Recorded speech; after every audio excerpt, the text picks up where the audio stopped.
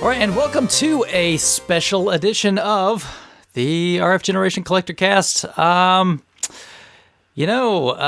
Bill, today is somebody special's birthday. Ooh, today is not when you'll be hearing this, but today it still is. Yeah, when we're recording this, it is the Crab Master's birthday. But where is he? Oh, I thought we were talking about Jean-Claude Van Damme. Because today is Jean-Claude Van Damme's birthday. Okay, forget Crabby. That's awesome. Let's call Jean-Claude. Yeah. Isn't that great? Yeah. I think it's time for another interview. A little blood sport. Let's go back and drag Let's see if he's available. What do you want to question him on most? Blood sport or time cop? I'd like to actually bring it into the video game realm and ask him how he feels about the Mortal Kombat connection. Oh, really? I thought you were going to go with Street Fighter the movie. No, I mean you gotta build up to that. But yes, today is Crabmaster's birthday. And he's not here with us because it's his birthday. Yeah, I think he's filming The Hangover 4. Oh yeah, well he's gonna play the part of Tyson this time, right? That's what. Yes. But yeah, so Crabby is very busy. He wishes he could be here. He's running tournaments all weekend. He didn't mention which tournaments when I was chatting with him. I'm assuming the standard ones, your Smash Brothers and all that kind of stuff. Yeah, there's a Smash and there's another one at the con that he's at. Yep. Nice. So yeah, it's very, very sad not to have him here, but wish him a very happy birthday. And we'll try to do our best, in his absence. Yeah, absolutely. And there definitely plans should be on the next, I won't say should be on the next episode with us. So all you people that have crushes on the Crab Master, just stay tuned. But what we're going to do in his absence is some people really like it when we do these little small score shows, right, Bill? People like us to go back. I mean, a couple of people have mentioned several times in forums, in personal messages, in death threats, that it would be nice to have more scores. So we enthusiastically got another show together and got all our scores written down. As always, we hope we don't miss anybody who got anything awesome. But we will. We will. We weren't at least I wasn't as selective when I was going through here. So, we're trying to get, all the cool stuff, all the cool stories from members that are helping each other out, from, people out there thrifting. And, there's a couple that stood out to me that I'm excited to get to. I've got some stuff, and it's always weird because you never think, like, when someone says to you, hey, pick anything good lately? I just always think, like, no, I mean, I don't really feel like I have lately because I'm just thinking, like, the last 2 days. Yep. And then you go through and you look at your scores and you're like, oh, no, I got some stuff. Yeah, especially when you're going back a couple months, right? Yeah, right. Oh, yeah, when you go back a little bit. So, foreshadowing, some of the heavy hitters are heavy hitters for a reason. Right. So we have some of the, you're going to see some, the guys that you're thinking are going to have longish segments are going to have longish segments.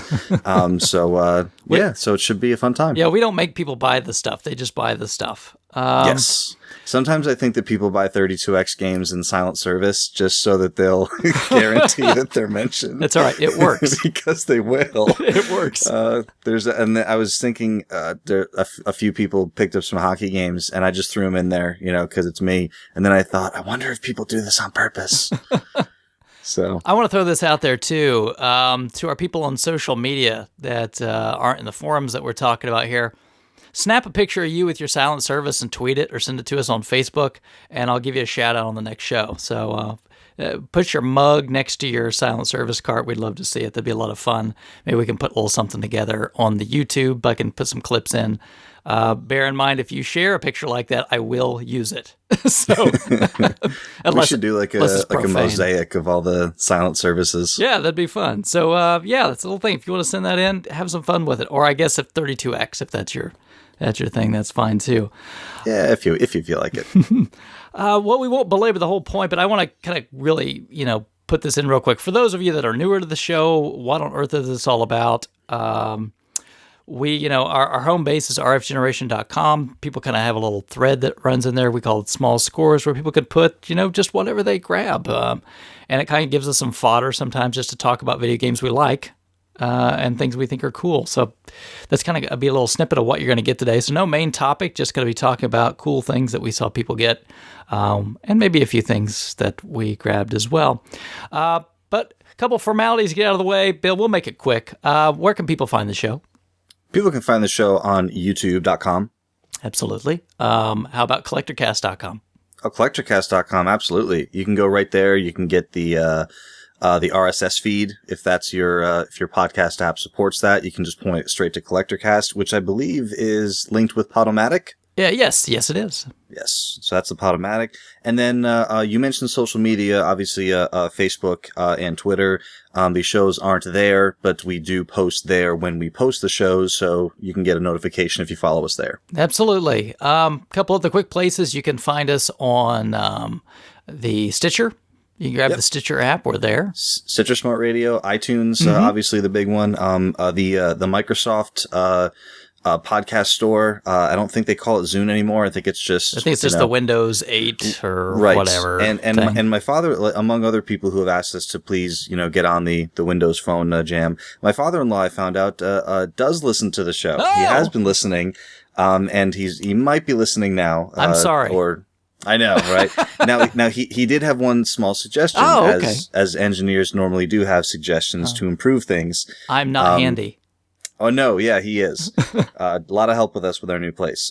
So anyway, one of the things he mentioned, and probably fairly, is he said, for a show as long as your guys' show normally is, not everyone always listens in one shot. So he said, if you ever get in a topic for more than a couple minutes, it would be nice to just kind of throw in, what you're talking about, just in case someone's kind of, resuming, which I guess is fair. So if we get onto a super long tangent about Super Metroid, every couple of minutes we should just mention we're talking about Super Metroid. So that's my attempt to improve the show of the week. Okay. I will take that constructive criticism. We'll see where we can go with it. Let me just... we'll probably go on a tangent. Let me just buffer this whole thing. The whole thing is about stuff people are picking up. So if you jump back in anywhere, just remember that. Somebody's stuff. This isn't going to be as bad probably as a topic would be where we really can go off for a while. But we will. We will. It'll still happen. Crabby's not here to reel us in, so we'll do the best we can. That's right. And so, like we've been here lately, we're going to start the little top end here with some questions that have come in from social media. So let's start off with a couple questions from Twitter. So I'll throw these out there, and you can chime in, Bill. So at Sega Tomcast, which I want to thank Sega Tomcast, because he's pretty much every time I ask for a question, he's got one here. So thank you very much. I've noticed that, and they're usually very good. No disrespect to the other question askers, they're usually very good. Yeah, no, they're all really good this time, I think. Yeah. So Sega Tomcast asks, at what point do you say, stop? I own too many games I've never even started. And he says, I think I'm hitting that myself. Do you want to tackle that, or should I give it a go? I don't. Go for it. No, you start. All right. So, I don't know. He didn't say how many. He said at what point. Yes, okay, that's a perfect way to word that. So the point at which I say stop, I don't really think it's a specific, way you can explain it. You just kind of have to come to it's kind of like saying, when do you choose to have an epiphany? Like, they just happen. Right. There's just that moment where you're sitting there and you look at your stuff and you're like, whoa. Like you said, I haven't played all these things. So for me, I mean, that's happened several times. It doesn't normally, really kind of slow me down from looking for new games because I'm kind of always on the lookout. But at the same time, it probably hits me more for current gen stuff or more modern stuff because of how expensive the new stuff is. So when, I have 3 or 4 buddies who are playing Borderlands pre-sequel right now, and they're like, oh, you have to get it. And I'm like, I'm going to play some backlog stuff.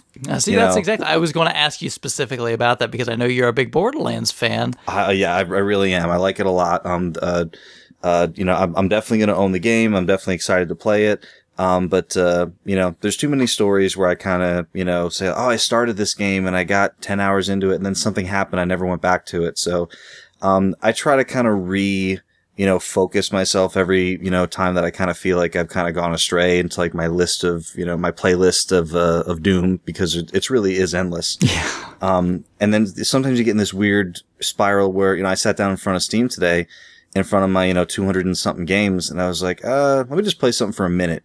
And you can just spend like 5 minutes looking at your list of games and thinking about like how great each one is. And then you just keep going. And I have to really force myself to say, okay, I'm playing Bastion, start, and then go, and just play a couple levels of that and then, pop out. So, it's a good question. I mean, I don't know if I ever say stop. I'm not buying any more games. It's more along the lines of, okay, let me slow down right now, play some of the stuff I've got, wait for good deals, like I always do. So it's just, for me, it's when I kind of, you just have one of those moments a couple times a year.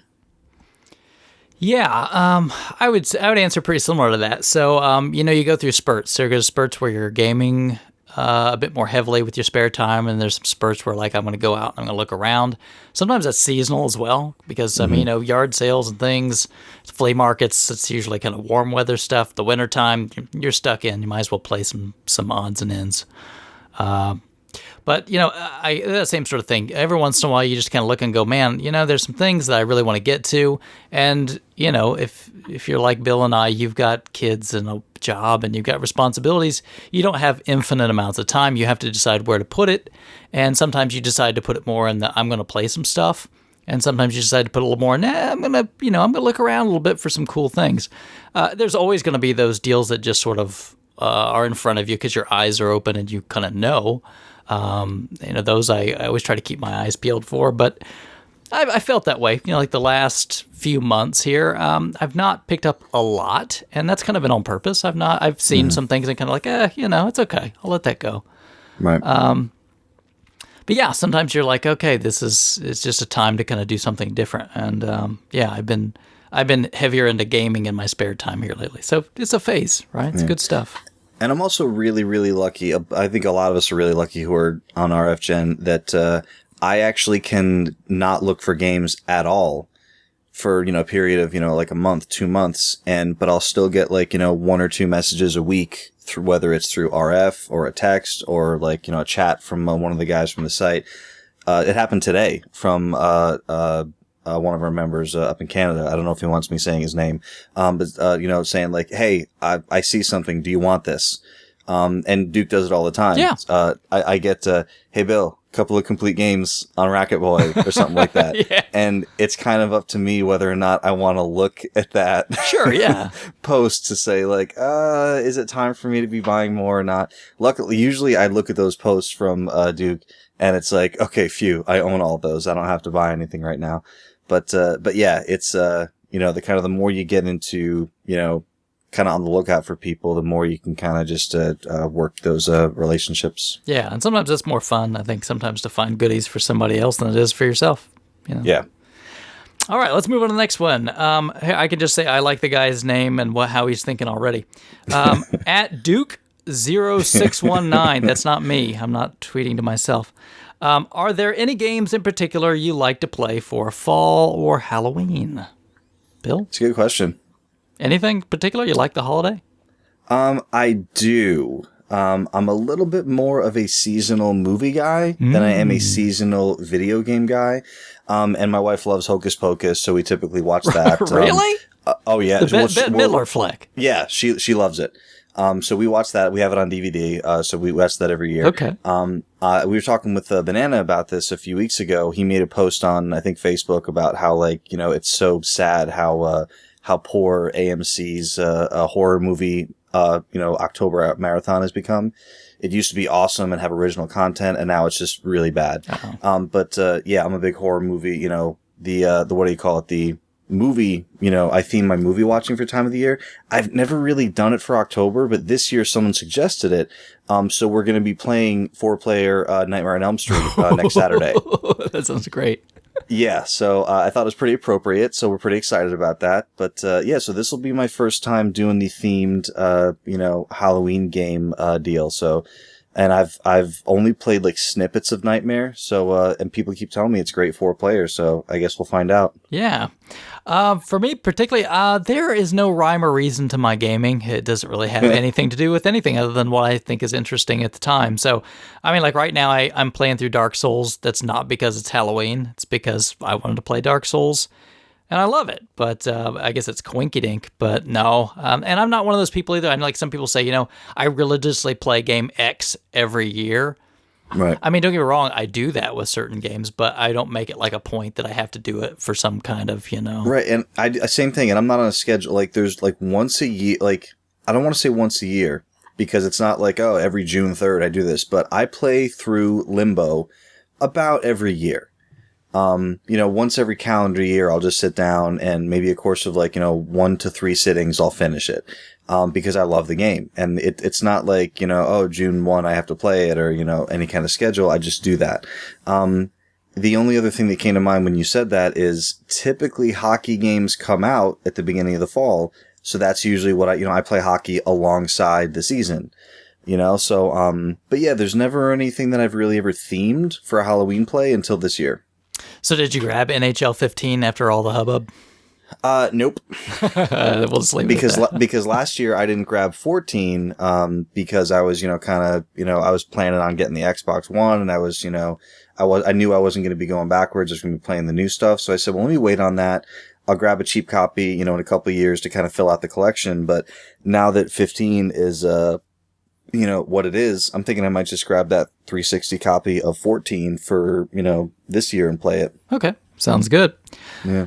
Now, switching over gears to Facebook, we've got some questions that came from Facebook. So those Facebook listeners were good this time. They beat the Twitter folks. So yeah, the numbers. I think that Twitter thing is a fad. Oh, yeah, I'm sure. Passing. Passing. Dump your stock now. Yeah, I would. Chris Roberts, who is actually from the Narc podcast. He asks, are you a collector of NES homebrews? And if so, do you have any recommendations? Bill, do you? I should probably I was going to say let you start with this because you're more in the scene. I do have a couple that I'm familiar with, but I am a novice. Okay. Well, what do you have? Well, it's not that I have; it's that I plan to have. Oh, okay, all right. At one of the events at Chris's store, my buddy Chris, Retro Games Plus in Westport, Orange, with a new location in Newington, Connecticut.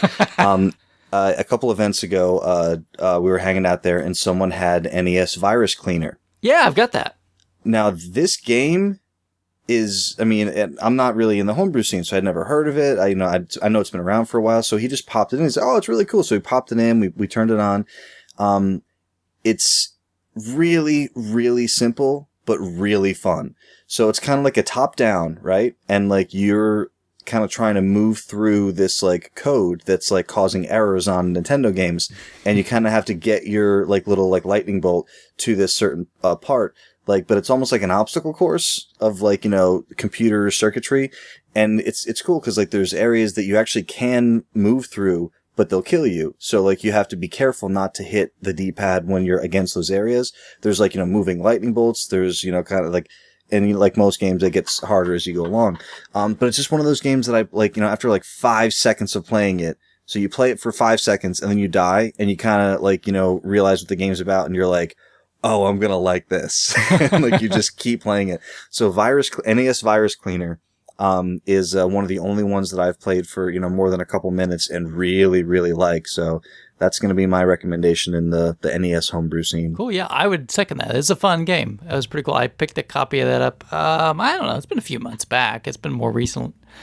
But particularly me, yeah, I'm really big into NES homebrew. I try to pick up whatever I see that comes out. I like to support those guys, and honestly, I just like new Nintendo games. So I play a lot of them. I own quite a bit. And as far as recommendations go, I really enjoyed that came out this year with Study Hall. You can still get that on Retro USB. It's kind of neat. It's got a real pen and paper kind of aesthetic, like kids' school drawings, but it's got kind of a almost like a Donkey Kong Jr.-ish kind of play mechanic to it, but with some other twists thrown in for fun.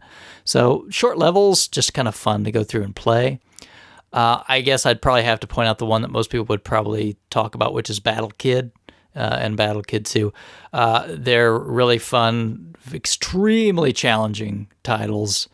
So if you don't mind that and you're okay with frustration, Battle Kid is pretty cool. And I'm not sure, a couple of the ones, if you can still get them, you might have to try to track them down. But I really loved Action 53 that came out last year. It's a collection, homebrew collection, and streamers on that is it's fantastic. It's a kind of a rip on Bionic Commando, and it's a really done well one. And it has a bunch of other little short games like Zooming Secretary and a couple others that are really great as well. So, and then lastly, I would just plug my buddy John White's game. I believe there's still somebody out there that you can get it from, but it's Assimilate. We interviewed him way back.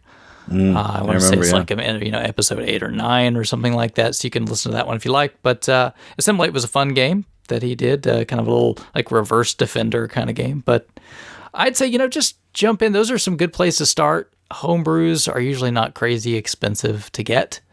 It's probably in the $30 to $50 range for most of them. Some of them are a little more expensive. Mm-hmm. But yeah, just jump in. Grab one of those that we mentioned. You'll have fun. And they're Nintendo games. How can you go wrong, right? Yep. And Retro USB, you mentioned it, but that's a really good place to get started. Yeah, and pretty easy to jump right on there and make a swift transaction. So if you want to look out for some of the other ones, honestly, you probably have to just live on Nintendo Age a lot. It's where a lot of them kind of get announced, and some of them just don't go any farther than that. So yeah, a lot of home, like just being, again, newish to it. I start to see like a lot of homebrew runs. I mean, they're, a lot of these guys aren't paying for them. They're either paying for them out of pocket, so they can't really afford to make a ton of them, or they don't know if they're going to sell more than, 30 to 50. So it's usually, like a limited run type deal where 30 to 50 will get made, unless it's like something like Retro USB where they kind of stock and restock. But yeah, and then you'll start to see people kind of tracking like the rarity of certain homebrews, and some of them it's like, oh, well, the first run is a different color and more expensive than the second run. And then there was a third run, if they can even get that far. So yeah, some of these are worth some money and they're pretty collectible. I will say, what would probably people would consider the first NES homebrew, the Garage Cart.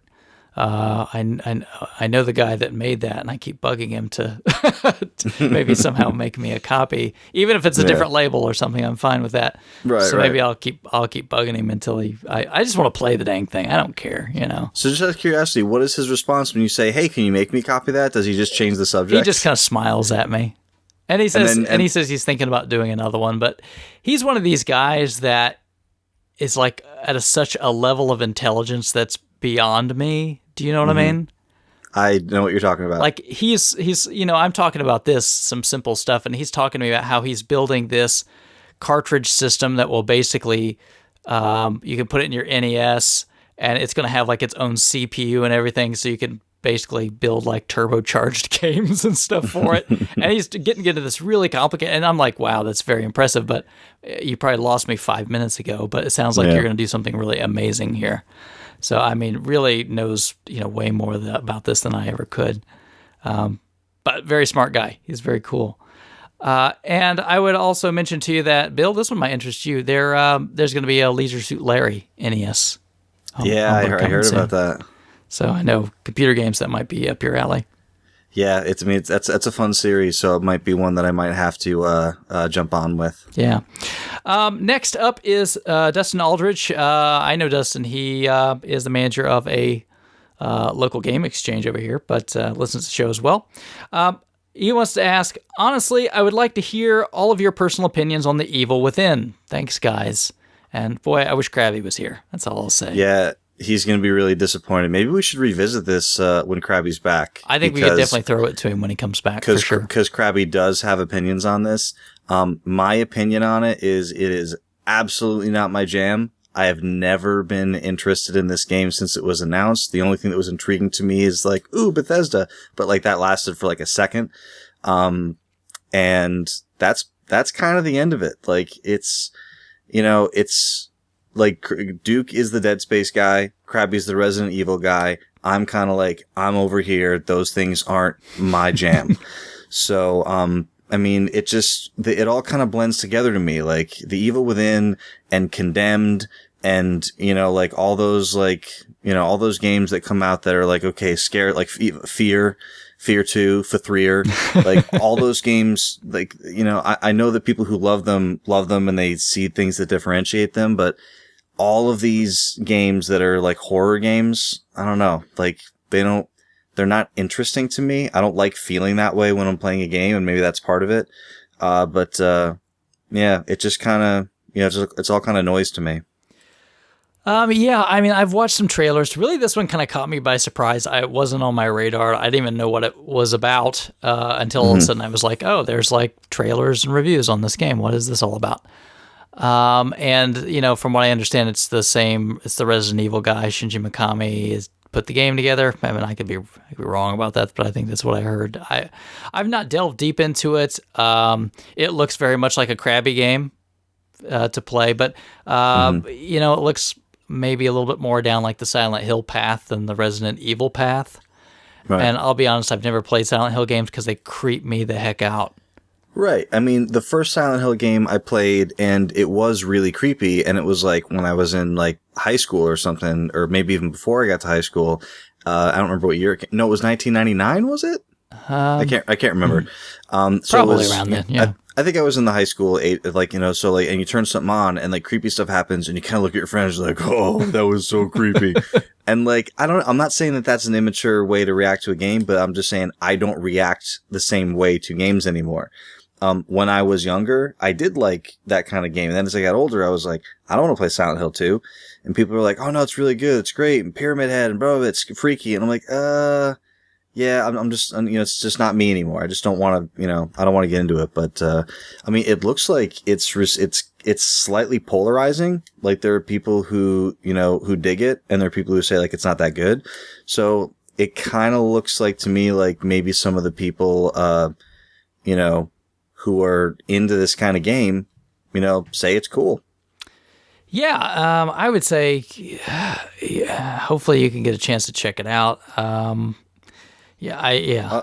give you a hint of what Crabby's going to say about it, and I won't say too much. Okay.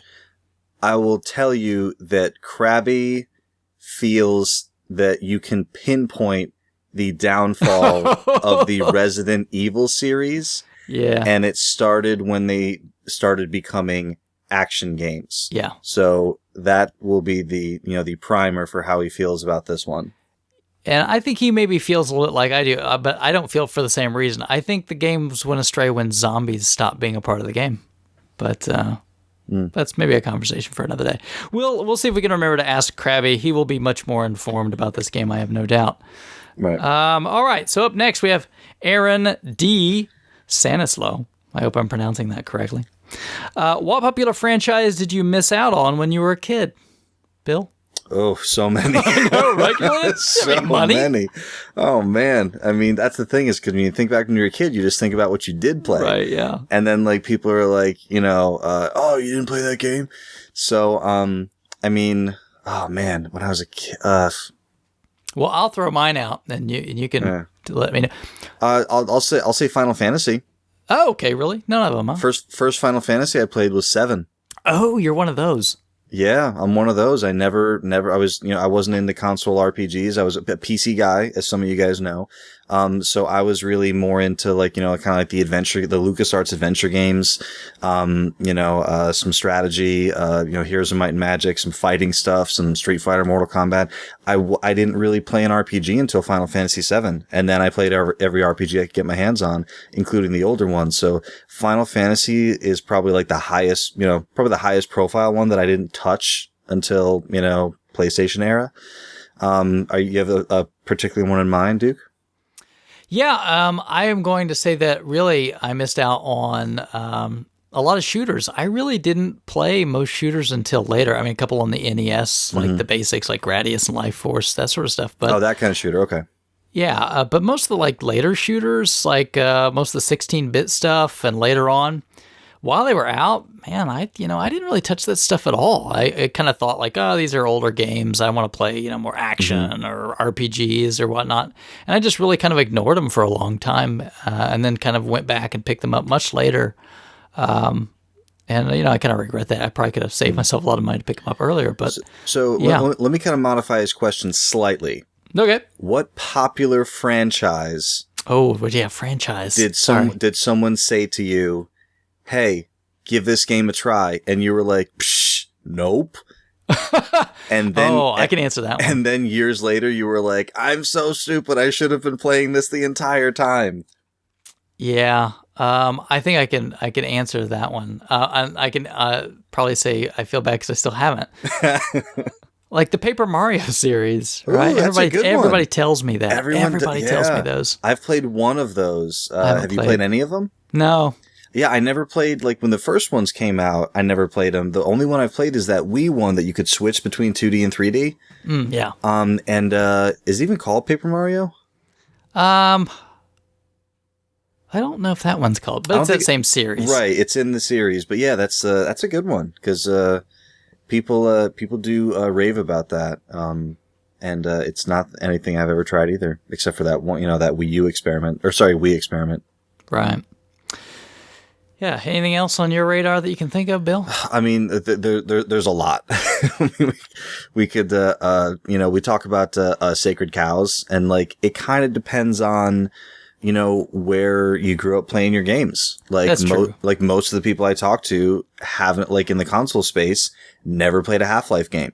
And Half-Life was, huge on PC. And then the thing is, people go back and they play Half-Life now, and they're like, this isn't any good. Like, why does everyone love this game? And you're like, yeah, but everything came from this, like, oddly enough, like Half-Life 1, it's fun for people who played it when they were growing up with it, because they go back to it and they're like, oh, I remember this. People who go and play for the first time now are like, every shooter I've ever played is better than this. But like, you really have to look at it with those blinders of like, okay, imagine you've never played anything first person in your life.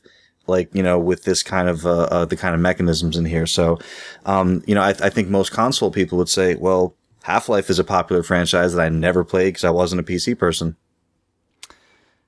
Now, let me throw this out there. See, I'm going to take this on a tangent, but so you say people say they don't like Half-Life now if they don't have nostalgia. Mm-hmm. But Half-Life 1. Okay, but in particular, people will still say Doom is good. Yeah, they'll say that.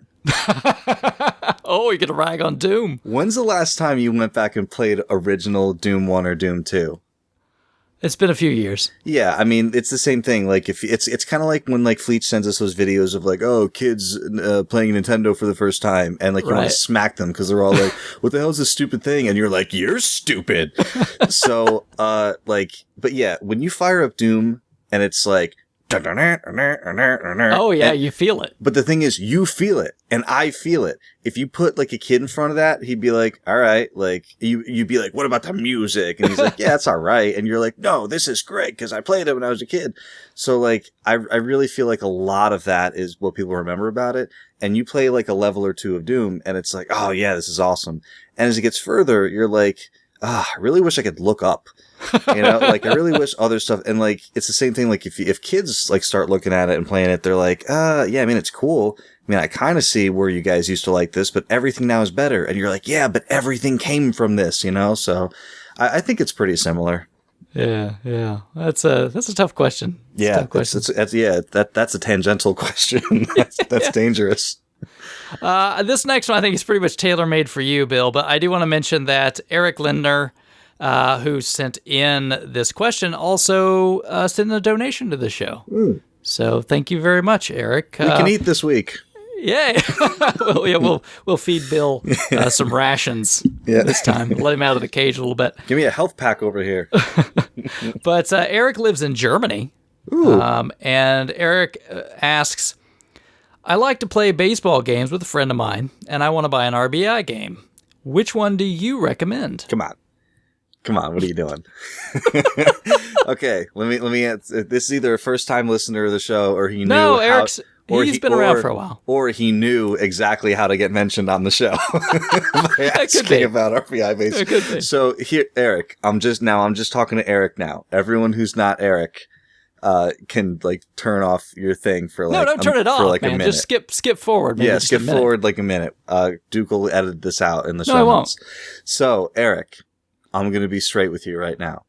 RBI Baseball 1 for the Nintendo is the best baseball game anyone will ever make. That's a quite statement. Yeah, and that's how you get people to have conversations. Is you give bold opinions that people can be like, no, he's crazy, or yes, this is true. And the Vita has no games. Oh man, it has a game that I've played quite a bit actually, and it has a few that I haven't purchased yet. But that is a total other thing. Yeah, congrats on that Wii U you just bought. Yes! So, RBI Baseball 1, Eric Linder from Germany. RBI Baseball 1. Let me tell you what RBI Baseball game you don't want to buy from a 32X guy is RBI Baseball 96 for the 32X. Oh. You can buy it to complete your collection, but don't buy it expecting to have fun. I don't know. Maybe there's some evil German word for 32X. I don't know. I think it's a Wolfenstein. Wolfenstein. Yeah, sure. And then he asks another question, so he snuck two in the same spot. Did you like Scott Pilgrim the movie / the comic? Okay, so remember how one of our previous questions were, like, what popular franchise did you miss out on when you were a kid? Right. So this kind of leads into I'm not really a comic guy. I'm more of like a Batman guy. So I have lots of Batman comics and graphic novels and trade paperbacks, whatever you want to call them. But I don't consider myself a comic guy because I'm not a comic guy. I just really like Batman. Two strikes against you. It's kind of like, Superman, blah. So Scott Pilgrim, same way. Like I know a lot of my friends love Scott Pilgrim, the movie, and love Scott Pilgrim, the comic. I'm not familiar with either. I tried to start watching the movie and I didn't get it. And a friend of mine was like, oh, well, that's because you don't know Scott Pilgrim, the comic. And I was like, well, if I have to know the comic, then I'm not going to get the movie. And they're like, yeah, you just shouldn't watch it. Okay. So that's why I didn't finish it. So if someone wants to tell me that I'm completely wrong or that person was completely wrong, and no, watch it. It's full of, great video game references, which I kind of heard that it was. Then I will go back and give it a try. But yeah, I've not seen it all the way through or read the comic. I have not read the comic. I'm along with Bill. I'm not a comic guy. But I did watch the movie. And I did it was very entertaining, not because I understood the backstory behind it, but they have a lot of game references, and half the game seems like basically it's lifted right out. I mean, half the movie seems like it's lifted right out of River City Ransom. That's cool. So, even you beat the boss and money comes out of him, but it's just a dude. Right. But yeah, a lot of tropes are in there, which is fine. That was what it was there for, it was to be fun. But yeah, I'm honest, I'm not more familiar with it other than the movie. I know that there was the game, right, on the 360 and the PS3. Yes. Which looked like a really great, sort of beat 'em up, but I feel bad because I never bought it either. Yeah, it's one of those, it's there's a lot of things that are niche. This is really niche. Yeah. But it's weird because everyone who likes it loves it. I just, I couldn't really get excited or get behind it. So it is what it is. Yeah, I think maybe if I had more time and the inclination to read comics, it would probably be entertaining. Mm-hmm. On a side reference, I just saw today that Marvel's doing a thing now, digital subscription, $10 a month. You could read everything. What do you think about that? Me personally, I'm cool with it. If they were saying, okay, we're stopping printing everything, and it's that's the only way you can get it. Even as a guy who's kind of cool with digital distribution, I'd probably say that's probably not a smart business move. But I'm totally cool with that. I mean, lots of, outlets are doing that. What's it called? Magazines. Mm. I just found out that if you have, cause I don't really subscribe to many magazines, video game or otherwise. And I just found out if you subscribe to this magazine, you can download it in PDF.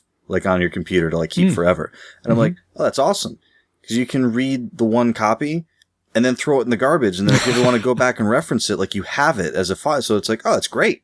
Cause who needs to go into a pile of magazines to find that one article? That's really cool. So, I'm cool with it. $10 a month. I mean, it's another one of those things. The first time when Netflix first came out, you're oh, $7 a month. No big deal. And now 38 things that you want are $7 to $12 a month. So, Like I have buddies who, a couple of friends who don't listen to this show, so we can talk crap about them. And like they don't really pay. They have their own place, but they don't pay a whole lot in rent. And they spend like all the money that they get. Oh, sure, yeah. On which is exactly what everybody does before, like, you start to, before need you to spend more money. Yeah. Yeah. So, but they have everything. I'll call them up and I'm like, hey, did you hear about this new thing? And they're like, yeah, we ordered 4 of them. So, so like the WWE, right? They have that thing that's like however much a month, and like every pay-per-view is provided to you. And like, I think all the TV shows too. Yes. So I was like, are you cool with, like, how do you feel about this? And they were like, it's worth it for the pay-per-view value alone, because we were going to buy all these. I was like, cool. Yeah. So, yeah, no, I hadn't heard about the Marvel thing, but I feel like it's the way the world's going. Yeah, so if DC did it, would you do it for Batman stuff just to do it? No. Just to get Batman? No. I would, I enjoy having the book. Like, it's one of those things, like, I'm totally cool with it being there for the people who, like, are at the comic shop every week waiting for the new thing. Mm-hmm. But yeah, I want to have the book. I want to sit in a chair with a lamp over my shoulder and read, like, a Batman story arc. Like, that's how I want to consume my Batman. All right, Gramps. Yep. Get off my lawn. That's right. All right. Well, thanks, everybody, very much for sending in the questions. Hopefully we'll have a nice new batch, and hopefully we didn't offend all of our listeners. Yeah.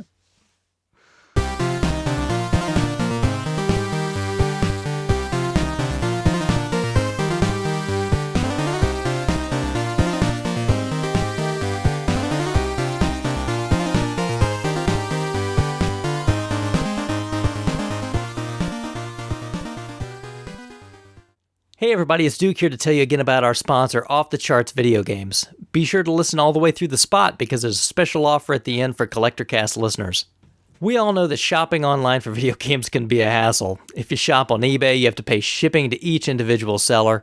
On Amazon, you never see what you're really going to get. And as for the leading online classic game retailers, well, we all know that their prices aren't the best. After years of collecting, trading, and selling on multiple marketplaces, the guys at Off the Charts Video Games have built a site with the needs of collectors in mind. OTCVideogames.com gives the experience of a brick-and-mortar store while you relax at home. With pictures and individual descriptions for every item, you will know exactly what you're going to get. Every game is tested in-house on their multi-system testing station, so your order will come back with their quality guarantee and great customer service. Off the Charts now sells separate boxes and manuals so you can buy complete and box games all at once or complete your loose games. Browse their games, boxes, and manuals separately or all together. Boxes and manuals are posted now for Nintendo 64 and are coming soon for other systems. Everyone knows the most annoying part of buying online is shipping. Well, at Off the Charts, orders over $50 get free shipping in the US. Not only that, but they always ship orders out the next business day, Monday through Friday, and every order gets tracking. Choose your favorite provider, whether it's UPS, FedEx, or the US Postal Service. Check them out for yourself at www.otcvideogames.com or see their inventory updates and meet their staff on Twitter, Instagram, Facebook, or YouTube with the handle OTC Video Games. Again, that's www.otcvideogames.com and OTC Video Games on Twitter, Instagram, Facebook, and YouTube. As a limited time special offer for Collectorcast listeners, enter coupon code Collectorcast at checkout to receive a 5% discount on your order.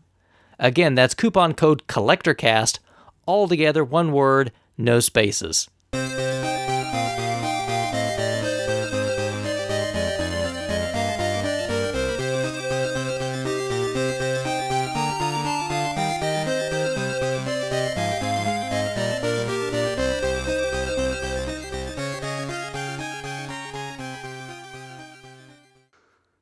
All right, well, we're going to jump right in and start talking about scores because, boy, oh boy, do we have a little bit to get through, right? Yeah, we got a lot. We're going to try to fly through everyone so that we're done in 8 minutes. That's not going to happen. Nope. But up first, looks like we've got Gamer Nick, who is prolific as usual, right? Yes, I love that word. Good use of the word prolific. Oh, thank you. Oh, that just made my night. Well, it might also make your night to know that he picked up an Atari 800. That's a good jam. I've seen a couple of those, like, tags, what do you call it, a flea market here and there, but yeah, haven't been able to bring one home yet, so that's very cool. Yeah, from like computer for like 79, 1980, something like that. I mean, it's pretty old. Yeah, and I think someone later on gets one of those too, and I can't remember who it is, but it's like one of the last people on the show, and I think it was in a box. Like they showed a picture of like it was a box, and it was like old Atari, everything in box, $10, and it was an 800 XL. Yeah, great. So a couple guys this month, so very good. He got Wolfenstein. Yeah, that's pronounced 32X. Right. Wolfenstein 3D for the Jaguar CIB. So that's a good one to grab complete. Of the Jaguar games to get complete, what is there? There's that Tempest, and I mean some people like AVP, right? Yeah, Doom is usually looked at pretty fondly, but there's no music in that port of Doom for some reason. Oh, what are you doing? I know, it's like a great port. I didn't know that. That's off the list now. Yeah, don't need that one. Just don't do Club Drive. Yeah. That's all. Now, for all you Nintendo guys out there, NES guys out there, you probably know that Indiana Jones and The Last Crusade has several, what do you call them, variants for people who love variants. Yeah, sorry, TinStar. There's the Taito and the Ubisoft, and that's how you say it. Ubisoft is ridiculous, and I don't know what you're doing when you say it like that. Well, I think they are from the Scandinavian area. Nope. Unacceptable. We don't live in the United States of America. We don't. So, anyway, the Taito version, it's cool. If you have it, I'm not looking down on you, but the Ubisoft version is the more uncommon one. And Gamer Nick scored a complete in-box copy of that Ubisoft indie. Isn't that so weird? I mean, you wouldn't have that these days, right? Where, Nintendo launches like something and then, Sony does a rip of the same movie or something, I mean, like, weird. is it, it's just so odd because they're different games. Yeah, and you remember Temple of Doom is the same thing. Like, there's two different Temple of Dooms. There's the licensed and there's the unlicensed. It's one of those things where, like, Atari, which is Tengen, and a Nintendo were just mad at each other. So, like, when Tengen made the game, and Nintendo's like, "Oh, we're gonna make one." Whatever. Whatever, Atari. Yeah, and then one of the members over there, TinStar, for some reason decided to get out of Saturn. Like, I think he Saturn he completed it. I think, right? And then he decided, he's like, "I'm done." Yeah, so I completed it. Check mark. Get rid of everything. So a big Saturn lot went over to Gamer Nick, including gems like NHL Power Play 96, NHL All-Star Hockey. Yeah. What else? That's pretty much all that matters in there. But, he also, Primal Rage. What do you got? Need for Speed, some sports games. Marvel Superheroes was in there. Street Fighter Collection. On the Saturn. Virtua Tennis. Come on, man. Yeah. Virtua Cop.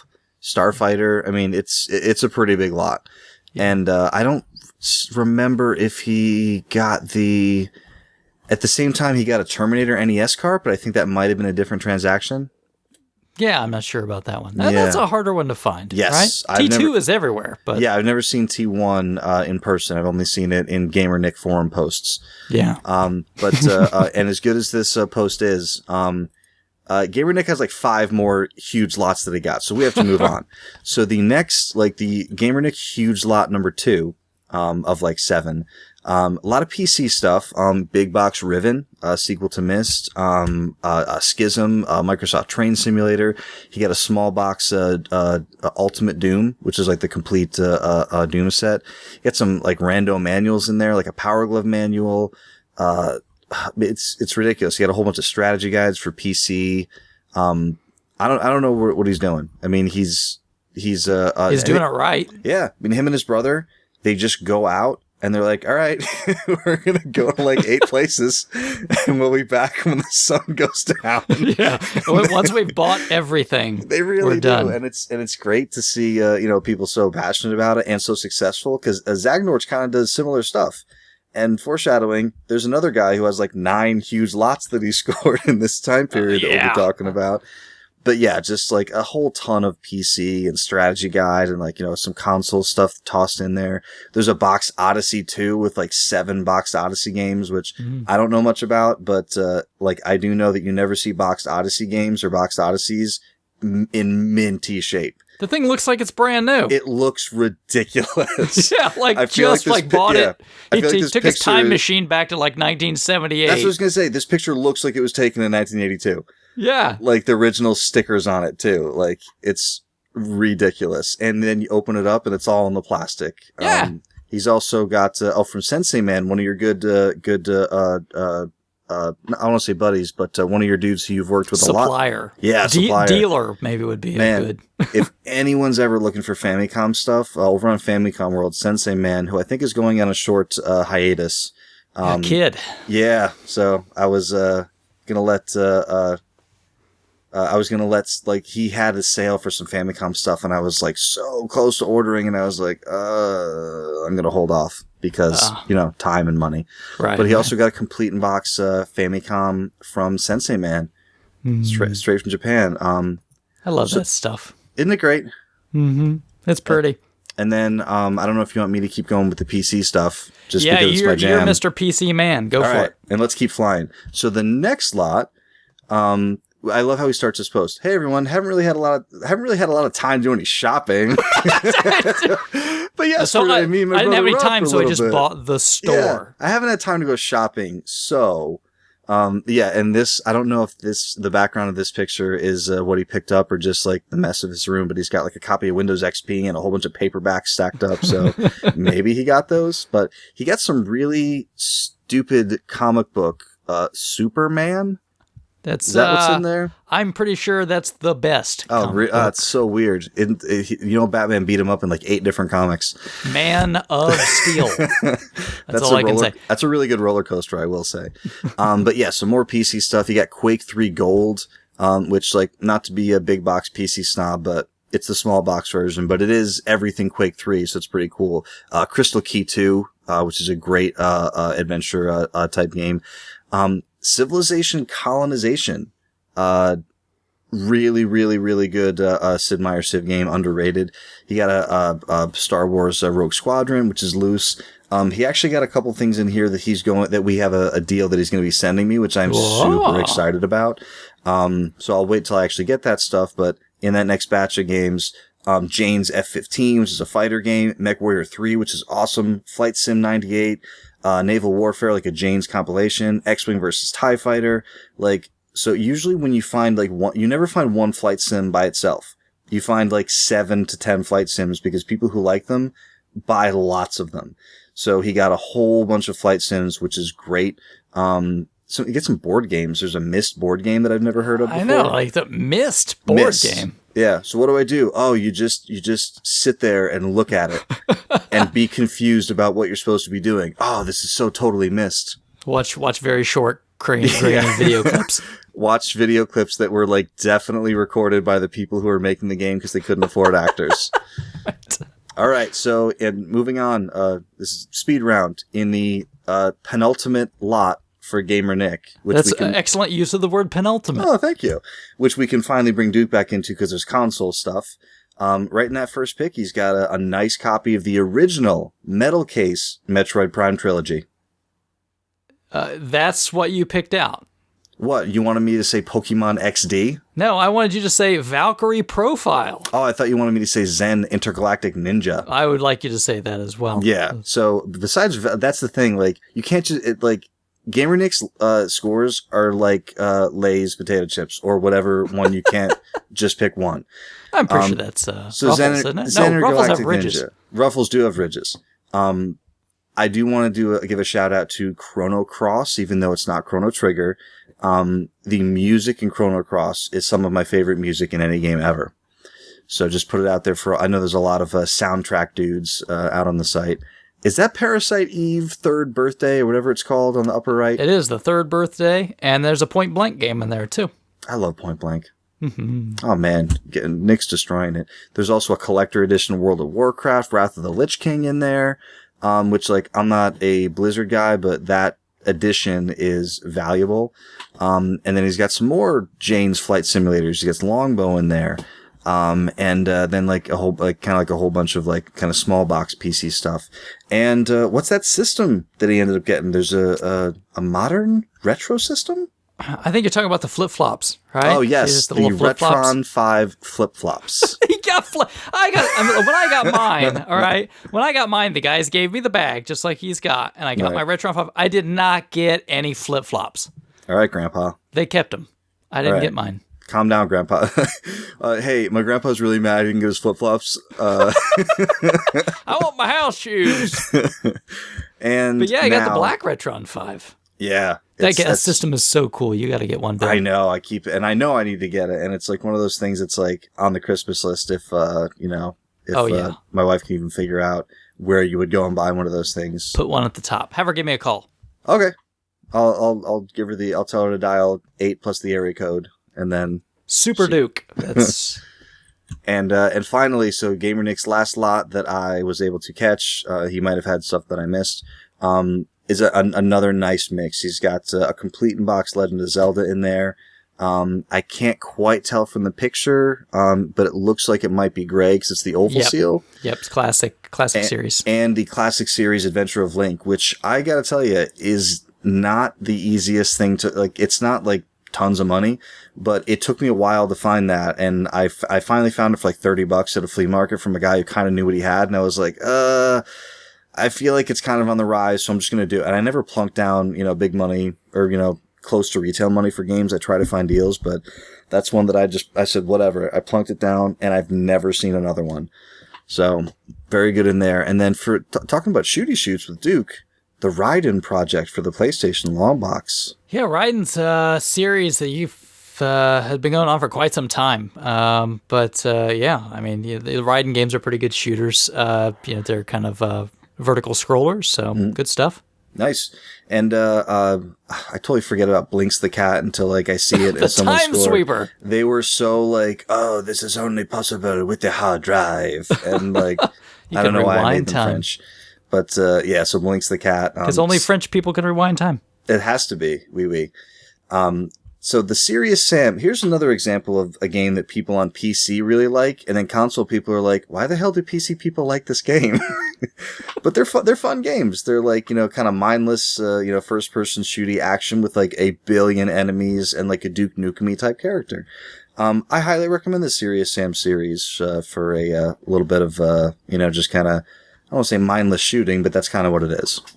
Now, I want to point out on the next page, or the next little picture he's got there, he's got Clue, the VCR game. Oh, yeah. My folks had that when I was a kid. I remember that terrible, they made those things for a while. Like, oh, watch the video clip, play the game. I love VHS board games. Like, I've only had a few of them, but every time I see them places, I'm like, oh, I had that. Those are a lot of fun. That, he got Q*bert, the board game. I had Q*bert, the board game as a kid. I had that. I don't know what happened to it. It's gone. And then he got some ColecoVision accessories to go along with it. So he got the expansion module 1, the driving controller. No, I'm sorry, that was 2. And then the Atari 2600 add-on, which is 1. He got what looked like the ridiculous little action controllers. And then some other little third-party one. For like exercising your fingers? Yeah, they look like really weird, like you're going to beat the living tar out of somebody or something. But they have like brass knuckles like built into them. That's right. But what's really, I never understood that about the Coleco, that like, what other system has ever had a thing where it's like, oh, hey, you can play this totally different company's games on our thing? We just did a Dreamcast show, Bill. Bleem. Yeah, but that's not like a thing that you just pop on and every other game works on it. That's true. Like, you bought this thing that is like, could you imagine like Genesis to Super Nintendo? Oh, here, you want to play all your Super Nintendo games, your Genesis? Just pop this thing in. That would have been awesome. Yeah, especially if you got the Genesis synth, the sound, because it's way better. Oh yeah, well. So we hate to keep it snippy, but we have like 8,000 more things to get to, so that's a very good, very respectable run by our very own Gamer Nick, so very well done. And up next, we got definitely what you could consider to be a small score, at least in one sense, right? Physically small score. So Bickman, our very own Bickman, he was able to work out a deal for a miniature version of himself. He has perfected cloning technology. Yeah, I think that we should all be very afraid of what this could, what this could portend for the future. But in all seriousness, very happy for you, big man. Oh yeah, congratulations! Awesome to see a little dude with his. Now, what was that? Was that like a bubble bobble style headdress? I couldn't tell if it was that or like some kind of weird off-color Sonic the Hedgehog. Yeah, because you could go any direction with those kind of crafty crafts, which I can't remember. I apologize. I can't remember if he said that his wife made it or somebody new made it, but it was cute. Yeah, there's a great picture in the thread if you want to go back and look of his son with kind of like a stitched like dinosaur spine on him. So very, very happy for you, and I hope that your baby is sleeping as well as mine is these days. Takes a while, doesn't it? Oh man, I've got the best guy. Like, I really feel like I look at him sometimes and he's upset and I'm like, listen, I really want to go to bed. And he's like, oh, okay, I'll go to sleep now. Sweet. Does he do the fall asleep on your chest sort of thing? Not a ton, because like we're trying to get him in a routine and not to go on a tangent. But basically like we're at the point where it's like, okay, bath time's at this time, then he eats, then he goes to bed. Okay, yeah. So it's very regimented. So we try not to have him fall asleep anywhere, until he's in this routine. That's kind of what he's doing. I gotcha. So no dad's playing Xbox. No. Cal's crashed down on dad's chest. No. Nothing like that. All right, well, we're going to move on to a previous show guest, Mr. Single Banana, Rich, right? Yeah, Rich, you got some good stuff. Yeah, and one of these I have really no clue. Panda Space Canyon. Is that like cannon fodder with pandas? I'm going to say it sounds probably way cooler than what it actually is. Yeah, like most Japanese game titles. I have no idea what that is. Those were some notes I left in from like months ago that we had taken, so I couldn't even go back to find where Panda Space Canyon was. But I just had to leave it in because, I mean, how do you not want to say that on the air? Exactly. And then a couple tough NES games, right? Yeah, Nobunaga's Ambition 2. That's a toughie, which, yes. I believe... I think I was looking for... No, I'm thinking of a different one. For a while, I was looking for a Romance of the Three Kingdoms 2 manual. Oh, yeah. So Nobunaga's Ambition 2 is different. So I'm thinking of a different one. But yeah, Nobunaga 2, not easy to come by, nor is Bandit Kings of Ancient China. That's right. Man, Koei... was it strange that all these things came out over here and sold, but they did. Like someone convinced them, hey, these will really sell well if you bring it over here. And they're like, okay, we'll release a few. And then like they came out, and that's why they're so hard to find. It could only have happened because Nintendo Mania was going on. You could put out like anything on a Nintendo cart and people bought it. It's like we were talking before, like, after Final Fantasy VII, it was like, oh, RPGs sell? Okay, let's put 4,000 RPGs out. And like for the next 3 years, none of them were good. Yeah. Well, we might run into some of those a little later. But moving on, you got a gift from Zagnorch, right? I don't know if you call it a gift. Zagnorch sent him something. Oh, all right. Zag knows I'm kidding. I don't understand the calculator love, but Zag loves the calculators. He knows his TIs. He does. I'm going to guess he makes pretty good money flipping those calculators. He has to. I mean, you look at some of the price on some of these guys, you're like, oh, maybe I should be into calculators. Yeah. So and actually, there's a funny story about because Texas Instruments makes these calculators. And Zag finds something later in the thread that has the same initials, and he thought I was talking about a calculator when I asked him about it. We'll talk about that when we get to it. Yeah, but he got an Atari branded calculator. Ooh. Like in a nice little leather little case. Ooh. I didn't see the picture of that. That's cool. Yeah, he had picked it up at one point in time, and I was really like this nice, looks like almost like a checkbook. Kind of like leather case, like Atari on the front, but do you open it up? No, it's a calculator. That's awesome. Weird. That is a gift. Mm-hmm. What about Final Fantasy Anthology? Did he get that? He got it, and you could play it. That's a good one. I'll just leave it at that. I know people, especially you. Like, I know you're like a loading time hater and like these cutscenes, but like whatever. Like, how about like if you have this, you can just play these games on your PlayStation 1 or PlayStation 3. Because all PlayStation 3s play PlayStation 1 games. Like, isn't that cool? Or you could just play the carts that don't load. Yeah, you could play the cart, but like that cart's expensive. Like, how much So were is these your time, Bill. How much is your time worth, Bill? Yeah, but you're spending your time either way. If you're just joining us, we're talking about the difference between spending time on games versus spending money on the more expensive version. So, time is money, Bill. you're spending your time either way. So if you're going to spend your time, then it's okay. What's left? Buying the game. What's Final Fantasy Anthology? 5 and 6? But look, you could be what are those carts? suplexing... Like $120 to buy both those carts? You could be suplexing a Doom train, or you could be waiting on a loading screen. Which one do you want to do? I'd rather be suplexing that Doom train. Yes, you would. Of course you would. So buy the carts.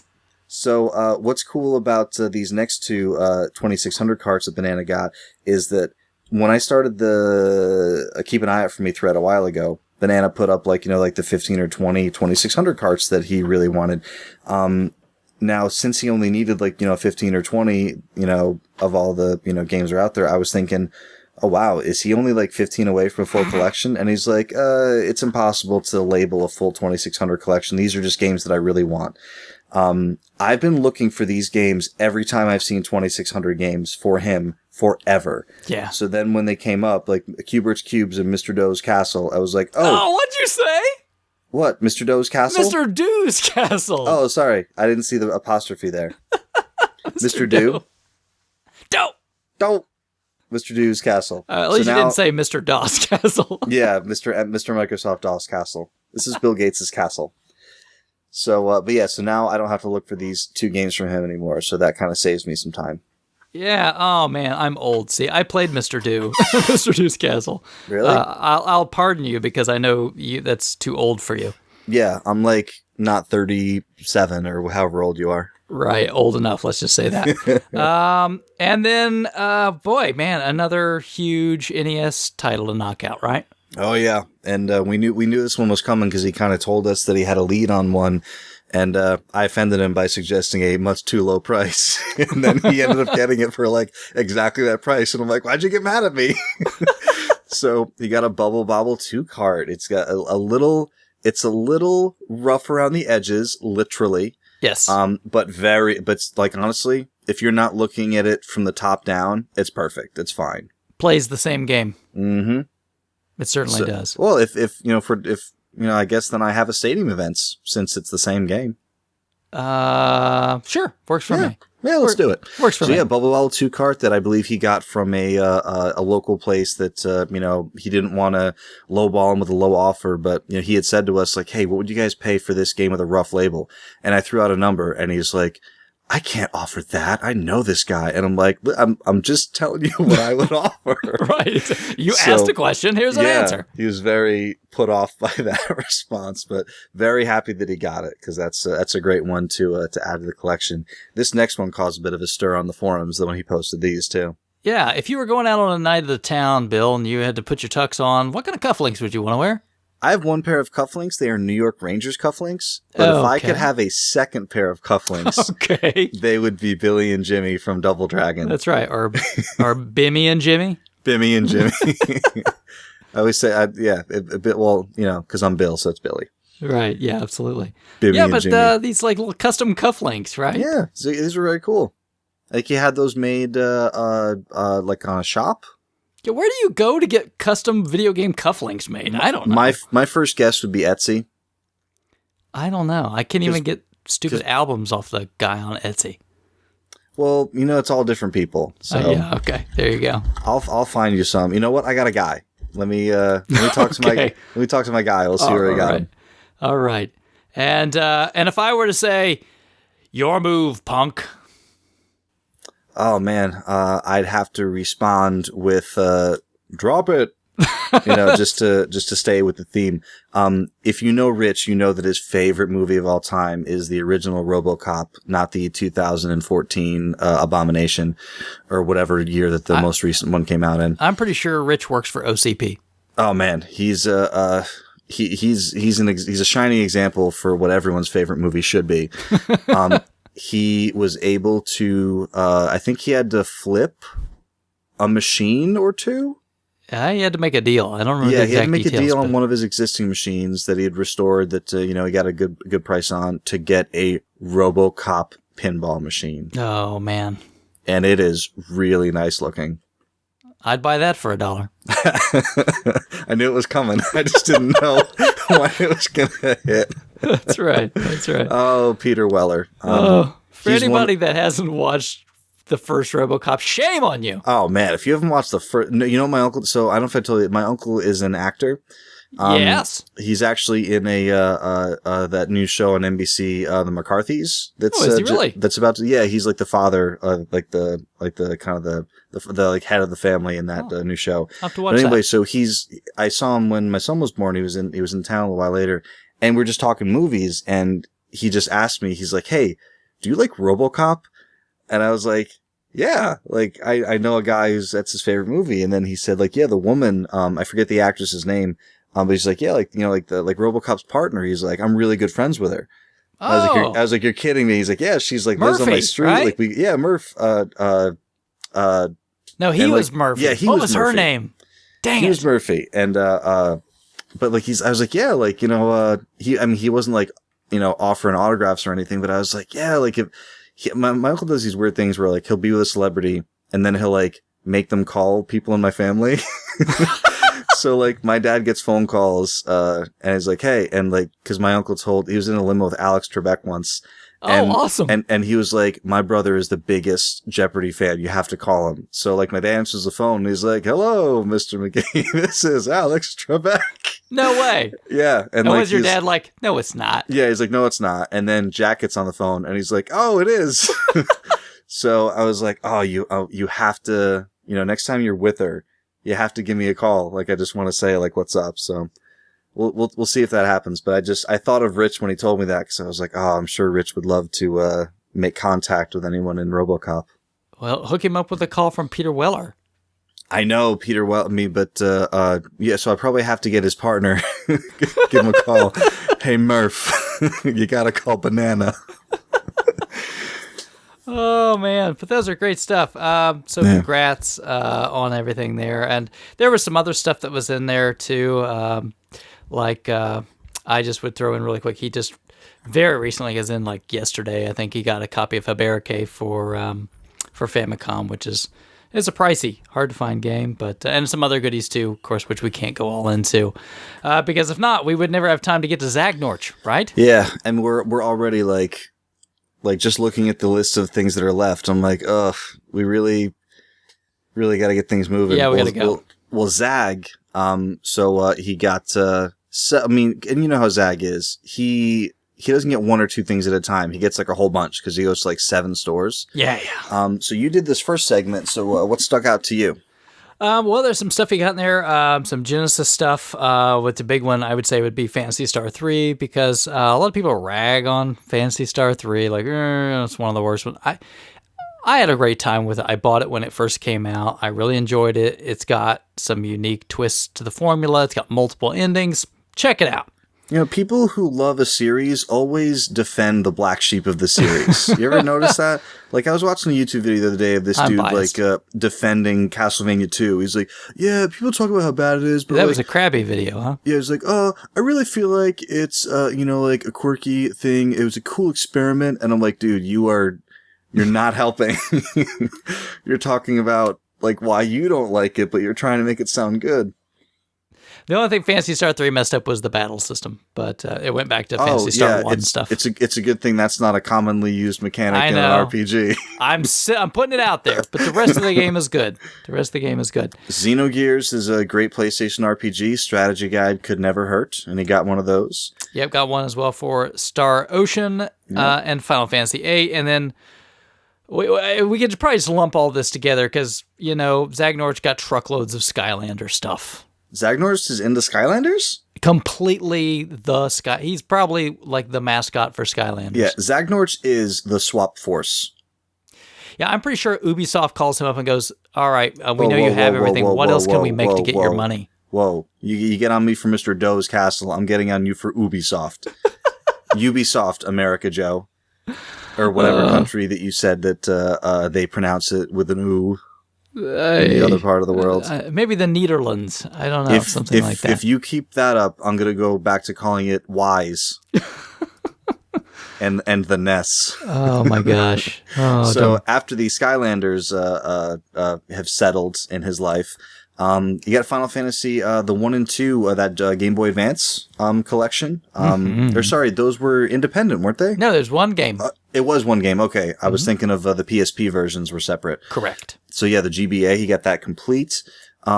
Game Over. I'm super jelly about this one. Yeah, and I had a feeling that you. I couldn't remember if you had picked this up yet or not.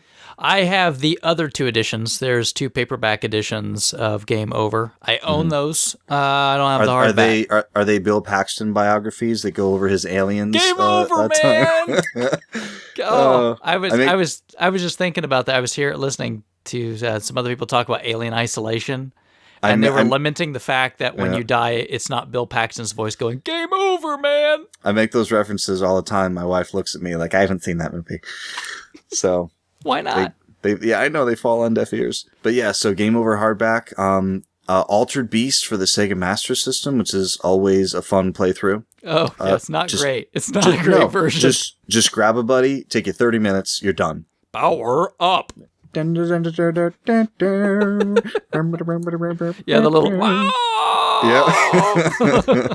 And I can't imagine the audio is kind of shaky-ish on the Genesis version. I can't imagine the the Master System one. It's not pleasant. We'll just say that. Yeah. So, and then just to make me jealous, he just has to start buying big box PC games. I think he did do that just to kind of get he did, and then he burns them in a video and smiles, and he's like YouTube videos, right? Yeah. So, no, he wouldn't do that because it could be potential swap force currency. Right. So, Wing Commander Prophecy for the big box for PC, and also Half-Life Blue Shift, which is a very good, very underrated expansion for the original Half-Life, where you play as a security guard in a different perspective from Gordon Freeman. Very cool idea. I don't really think anyone had really done anything like that with an FPS when that came out. And actually, I PM'd him about that, and I was just told him it was really cool that he got that and everything. Hint, hint. Yeah. I'd also never seen the piano discovery system that he picked up. It kind of looks like it's kind of reminiscent of a Miracle.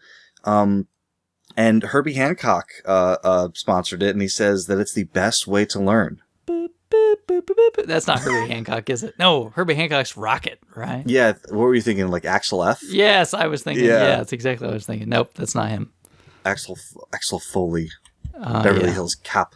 Awesome. One of my favorite posts that Zags put up, I call it the show us the frickin' NES game post. The one where he's like, he's just like, it's the back. Oh, here's the book. Oh, before I do that, let me show you some other stuff. And he really dragged it on for a bit, which is pretty funny.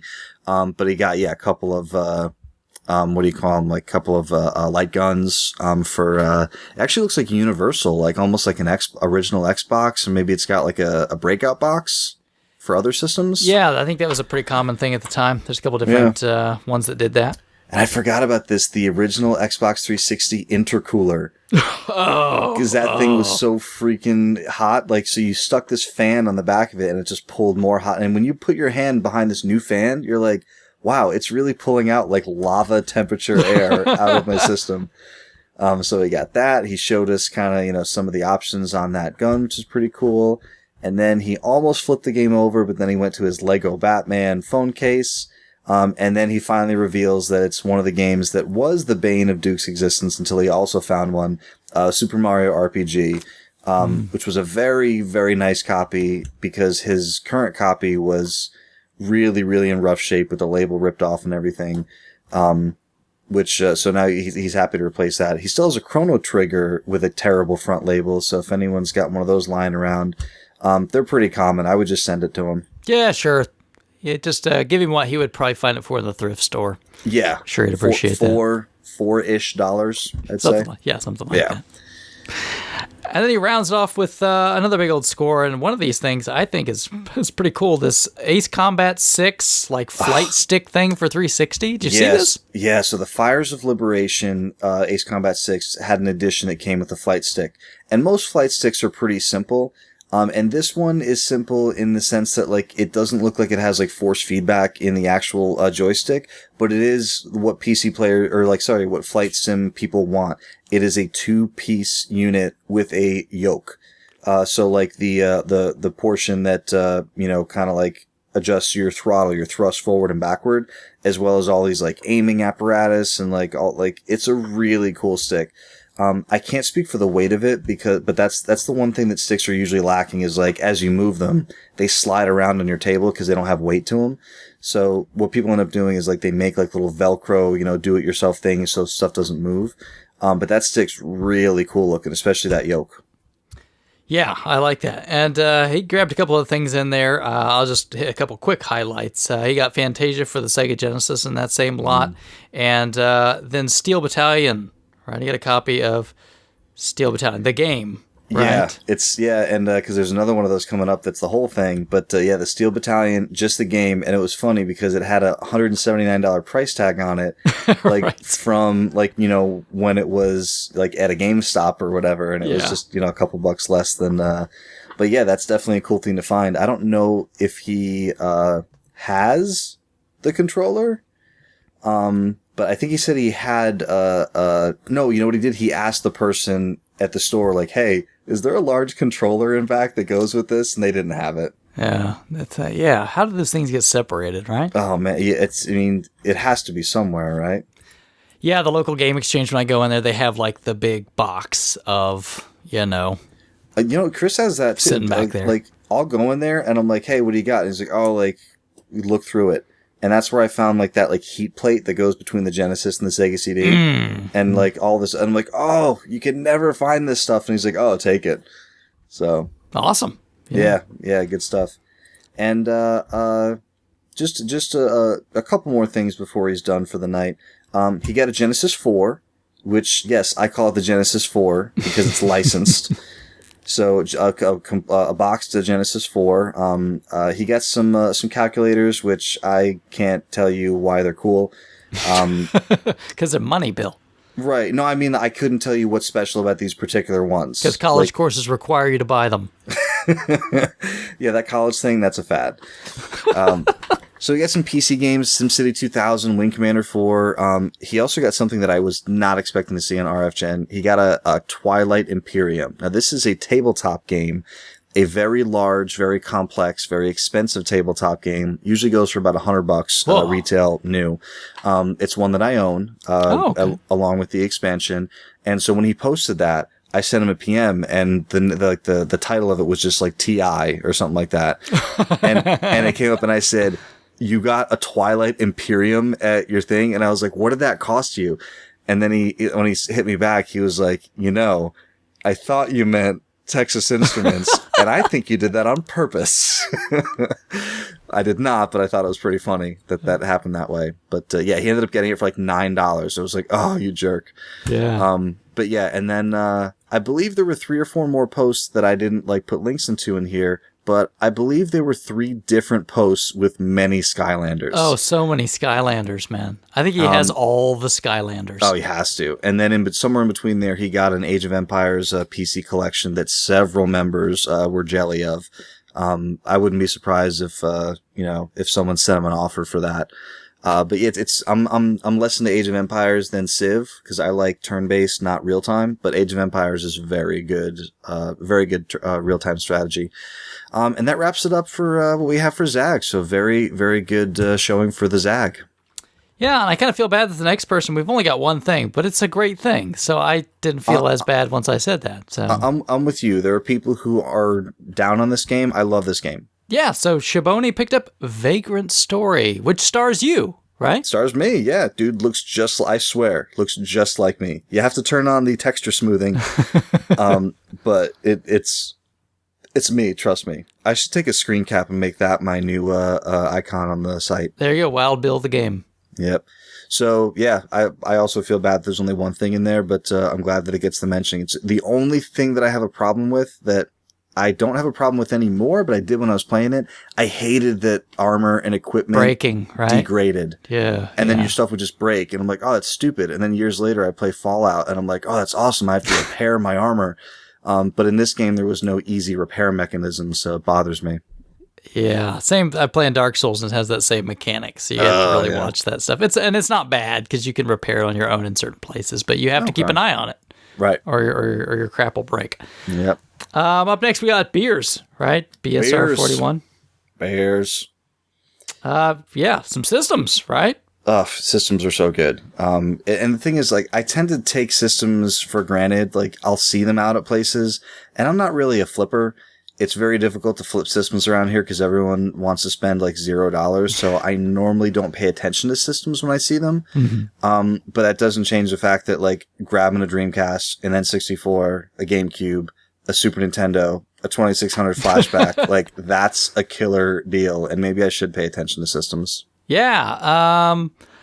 I just picked up a system a lot yesterday. I pick them up usually pretty cheap and clean them up, flip them a little bit. I don't, make crazy money off of them, but they're worthwhile. And sometimes you might just need the systems. Right. So that's a good lot. And then picked up some games as well, right? Yeah, got a copy of NHL 97, which, you would think that like, it's a game. You would think that the later versions of the hockey games would get better and better, but honestly, like after 95 and 96 were both really good. And then kind of after that, like the 16-bit games, they just kind of, were stagnant for a couple of years. It's almost like the team was preparing for the new generation of stuff. Mm-hmm. Because 98 was on PlayStation as well as Genesis. I don't think the Super Nintendo got 98, but someone will tell me I'm right or wrong on that. Right. But yeah, so 97, Donkey Kong Country, which is awesome. Uh-huh. Street Fighter 2, always solid. Mario Kart. What I like about what he got next, he got a post. He had a post where he got 2 copies of Corpse Killer, but he got both versions. He got the Sega CD version and the 32X version. So I expect to see a detailed blog post characterizing the differences of the Sega CD versus 32X version. Or not. He also got Fahrenheit, which I have to tell you, I don't care if you like CD-based or FMV games or not. YouTube the intro to Fahrenheit right now. It's one of the best, worst intros you'll ever watch. We'll wait. Oh, so good. Yeah. Just pause. Well, I'm not waiting. Pause the show, and then you can continue when you're done. All right. Now that you're back, remember we're talking about Fahrenheit. Yeah, you're welcome. So very, very good beers. Good games. Yeah, good stuff. I just want to throw in, I don't know why I'm just looking at this, made me think about it. I remember why, because I saw Street Fighter 2. Sometimes you go in some of these used video game stores lately. I mean, I don't know about you, but sometimes I get a little depressed. Like I go in a couple of them today. One of them I go into, I remember just a few years ago, I could find lots like Genesis games, PS1 games, Super Nintendo, NES, like stacks of them. Sure. I walk in there now, it's almost all gone. There's almost like next to nothing. Yeah, I think there's way more people buying and hanging on to than there were, 5-6 years ago. Like It seems crazy to think of it as changed that much in this amount of time. Everyone I talk to, whether it's like on the site or local collectors, or we go to swap events and like everyone's kind of doing stuff. It's like it still happens some places in the country when where there's fewer people looking or whatever, but I really feel like those days where you go to garage sales and find amazing amounts of stuff, or those Craigslist deals that are up for a few days that are tons of stuff for almost no money. It's I really feel like those days are gone. And if they're not gone for you in your area, they will be soon. So, tough. It's more people are buying stuff, more people are holding on to stuff. And it's kind of like if someone says to you, would you ever sell all, what would it take for you to sell all your games? And most collectors are like, well, I wouldn't sell all my games ever. And that's why this stuff isn't recirculating, because it used to be oh, you bought it, you played it, you traded it in. And people don't do that anymore. People hold on to this stuff and then just let it sit in the shelf. Yeah, and then I had the opposite experience. I went to another store right across the street, and it was like Magic La La Priceland. Mm-hmm. I mean, you can get a Super Nintendo Mini for $85. You can get Just all the games were just ridiculously priced. You mean La La Bad, right? Yeah, I mean just okay. I was thinking La La might be good pricing, like La La La. No, I mean like not even eBay. I mean we're talking over eBay pricing. Yeah, like not even in the ballpark. Yeah. There's a place in Poughkeepsie that those prices are like that. Like I've told you this before, but like Castlevania Symphony of the Night Greatest Hits, $79. Yeah, I saw they and had. That's why it's been there for like 6 years. Yeah, they had a complete in box Kid Icarus for Game Boy, and the box was beat to tar, $100. Yep. I spent probably $5. I just went, okay, I gotta go. And this is ridiculous. When I first started collecting, I would talk to these people and like, hey, you can level with me. What's the deal? What's happening here? And sometimes you get an employee who was like, yeah, dude, my boss is out of his mind with these prices. Right. And sometimes you get someone who's like, what? That's what they go for. We sell them. Yeah. Oh, they sell. Yeah, don't worry about it. We'll sell it. Right. Yeah. I was flabbergasted to say the least. But anyway, let's move on and talk about Salsa. Oh, Salsa. So one of my favorite games of the last couple of years, XCOM, Enemy Unknown. He got it for the 360, which it's a fantastic game. I mean, I played it on PC, but it's a fantastic game. It's turn-based strategy. Every decision matters. The guys you level up, they go from mission to mission, and if you lose one, he's gone forever. So it makes every battle very tense. You don't want to lose anybody. So it's Fire Emblem. Oh man, Fire Emblem is a very similar because you're leveling up your units. They're going with you, right? Right. So yeah, it's kind of a similar feel. So XCOM is awesome if anyone's curious. Metal Gear Rising. I'm not an action dude. Can you speak to this game at all? No, because it started riding, and so I went, I'm done. Oh, come on. No, so I will say, when I first played Metal Gear 2, I, of course, like everybody, it's like, oh, I'm playing as this dude the whole time? Whatever. I didn't like it the first time I played it, but then it's the only game I had, so I kept playing it. And I played it a couple times, and I ended up really, really enjoying it. One thing I will say about Metal Gear Rising, it appears they've made Raiden the most badass they could make him. And I think they did that on purpose to make you feel like, oh, he's not a pansy anymore. He's like not taking anything from nobody. Well, that happened in 4. That happened in 4. Oh, yeah. I didn't play 4 because it was bad. Yeah, well, but that's so his transformation, the way you see him in Rising, happened in 4. Well, he was that way in 4. Oh, okay. I'll have to go back and YouTube that story if I ever have 36 spare hours. Yeah, don't. You won't tell. Li-li la lo loo. The la-li-lo-le-lo? Yeah, whatever. Oh, God, that's so terrible. It's even more terrible that I remember that. Thank you, Mr. President. Bow, bow, bow, bow, bow. And then you had to wait like 5 years to play the next game. Snake! Guns of the Patriots. Oh, my gosh, please. All right, I got to get off this. Okay, So back to Salsa. So the PlayStation 2 Grand Theft bundle. So what was that? 3 Vice and San Andreas? Yeah, they did like that little. I kind of forgot that they put out those little collection things, like in the little sleeve, right? Yeah, I did too. Yeah, similar to the Metal Gear collection for PS2. It was all 3 of them together. Final Fantasy X, always a good decision. Oh, come on, get out of here! I'm just gonna with your 12. I just had to do that. So Siberia, which if you're into adventure games or like point and click style, it's a pretty good adventure style game.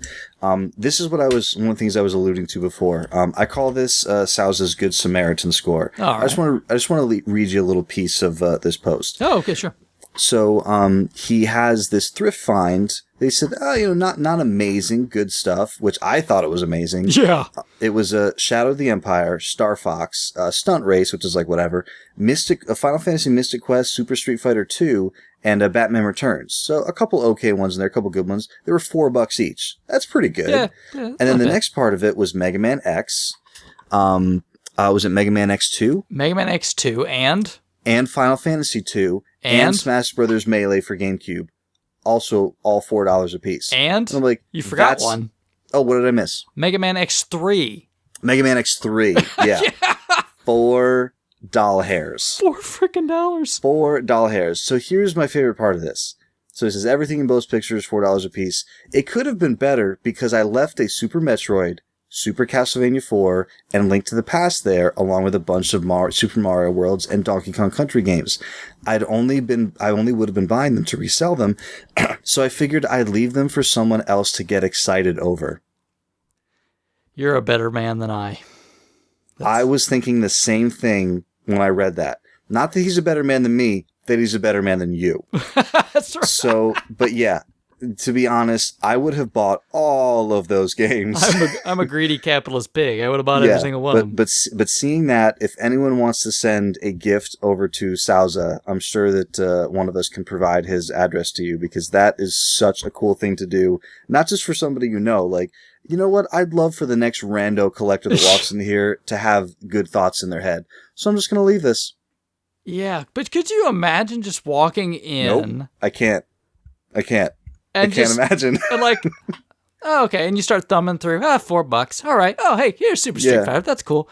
And then at least he didn't leave Mega Man X3. Oh, of course not. For the next guy. The man's not a moron. No, right? He knows he knows what time it is.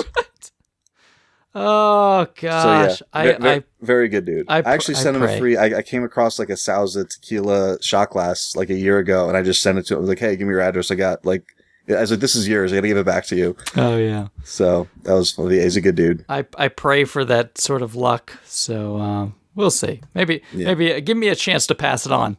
Just give me an X2 and an X3. I'll pass it on. I'll leave the Super Mario Worlds for somebody else.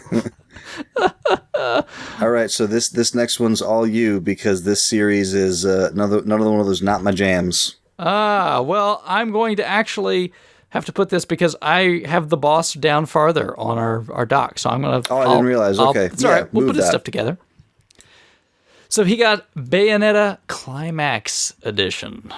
I didn't know that was a thing with a name, and that's gross. You've never played Bayonetta, have you? It sounds gross. No, it sounds awesome. That's exactly what it sounds like. I don't know. It sounds like the worst name of the thing that I could imagine. Do you have something against climaxing? It sounds like... It sounds like a company that's trying to say, "Oh no, we're totally not over-sexualizing anything. No, it's all in your head. It's just and then now that's what you call your thing." I don't know. That's gross. No, trust me. There is no pretending that they're not sexualizing. It's Bayonetta. It's in your face, 100%. Yes, this is exactly what we're doing. Oh, okay. And we're gonna just, is it tongue in cheek? No. Oh, okay. No, it's pretty blatant. It's just like, hey, this is what we're doing. And I know that probably makes some people uncomfortable, but I don't think they do it in a demeaning way. It's just, it is what it is, right? So either you're cool with that or you're not. I look at something like a DOA beach volleyball, and I just kind of go, But that's what I mean. Like, that is tongue in cheek, right? Because they know. Like, they know. It's like, it's silly Japanese I don't know beach if they volleyball thing. I really don't know if they know. You think that they're totally serious? Yeah, I think that's just kind of creepy just for creepy's sake, a little bit. Oh, man. But Bayonetta knows what it is, right? So I'm looking. I just did a Google image of the Climax Edition. You get a pretty cool. You get one of Bayonetta's guns. Yeah. Which I thought were attached to her high heels. Well, she has 4 of them. She has 2 in her hands and 2 on her feet. Got it. Okay, I'm with you. So it's like it's Scarborough Fair. Yeah. And it's got like an art book. Looks like it's got a soundtrack disc. It's got like this great big sleeve for everything. It's got a nice collector box. Yeah, I mean, it looks, the production value looks pretty good. Yeah. A lot of fun. I mean, no, I'm glad, if you're going to do something like this, embrace it and run with it. That's how you do it. All right. And I'm okay with that. Know what you are. Don't pull any punches. Just do it. Don't be apologetic about it.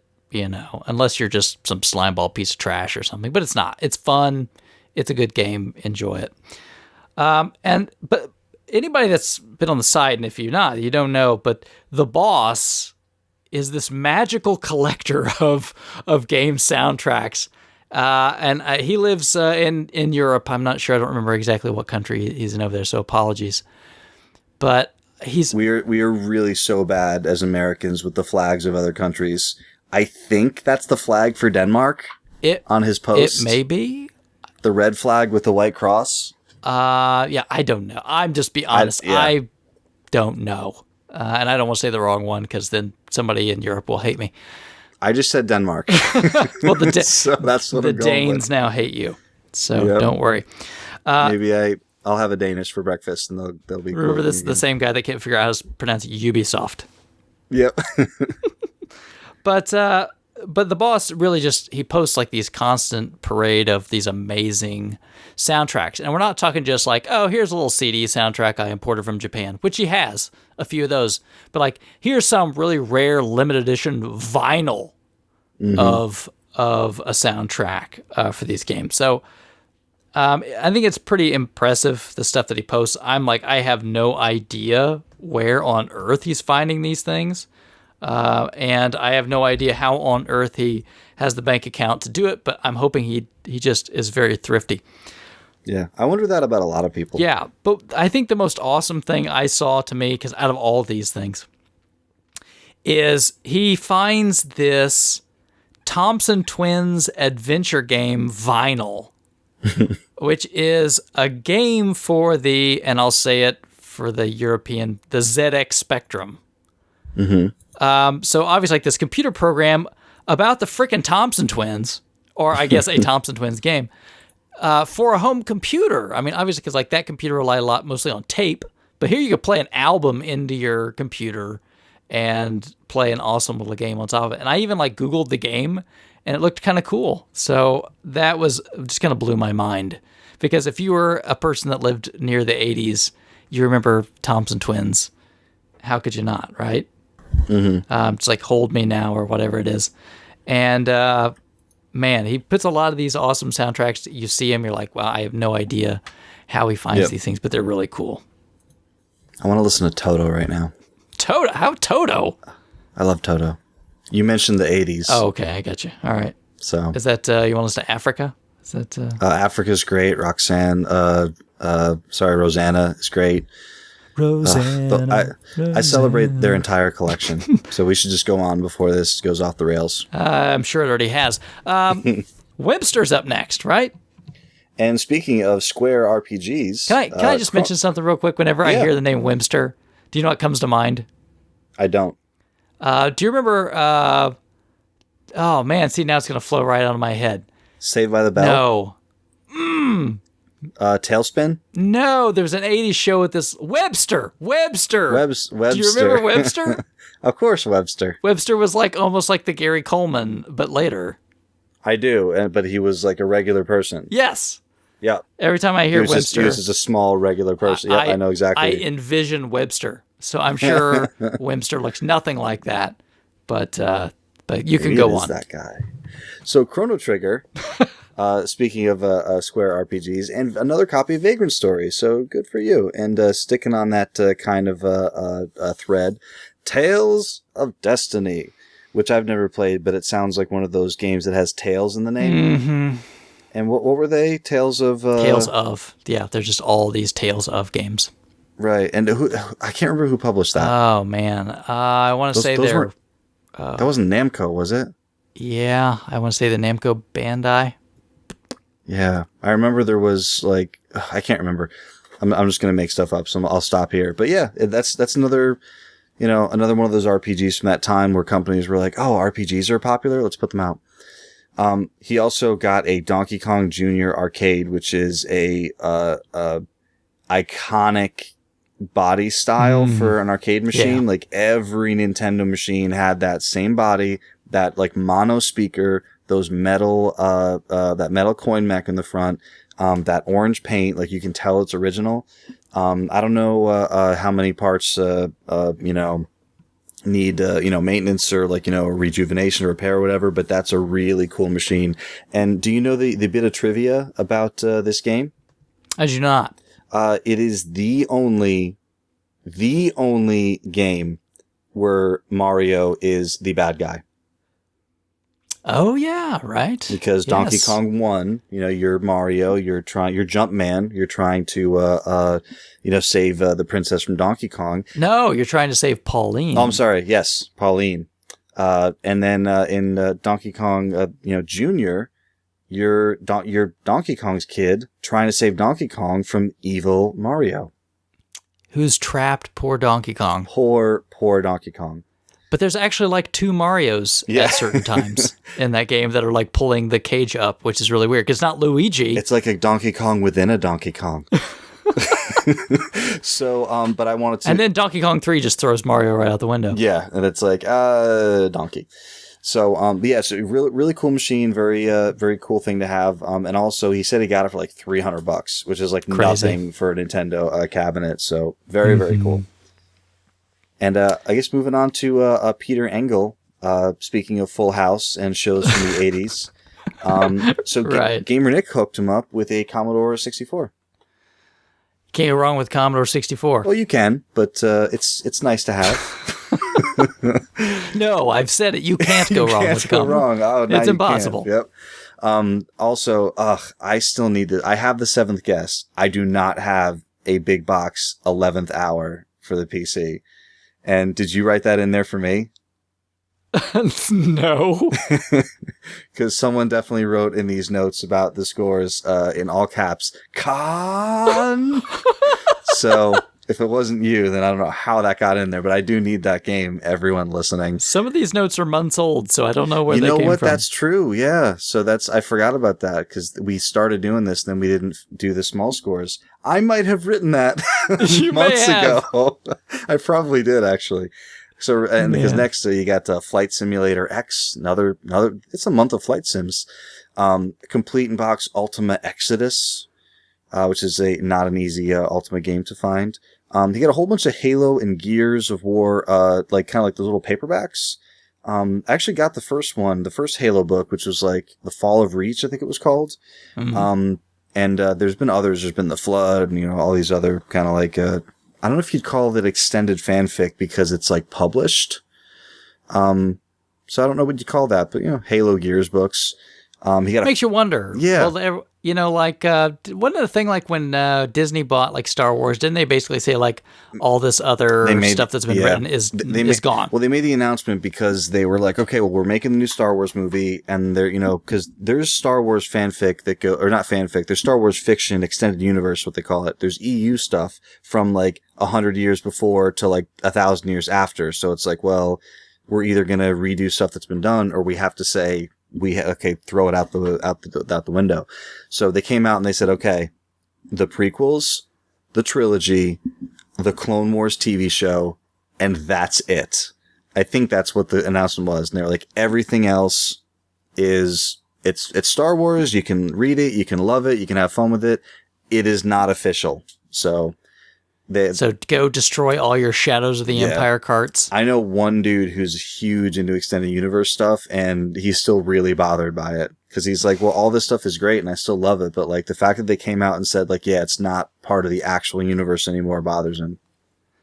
So do you think Microsoft one day will come out and say, all this Halo books, now forget it? Huh? I don't think if they do, 7 people will care. Right. Like people like the Halo series, but no one's lining up for these novels, and -1 people will care about the Gears books. Oh, right? Yeah, like even fewer. So I put this in here for you. I didn't know anything about any of these Famicom games, so I threw a link in there for you to tell. So obviously you can tell Star Wars is Star Wars. And Akira, which is a great, Japanese anime, obviously, it's a very cool looking cart. And then there's a Bomberman 2 in there, but all the other ones are in Japanese, so I couldn't really, identify the games. Yeah. He's got a couple staples there. So he's got Donkey Kong Jr., and Donkey Kong 3. Oh, that's what those top ones are? Yes, okay. Those are the pulse line carts that he's got there. He has Star Wars, and the funny thing about that Star Wars game is we didn't get it over here, and people always make fun of it because it's like really weird, anachronistic things that make no sense, like Darth Vader turns into a giant scorpion boss at one point in time. But wait, it's not extended. It doesn't count. It's not canon. Yeah, it's not canon anymore. I remember when I did believe Darth Vader was a giant scorpion, but not anymore. I'm not allowed. Akira, something you probably couldn't play unless you could read Japanese. I actually, I don't want to use the E word, but I emulated that game a while ago because I was curious what it was like. Yeah. I couldn't read it, obviously, because it's Japanese, but I just kept pressing like the button. There's a lot of text in the beginning of that game. Yes. I timed it. It took like 6.5 minutes of just spamming like the A or B button to get to a place where I could actually play some of that game. Yeah, There's those were very no common at skipping that it. time. Really? Yeah, there's a lot of like visual novel sort of things that came out that we never got here, so it was not uncommon to have those sort of things. Wow. And then Bomberman 2, Mother, as you mentioned, and you got Mother 2, which would be Earthbound here. Mm-hmm. And for some reason, picked up a RAM expansion pack for the Nintendo 64 that's Japanese. Yeah, it's got all the Japanese writing. It's pretty cool. And apparently the Japanese N64 glows green inside, according to the packaging. Yeah, according to the packaging. And your Nintendo 64 glows blue. Yeah. But he picked a few other things up. He got a Super Castlevania 4 in there as well, right? So yes, yeah. So we got among other things. So we got where are we going? Oh yeah, so we got Assassin's Creed Brotherhood, which I'm a bit of a fan of the Assassin's Creed series. I think 4 is the high point, but Brotherhood wasn't bad. It was like an extension of 2. And then he's also looking at some Final Fantasy games. He got 4, he got 6, which are always solid. Those were also imports. So he's been a little bit of an import kick. Along with Chrono Trigger and Bahamut Lagoon, those were, he got like a set of nice 4 complete and boxed Super Family games. So those were very nice. I'm considering doing that myself. I'm thinking about doing the 4, 5, 6 Super Family set. Yeah, that could be cool. And again, another Street Fighter collection for Saturn. Yeah, right? that was the next one I was going to mention.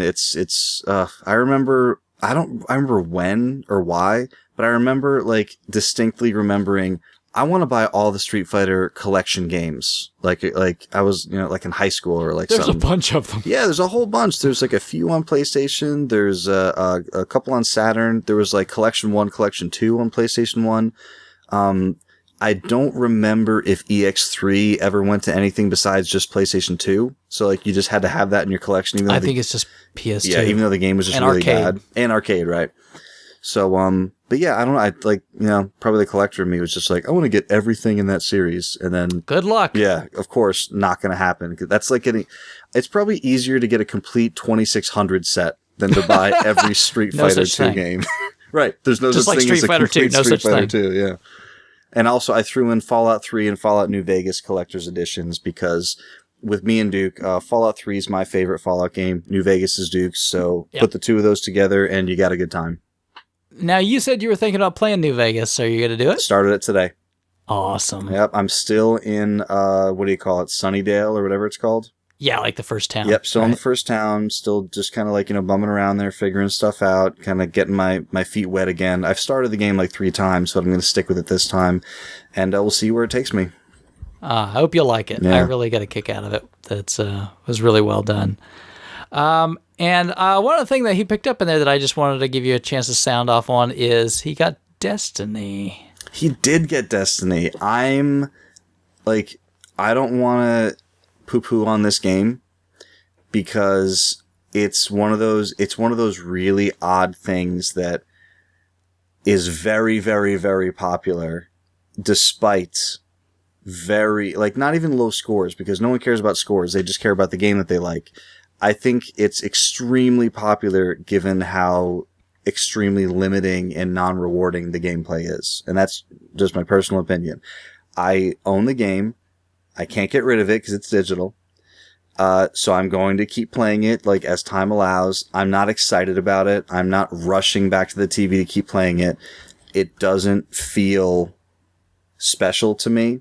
It feels very, very do this, do it again. Okay, the level's over. Do this again. Go back to that same spot. Do that. Like it. I could write an article about the problems that I have with it, and it's amazing to me that like 3 to 5 million people a week are still logging in and playing it as much as they are. It's crazy to me how polarizing it is. And one of the other things I noticed about this game in particular, we're talking about Destiny, is when the review scores first started coming out from all the major outlets, it was like, whoa, nobody likes it. It was like, like 5s from Polygon and like, 2, 2.5 from Joystick. And like, like all these outlets were like, we had like some outlets had 2 or 3 people review it. They were like, is it just me? Am I just not getting it? And it's like, nope. Like they're like, it's not that great. And then the commercial that you saw for Destiny, like a week later, the screen is plastered with like 98 out of 100, 110, 9, 9, 9, 9. And as this commercial was on, I paused it. And I said, "This is part of this another grandpa get off my lawn moment. This is part of the this is part of the problem of having 90,000 outlets that review games, or just like bloggers, or just like whatever. Look at the names of the outlets with these 9 out of 10, 10 out of 10, like 95, like all these Bill's things. Game Shack. They're nothing you've ever heard of before. It's Tony's Backyard Studio. It really is. It's Bob's Bacon, Egg, and Cheese and Video Game Emporium gave it 98 out of 100. And it's like, you know, like you really just hope that, you know, I mean, I know it's the marketing people are separate from the guys making the game, but like, it's yeah, it's a weird world. It's a whole discussion, but it is. There's the more I play it, the more the things stand out to me, and the less I want to play it. Yeah, just the odd thing to me, and I don't want to go into it because I haven't played it. I mean, I don't really intend to. Is that I hear people saying the exact same thing you're saying, right, about the game and how repetitive and how it's just not that much fun and everything. Mm-hmm. And then literally they will say at the end of that sentence, they'll say, "But I love it." Yeah, but I'm still playing it. But I'm level 20. I'm like, wait. Like, dude, what? So, I mean, we really could go off the rails on this game, and maybe this could be a discussion if you guys. Yeah. We don't need to. I was just curious your thoughts. But yeah, I didn't care about this game. Yeah, you were sold. I didn't care about this game. Then I played the beta, and I was like, dude, I'm in. I played it for like 3 or 4 hours. It is great. And then, but the thing is, yeah, Bill is like, "Hey, Duke, are you getting this game?" Oh yeah, I was like, "No, you have to buy it. You have to buy it." And, right. I'm glad you didn't buy it. But like, what happened was like, you know, when you play the first like 10 minutes of Borderlands, and you're like, "Okay, I see where this is going. It's leveling, it's new weapons, it's craziness, it's humor, it's new areas, it's wide open. I can walk wherever I want. I can break party, like all that stuff." And then when you buy the game and you start playing it, every like hour you play it, it just keeps going up and getting better. Like, you're leveling, you do find crazy weapons, the story expands, you get some humor, you get some writing, you get some co-op stuff. It's like the areas are enormous, like, and everything keeps building upon that. The problem with Destiny is like the first like 2 or 3 hours you play of it, that's exactly what you're going to be playing over and over for the next 30 hours. Wow. And the thing is, it never goes anywhere. None of it ever goes anywhere. We're talking about Destiny. And it is, you know, you want it to. You're like, okay, give me more exposition, give me story, let people come into this thing, let me go more places. And it's almost like Dragon Age 2. Do you remember Dragon Age 2? Yeah, played a lot of Dragon Age 2. So you played Dragon Age 2, and then like, I don't want to spoil for anybody who hasn't played it. So like, you kind of end up in this like main area, and you're there for a long freaking time. And then you get to leave that area, and you're like, oh, this is great. It's like Walking Dead. We get to leave the farm. This is going to be awesome. We're going to move on. And then like 8 minutes later, you go back to that same area, and you're like, oh no. Yeah. So, Dragon Age 2 is Kirkwall the game. Yeah. So, and that's kind of like what it is. Like, the first time you go to each of these areas, you're like, oh, this is amazing. And then, like, after you've been to, like, the 5 or 6 areas, you just keep going back to those 5 or 6 areas. And you're like, but I was already here. And then, like, the quest is like, okay, well, you got to go over here. And, like, okay, well, why? Well, we have to pick up this item. And it's like, it's all very ambiguous. Okay, I'm going to walk through the same level I walked through 37 times before. I'm going to shoot all these guys that are all exactly the same. And they don't behave any differently. And then once you get there, 10 guys spawn, you fight them off, and then like your robo-dinklage says, okay, I picked up the item, now let's go over here. And then you go to the other area that you've been to 100 times and fight a few guys, and then when you beat him, he's like, okay, this is really going to help in our fight against the darkness. And then it like teleports you back to like the loading screen where you get to choose like what you want to do next. And you have the choice between like going to all the areas you've unlocked or going back to like the tower, which is like where everyone kind of convenes. There's no social features. You can't talk to any of the other people. Really? You can't start a group. Like, it doesn't feel like a finished thing. Huh. It felt like something, like, it really reminds me of like when Blizzard came out and said, listen, we've been working on Titan for 100 years.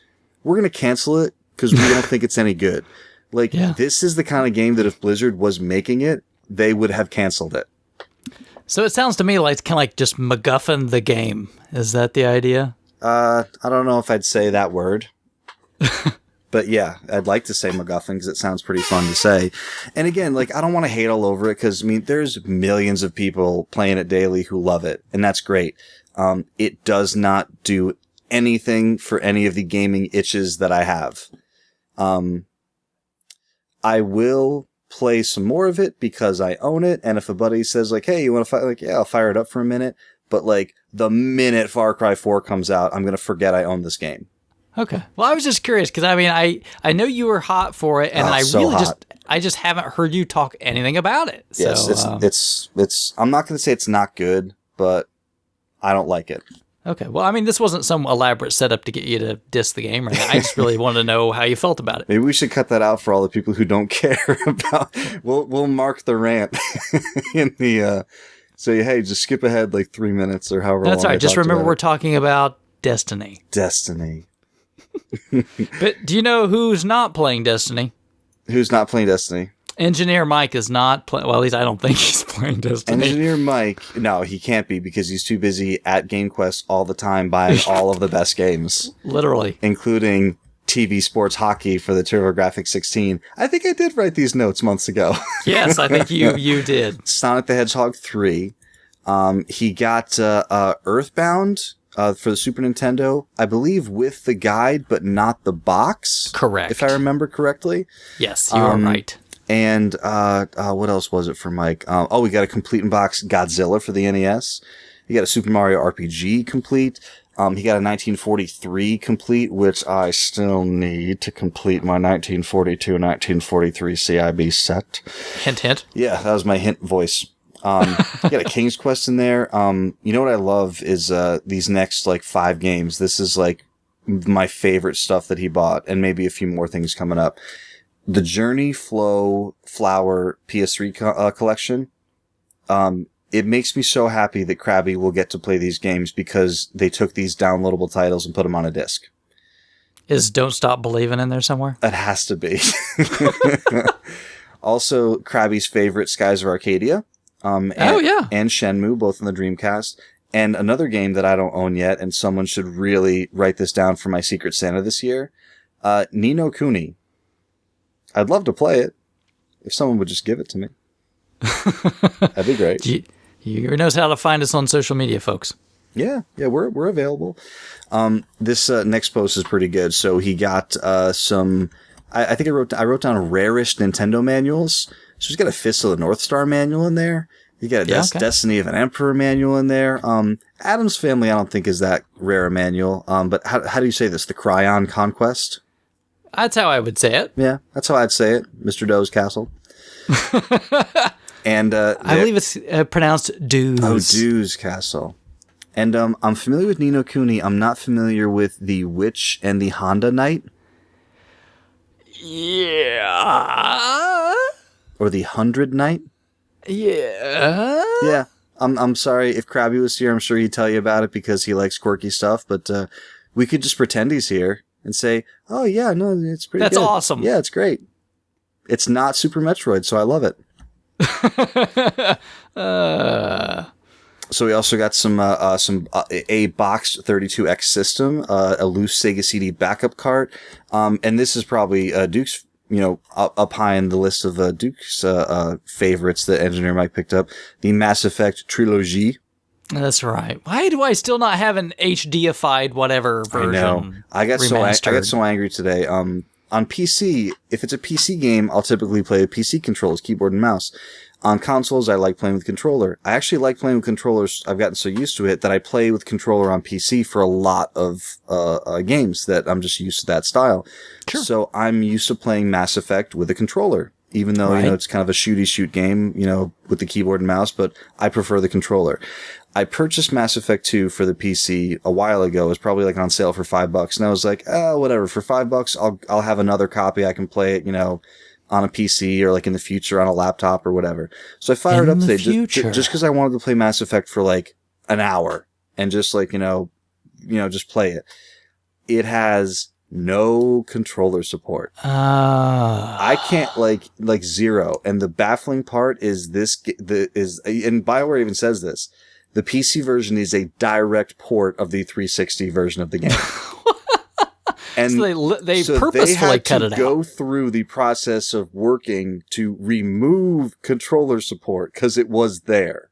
I'm sure if you just edit an INI file, Bill, people have figured that out. Yeah, so there's an INI called the official name, like when you install it, it's called Coalesced, and that's just the name of the INI. Someone came up with a custom INI that when you swap it out, not only does the controller work, but it changes all the icons of keys to the 360 button icons. That's awesome. So I haven't done it yet, but that's going to be my next project. But it's I just wanted to mention that as long as we're talking Mass Effect. And speaking of Duke. Yeah, he got Dead Space 2, yes, and 3, sorry. Yeah. Sorry that you did that to yourself. Now, did Dead Space 2 have my favorite Dead Space cover? Dead Space 2 is the one where he's like blasting backwards with the gun. That's the one that I think is the best. Like, and there was a collector edition where like he's kind of like floating in space, blasting the gun straight forward, and the three beams are going around the thing. Yes, because the first one is just a floating hand in space. That's stupid. Yes. The Dead Space 2 cover is brilliant. Yes, very good. And yeah, because the normal cover I think is just like his face mask. You're right. Yeah. What's his name? Close-up face mask. And what's his name? Isaac. Isaac, right. That's a good name. It is. Yeah. Strong. All right. And then where are we? Dragon Force for the Saturn, which I believe Crabby got him that copy of Dragon Force. Yeah. Probably. That's a safe bet. Sure. And then to round it off, a couple of Dreamcast games. He also got Soul Calibur Grandia 2 to match, with his Shenmue and Skies of Arcadia. Mm-hmm. And he got a Tournament Fighters NES cart from Crabby. Congratulations. Definitely. Well, it's better on the Genesis, but it's rarer on the NES. Of course. And something that's not on that list that he also got is he also grabbed a Retron 5. So had to stick that in there. Very good. Which color did he get? I think he also got black. That's what I would get. I think that initially, I think all the initial runs I think were mostly like the white ones, and then the second run I've seen is mostly black. That's how you can tell the collector edition. It's just all this, either the Super Nintendo styling or like the Sega styling, Oh, it's good stuff. And you know who likes Sega styling? I would imagine if you put the name of the Sega character in your forum name, that you're probably a fan. That's probably right. So Razor Knuckles just went bat crap crazy. He did. On the 32X. Yeah, he said, you know what? I'm in. Yeah, right? Well, I was going to use bad language, but I bet self-control got the better of me. But Darn it, is what he said. He said F it. Yeah. We might still have to edit that. No, I think that's safe enough. So, and he prefaced this by saying, okay, like this isn't all at one time, but, he said, here's what he's, gotten since his last post. So at the time, that was in July. So to give you an idea of how long it's been. Okay. Rapid fire. Primal Rage, RBI Baseball, Mortal Kombat 2, Cosmic Carnage, WrestleMania, BC Racers, Tough Band Contest, Star Wars, Shadow Squadron, NBA Jam, Afterburner, Zaxxon's Mother Base 2000, Space Harrier, those were loose. Also, Motocross, T-Mech, Metalhead, NFL Club, Colibri, Spider-Man, Doom, Virtua Racing, Knuckles Chaotix, Tempo, Pitfall, Virtua Fighter, Brutal, 36 Holes Golf, World Series Baseball, WWF Raw, Star Trek, Starfleet, Academy, Blackthorn, Corpse Killer, Supreme Warrior, Fahrenheit, and Slam City, and Night Trap. That sounds like all the games.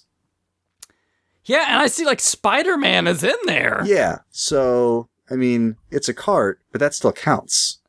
And a complete box 32X. Yeah, that's probably, like rarity-wise, like you can find those hanging around. But what I will say about his, similar to the Odyssey before from 1982, this thing looks like he bought it brand new off the shelf. Yeah, it does. It's what I remember from like Babbage's back in the day. So I should correct that. So the second batch that I fired off there, that was from the half of the collection that he's had for a while. So I kind of just listed all the names of the 32X games, but you listened, so. That's kind of your problem. And for those of you that have just rejoined us, remember that's 32X games. 32X. Are what we're talking about. 32X. Oh man, but I don't know what he did. Broke a bank or something. Robbed it, maybe. I have no idea. And then just because he probably felt like he didn't get enough Sega stuff, he also grabbed a Sonic Adventure 2 10th anniversary pack. Yeah, which I was reading like his post, and it's like, oh, this thing was only on sale for like a couple days in Japan. Yep, never heard. I saw his post, and I was like, oh, I've never heard of this thing. Yeah, it's like a coin or something that it comes with and everything. I actually had, speaking of coins, at Disney World at Epcot, for a long time, they had the Sega of America arcade at Epcot. Ooh. And you would go there and, true arcade style, you put $1 in the thing, and it gave you tokens. And this token was a Sega... not Save America. It said, what did it say? It wasn't Sega of America. It had Sonic on it with his, with his one finger and everything. And on the back of it, I think it said Sega Arcade of America or something like that. And it kills me that I didn't keep one of these, because I think I took one of these tokens home because I was like, that's just too cool. I'm taking one home. And I haven't seen it in 100 years. But, it bugs me that I don't have that Sonic coin anymore. Yeah, when I was a kid, for a while, I kept a token collection. I like Aladdin's Castle Very, and all, very like forward-looking. Showbiz Pizza and all these little tokens. I think I still got a few of them left around here. Nice. But it was cool stuff. But wow, all I can say is very impressive. Pretty much all the 32X. Yeah, pretty much. I don't think I left anything out. I mean, a lot of them are carts, so there's some complete stuff, but definitely very, very cool. Definitely. And you know who is also a little crazy? I know Crazy the Possum's a little crazy. Hence the name. Ah, see?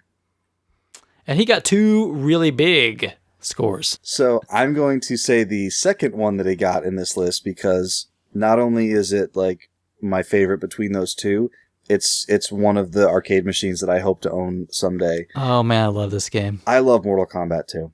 Oh, I love this game. I love Mortal Kombat 2. I love the game. I love the controls. I love the cabinet. I love the artwork on the cabinet. I love the red accents. I love everything. I can't remember who it is, and I apologize for that, but someone grabbed one of these cabinets within the last few months. It might have even been Crazy, and I commented on this on his post, and I said, do you plan on just having it be, one game, or, getting a 4-in-1 JAMA selector, and then you can select between, Mortal Kombat 1, 2, 3, Ultimate Mortal Kombat 3, like that. And he's like, I haven't really given any thought, but I think I'm just going to keep it all original. And there was a chorus of people oh, I agree. Oh yeah, totally. Oh yeah, keep it original, keep it. And I was like, hey, it is original. If you get an original Mortal Kombat 1 board, an original 2 board, an original 3 board, and an original 4 board, all you're doing is switching which one of those boards is loading up. It's still original, Yeah, you'd have to cut holes and put run buttons in. You wouldn't have to. You just wouldn't be able to do all the combos. Break the game. You know what you could do? That control panel, because it the thing wouldn't fit through doors with it on there, the control panel comes off. So if you wanted to be really cool, you could just get another control panel and swap it. Or you could just play Mortal Kombat 2 because it's the best Mortal Kombat. You could do that. I'm just, I'm all about options. I played Mortal Kombat 1 at Lance's house a few months back. Lance from Retroware TV. I thought you were talking about Lance Bass. Oh, no. I haven't seen him since I left Orlando. He is. He hangs out at the ale house down there, and it's okay. Everybody's like, oh, there's Lance Bass, and he's like, So, but yeah, Lance from Retroware TV, who kind of lives in the area. He's got a great arcade in his basement, and one of his machines is a Mortal Kombat. And because I love Mortal Kombat 2, but after playing Mortal Kombat 1 in his place for a little bit, I was like, you know what? It's simpler and it's slower, but there's still a lot of good things about Mortal Kombat 1 that I would like to fire it up every once in a while and play it. So, my plan if I ever got a Mortal Kombat 2 machine would be to have a JAMA multi-selector and have, 1, 2, 3, and maybe Ultimate 3. Yeah, those games are tough as nails, man. Yeah. Oh, yeah. Against the computer, man. The computer's rough. Yeah, their AI was brutal. But man, there is just something so satisfying about the sounds of that game when you make a hit. Oh, they're thuds. Like everything is crack. Like, and the new one, like in a way that like the new one hasn't even done it yet.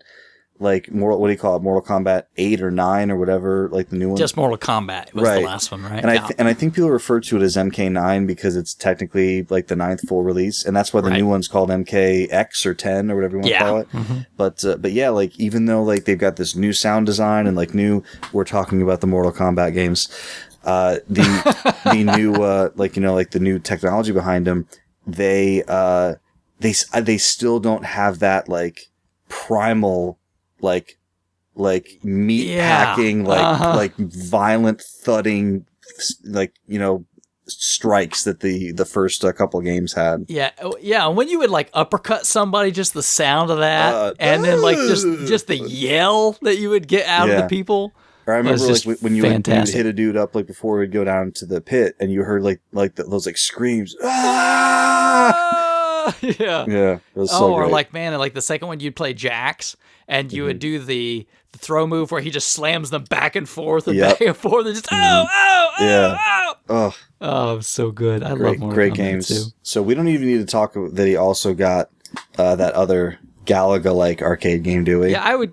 How would you say it? Pleiades? That's how I would say it. Yeah, I'm guessing Pleiades. And I just watched Gladiator, so I'm pretty sure my pronunciation on things like that, like Maximus, Pleiades, they're all right in there. Now, Fair Pleiades. I'm not, again, not a huge arcade guy. I'm not really familiar with this game, so I can't really speak to it. But Galaga's cool. It's a pretty old game. Yes. And somebody that's probably not really old. No. Beauchamp. So, okay, now I have to apologize for talking Wii U crap earlier, because he got the Wii U Mario bundle! And now I can start talking crap about it again. Hey, wait a minute! No, the Mario, so is the Mario bundle Super Mario, 3D World? I think he got the 3D World Luigi Brothers combo system. That's one of the games that, when this system is $100, I will play the Super Mario 3D World, whatever it's called. Yeah, I was in store today, and they had that, like used for like $20. I was really tempted to pick it up because I don't have it, obviously, yet. But how many games do you have for your Wii U? One, Nintendo Land. Oh, well, is that really a game? It is. Okay. I mean, I play it with Maddie. She's 5. Mm-hmm. It's a good game for a kid like that age. It's fun for us to play together. Does she like it? Yes. Now, when I say like it, I mean, while she's playing it, of course she likes it, but then when she's done playing, does she say, no, I want to go play Nintendo Land? She'll just say, I want to play the Wii U. Oh, okay. And that's the only game that's on it? Currently, yes. Okay. Yeah, I mean, it's, I know that you guys are all excited for the NES collection. Oh, I can't wait for this Christmas. I'm going to get on the Wii U, and I'm going to get on the 3DS. Mm-hmm. I'm so ready. Nice. I know Crabby's happy that we're getting physicals for it. My body is ready. So Beauchamp with his Wii U Mario bundle, and also grabbed a copy of NHL 2004, so congratulations on that. Is that a really good one? NHL 2004 is kind of like, to be honest, it's kind of when the series started getting not great.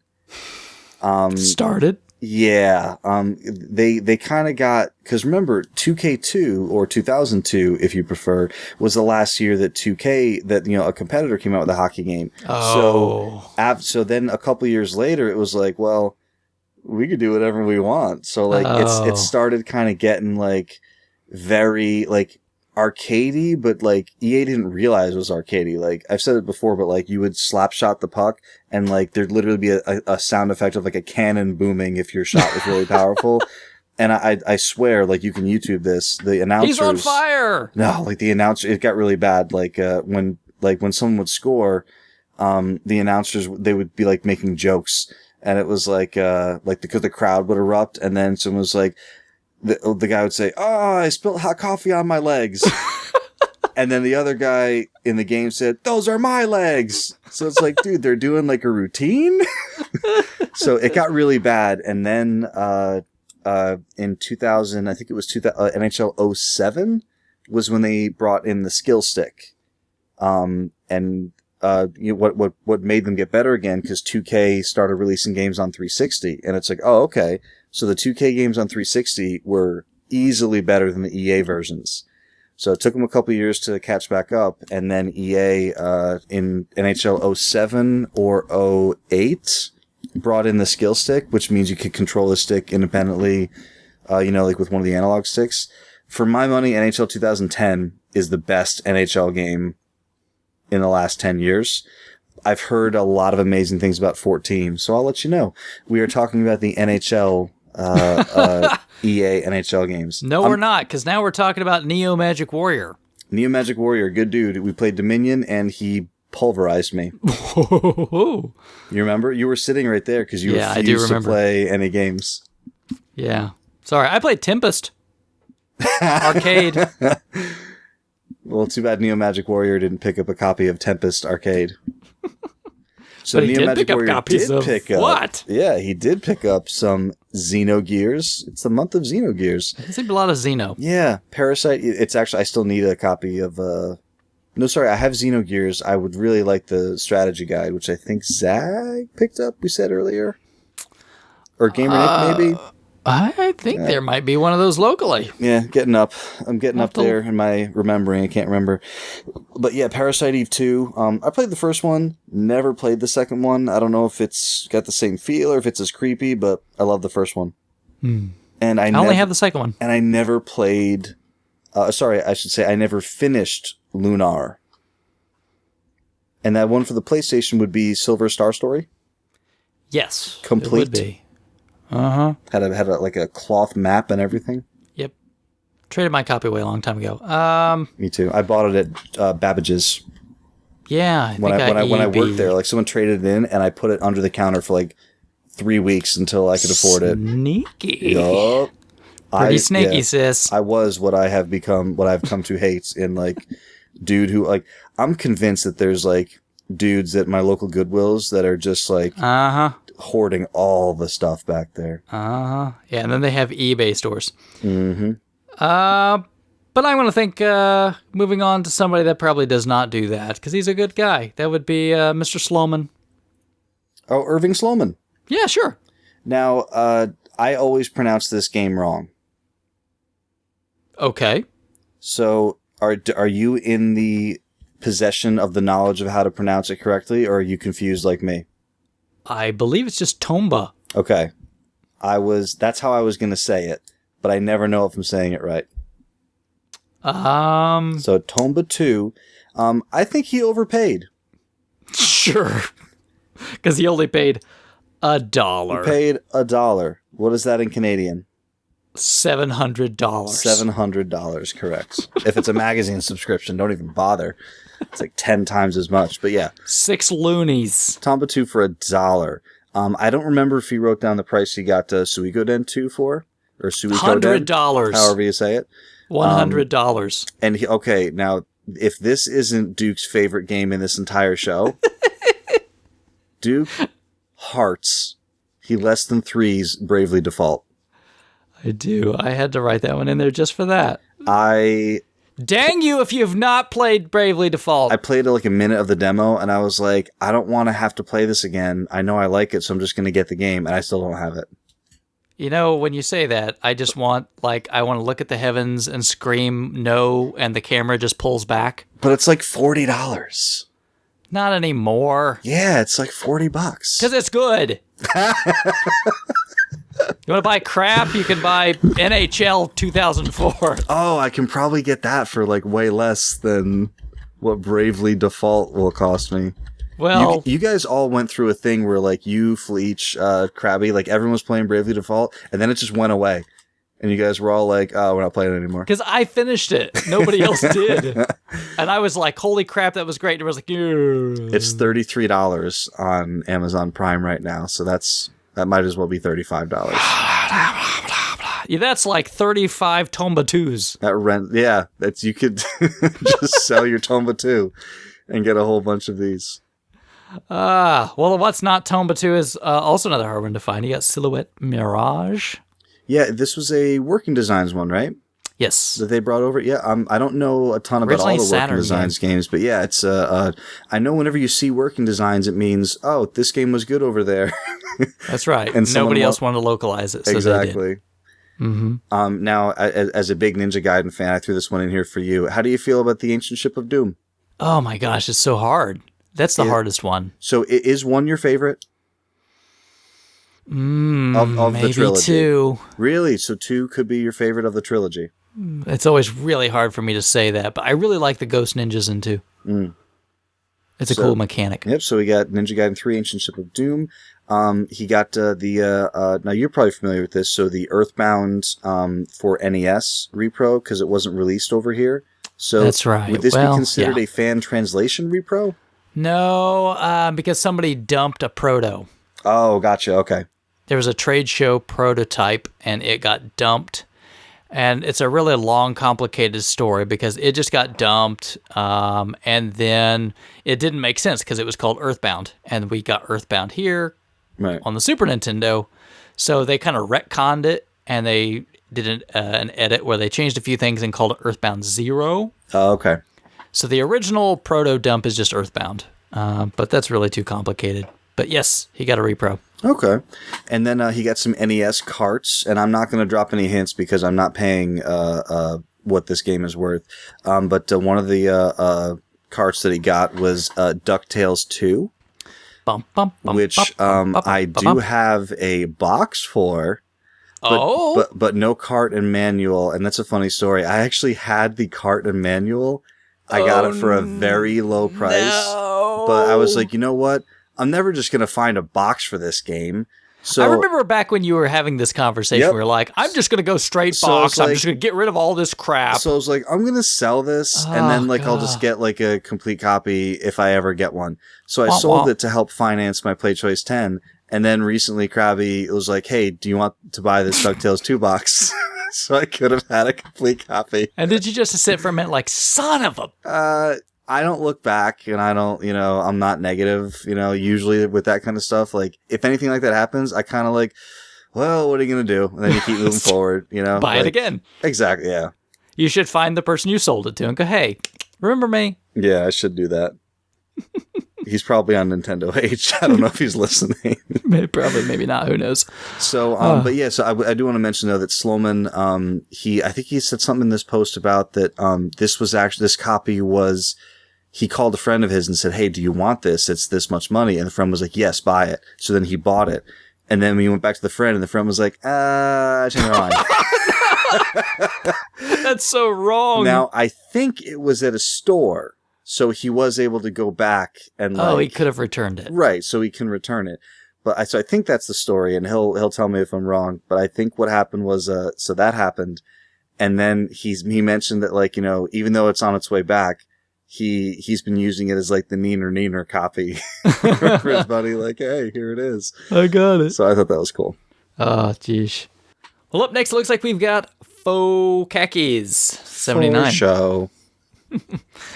He picked up a nice little 5200 lot there, but doesn't get much love. But if you, I was going to say, like, if you say so, it's nice. I've never played this thing. You remember how, like, everybody used to complain at how big the original Xbox was, and like how giant was brick. Was that a thing? Yeah, it was a thing. Oh. But like, imagine like two of those slapped together, and you have about the size of a 5200. Plus, you can make telephone calls with the controller. That's what it looks like. The godfather of the Jaguar. Either that or like pilot a moon rover. I don't know which. But I picked up a 5200. Nice. So I see. Again, not having ever played this version of the Atari hardware, but I mean the boxes look pretty nice. Got a Pac-Man, got a football game in there. Looks like a Mario Brothers box game. What is that? Blueprint. Mm-hmm. Yeah, definitely. Pole position. You gotta have. Has there ever been a system that didn't have a Formula One racing game on it? Probably very unsuccessful ones. Yeah. I'll just say that. The Virtual Boy probably. Yeah, the Casio Loopy. Probably no F1 simulation games. Oh man, that's probably where I stopped playing F1 simulations at pole position. Yeah, I think I'm trying to think. I think I played Flag to Flag. Was that a thing? As a Dreamcast one, I think. Oh, okay. All right. Yeah, I don't think I've touched Formula One since then or before that, really. Okay. Sorry, all European listeners. I apologize. I'm sure I'm sure they appreciate that. What's the scene? Iron Man 2? No one appreciates that scene whatsoever. No one saw that movie? No. Anybody that did, we apologize on their behalf. I have a buddy who loves that. He doesn't listen to the show, so whatever. He loves that movie. What? That one? Yeah, and we don't fight about it, but I'm like, you're wrong, right? Like, that movie's really bad. And he's like, no, it's just the writing is so good that you feel like the acting can't match up to it. I'm like, man. You are on another planet. Is he 15? No. But he acts that way. He needs to get out more, I think is the answer. Whiplash. So after the 5200 lot, he did us all a favor and he picked up Myth 2 for the PC, which is awesome. And this next little batch, I always love seeing laser discs out there, and he ended up with a nice little chunk of good movies. He got the Aladdin, but not the regular Aladdin. He got the special edition Aladdin, because I've seen the regular, and this is not it. He also got to 2 John Woo movies, and Fleech, he had a shameful statement when we were talking about this in a chat, and he said, "Who's John Woo?" and we said, "Okay, well, apparently Fleech isn't into action, the type of action movies that John Woo does. The double-handed glove, guns, and doves. Jumping through the air, doves flying. Yes. To be fair, though, he did release, some movies over here that were, but these were 2 of his best and first movies. The Killer, which was my favorite, and then Hard Boiled, which I had never seen. And then Rich told me, Banana said, no. Hard Boiled's puts Killer to shame. You have to watch it. And I did watch it, and I still love The Killer, but Hard Boiled is easily the better action movie. I think The Killer has a more sentimental story, which I kind of like, but Hard Boiled's definitely the better action movie. Also, a Risk that I've never played before, board game, a tabletop, 2110 AD. I'm familiar with Vanilla Risk and Risk Legacy, which is very interesting, but I haven't played the 2110 AD version. Yeah, I mean, I haven't played Risk since original Risk board game 80s version. Right. You know what I mean? It's still, if they still make it, the maps, the artwork on the map is different, and I think some of the countries might have, blended together, but Risk is Risk. Yeah. Pretty good. All right, so let's move on then to Sir Psycho. This next thing was pretty cool that I got there, right? Yeah, I mean, it's as far as systems go, you never go wrong with a boxed Nintendo. Yeah, and you got a nice little action set complete in box. The thing looked like it was in great shape. You got some system boxes, right, Bill? Yeah, the NES boxes are, even though I'm a Sega guy and I love my 32X and everything, the Nintendo system boxes are probably my favorite system boxes. I've got a deluxe set box with the one without the picture on the front, because there's a variant of that box. Recently, TinStar shot me over a Power Set box for a crazy good deal, because it was missing the styrofoam. The big one that I'm missing that I really, really still want is the set with the power pad. Yeah, I've got that one. Yeah, so that would be great. The action set is definitely cool. So you have the Zapper. And then what do you have? The probably, I think universally people would say the least sought after is probably the control deck. And see, that's the one I would probably actually like to find most. I don't have one of those because that's what I originally got. I got just the control deck. That makes sense. I was just talking aesthetics and, if you're going to have something on a wall, I think people would, say that's probably, it's probably the plainest box, but they're all good. Yeah, that's, floating console, starry background space, whatever, right? I love the pictures of the families on the back because they're all crowded around their 13-inch TV. Oh, because they're and you still hear people older folks today say, "Oh, big screen TV, big screen TV, big screen TV."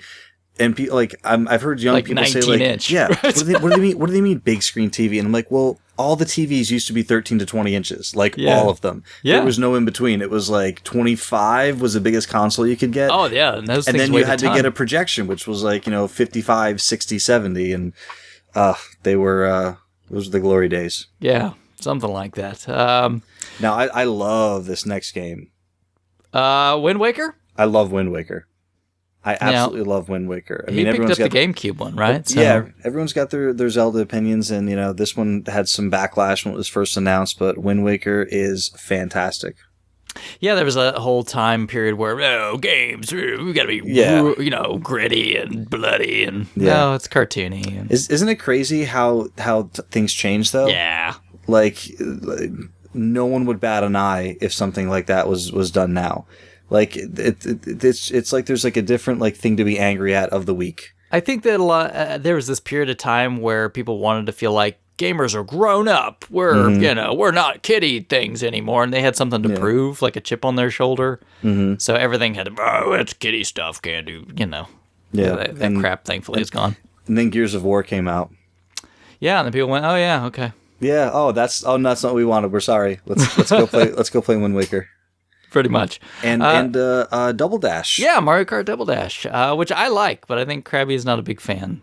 You like Double Dash? Nah, not really. No, I'm not very good at them. The Mario Kart games are fun. I'm not very good at them. Oh, I'm not great. Was Double Dash the one where you had to like drift around every turn all the time? That's every Mario Kart game there is. But no, like that's the one where I had like the two people in every car. That's why it's Double Dash. But wasn't Double Dash the one where like you could literally drift like while going down a straightaway? Just like drift back and forth, and then that's pretty much about every Mario Kart there is if you want to win. No, you can't just drift going straight. Just about. I mean, Mario 64, you do your little hops and you just little bzz, bzz, bzz. See, this is why I'm not good at Mario Kart, because I'm not aware that was a thing until the Double Dash. Well, because I saw like the first time I saw my brother playing Double Dash.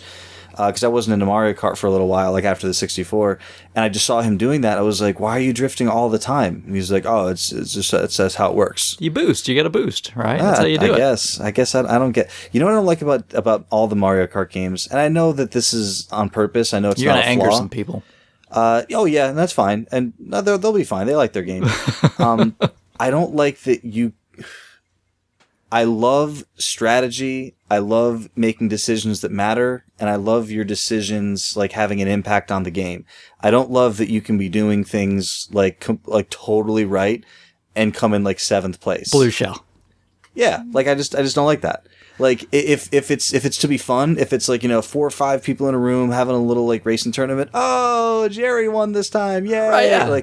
Like I totally get that. That's how you play Mario Kart. But like to sit down and say, okay, I'm gonna beat this whole series on 1000cc. Like, it's one of the worst experiences because you're like, I did everything right, and the computer's like, oh, I don't care, lightning. I think Mario Kart's just built to be. It's kind of like Smash. You know what I mean? It's like we'll have some rules, but it's not a big deal. You're just gonna have fun with it. And, and I totally get that. And like I said, like if it's a party. If pass the controllers that's around, how you play. That's how you play Mario Kart. That's totally fine. But like coming from like Gran Turismo, who plays like competitive Mario Kart? Well, not competitive, but like, don't you want to sit down and like, okay, like let me beat this circuit on all the CCs? Like that's a mode. Yeah, you can. I don't do that. If I'm playing Mario Kart, it's because somebody wants to play Mario Kart with me. So exactly. So that's why I don't play Mario Kart anymore. Because when's the last time another person was at my house and wanted to play Mario Kart? It's never happened. I go to my buddy's John's house. We play Mario Kart. I think as my kids get older, I will play way more Mario Kart. Maybe. Did you ever play Microsoft Flight Simulator 2002 Pro? Like it was my job. Really? Did you put on the little captain's cap and? Well, of course. Well, what do you call it? The union, they fine you if you don't. Oh, well, of course, right. So you have to. But yeah, no, I didn't play 2002 like it was my job. But like when Flight Sim like first came out, like on like Windows 3.1 or DOS or whatever it was, I remember like coming home, turning it on, and like the plane takes off, and it's like the crappiest graphics you've ever seen. And now you're up in the air, and you're like, okay, it took us weeks to figure out how to launch, how to take the plane off because everything's manual, right? Right. So you're doing your flaps, your rudder, we crashed. So weeks, then okay, we're finally up in the air, awesome. Now what do we do? And it's like, we'll fly to San Francisco. For 6 hours. Yeah, whatever, okay. Right? And we would put it on autopilot. We'd go watch Ninja Turtles. We'd come back, adjust our heading a little bit, put it on autopilot, right. Go back, watch TV. So, I mean, they're definitely not for everybody. But, yeah, Flight Sim's a good time. Yeah, do they still do that? Does Microsoft still do Flight Simulator? They do other things. There's Farming Simulator. Oh, gosh. I swear. Goat Simulator? Well, that's not Microsoft. That's another guy just decided to be funny. But yeah, like as far as like legit, there's Train Simulator, there's Farming Simulator. I think they still do Flight Sim, but I don't think they sell it at retail. I'd actually have to look into that. I haven't touched that in a long time. Well, how about the X3D PC viewer? I have no idea what that is at all. Yes, Psycho, he didn't rub it in my face, but he kind of like, kind of just shook it in front of me a little bit. I think he posted this shortly after I posted that I picked up a PC flight sim at a flea market. And he's like, hey, you want a 3D PC viewer for your flight sim? Oh, and it looks really cool. It's like this little, it's a pair of 3D glasses and a piece of software, back from like the early 90s, and said like, view anything in 3D. Anything? And I don't know how it works because they're not active glasses. They're like paper glasses. Terribly, Bill. Let me help you out. Terribly. Yes. So, and I can't remember, but like, I think I Googled it and tried to see like what people were saying about it. And I think most people were kind of like, yeah, it kind of works. It's not horrible. I still have my vision. Yeah. So yeah, but that's one of those little interesting things. I had never seen that before. So that was kind of cool. He also got, the Pokemon Yellows. Yelos, I think. Yelos. I don't know if he got Pokemon Yellow and that's a typo, or if he got two of them and he got the Pokemon Yellows. So either way, he also got, I remember now, it was a single Pokemon Yellow, so it's a typo, because next to that there was Pokemon Pinball, Ruby, and Leaf Green. Now, that's a lot of Pokemans. Now, as a Pokemon expert, can you tell me if there was a standard green version and that's why they had to specify Leaf Green? Sure. I have no clue what you're talking about. Because I remember yellow, blue, and red were the first ones, right? Blue and red, and then then there was yellow. And then that pretty much lost me from there. When it started going into Crystal... Yeah, once it got to like Game Boy Color, we're going like into silver. It did silver. Once the periodic table of Pokemon.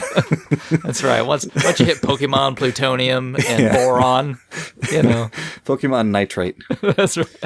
So good scores from Psycho. Yeah, including some PC. Yeah, the PC stuff. Keep it coming. It makes me smile. Yeah, and I know he had some other stuff in there too. Because every time he gets these games, he shows them off these wonderful pictures where it's like, check out these awesome Saturn games in the background on this shelf, and here's my new cool stuff lined up in front. Right? Oh yeah, the first few times I saw that, I was like, wow, he keeps finding the same Saturn and 32X games. But then I realized, oh, that's just the backdrop. Yeah. But yeah, I mean, he in the interest of trying to keep the show under 17 hours, we didn't put everything in there. But yeah, Psycho's got lots of consistent scores. These were just kind of the ones that kind of like stuck out to me when I was kind of looking through them. Absolutely.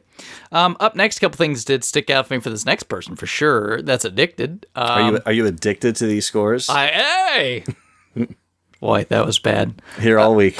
But he picked up some Famicom games, so I noticed those right off the bat. He picked up Spartan X2, which is basically it's Kung Fu 2. I thought it was Halo, but only you play as an elite this time. No, because it's imagine Spartan like you remember 2. How awesome Kung Fu was. You mean that's right. Yeah, oh, that was awesome. Yeah, Spartan X2 is not. Oh, okay, so it's that same type of game. Same type of game, just not nearly as good. Yeah, it's a beat 'em up. It's okay. Okay. It's not easy to find, but I think it's a fun to play. It's not. Does it take place on a 5-level pagoda? It unfortunately does not. Oh. It's like Poor Man's Streets of Rage or something. It's Renegade? Ish. Okay. I think it wants to be more than it is. Okay. It's really short. It's got that going for it. Yeah. One thing that's probably the opposite end of that would be Parodius. That is awesome.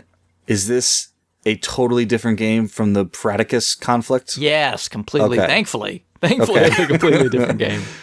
Parodius is the series that is a parody series of Gradius-ish games. So Parodius. Oh, I get the where name that comes from. Yes. They have like goofy characters, goofy bosses, kind of silly tongue-in-cheek stuff, but it's still a shooter. It's a lot of fun. So Parodius is great.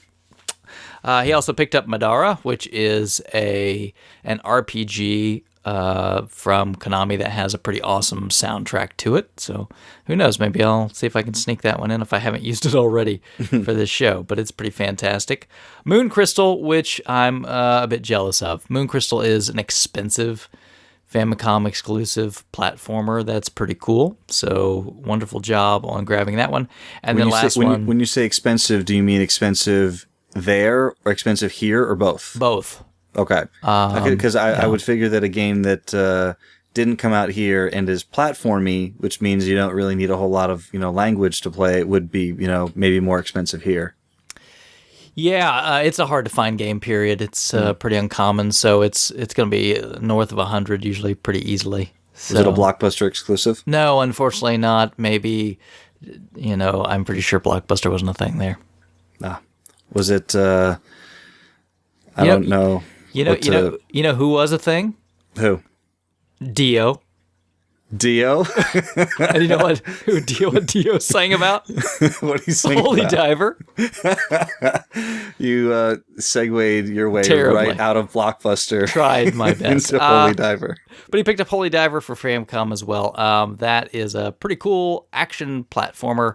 Reminds me of like... the game mechanics are a little bit like Batman Sunsoft. You kind of beat the crap out of bad guys. But it also has some Castlevania-ish feel to it.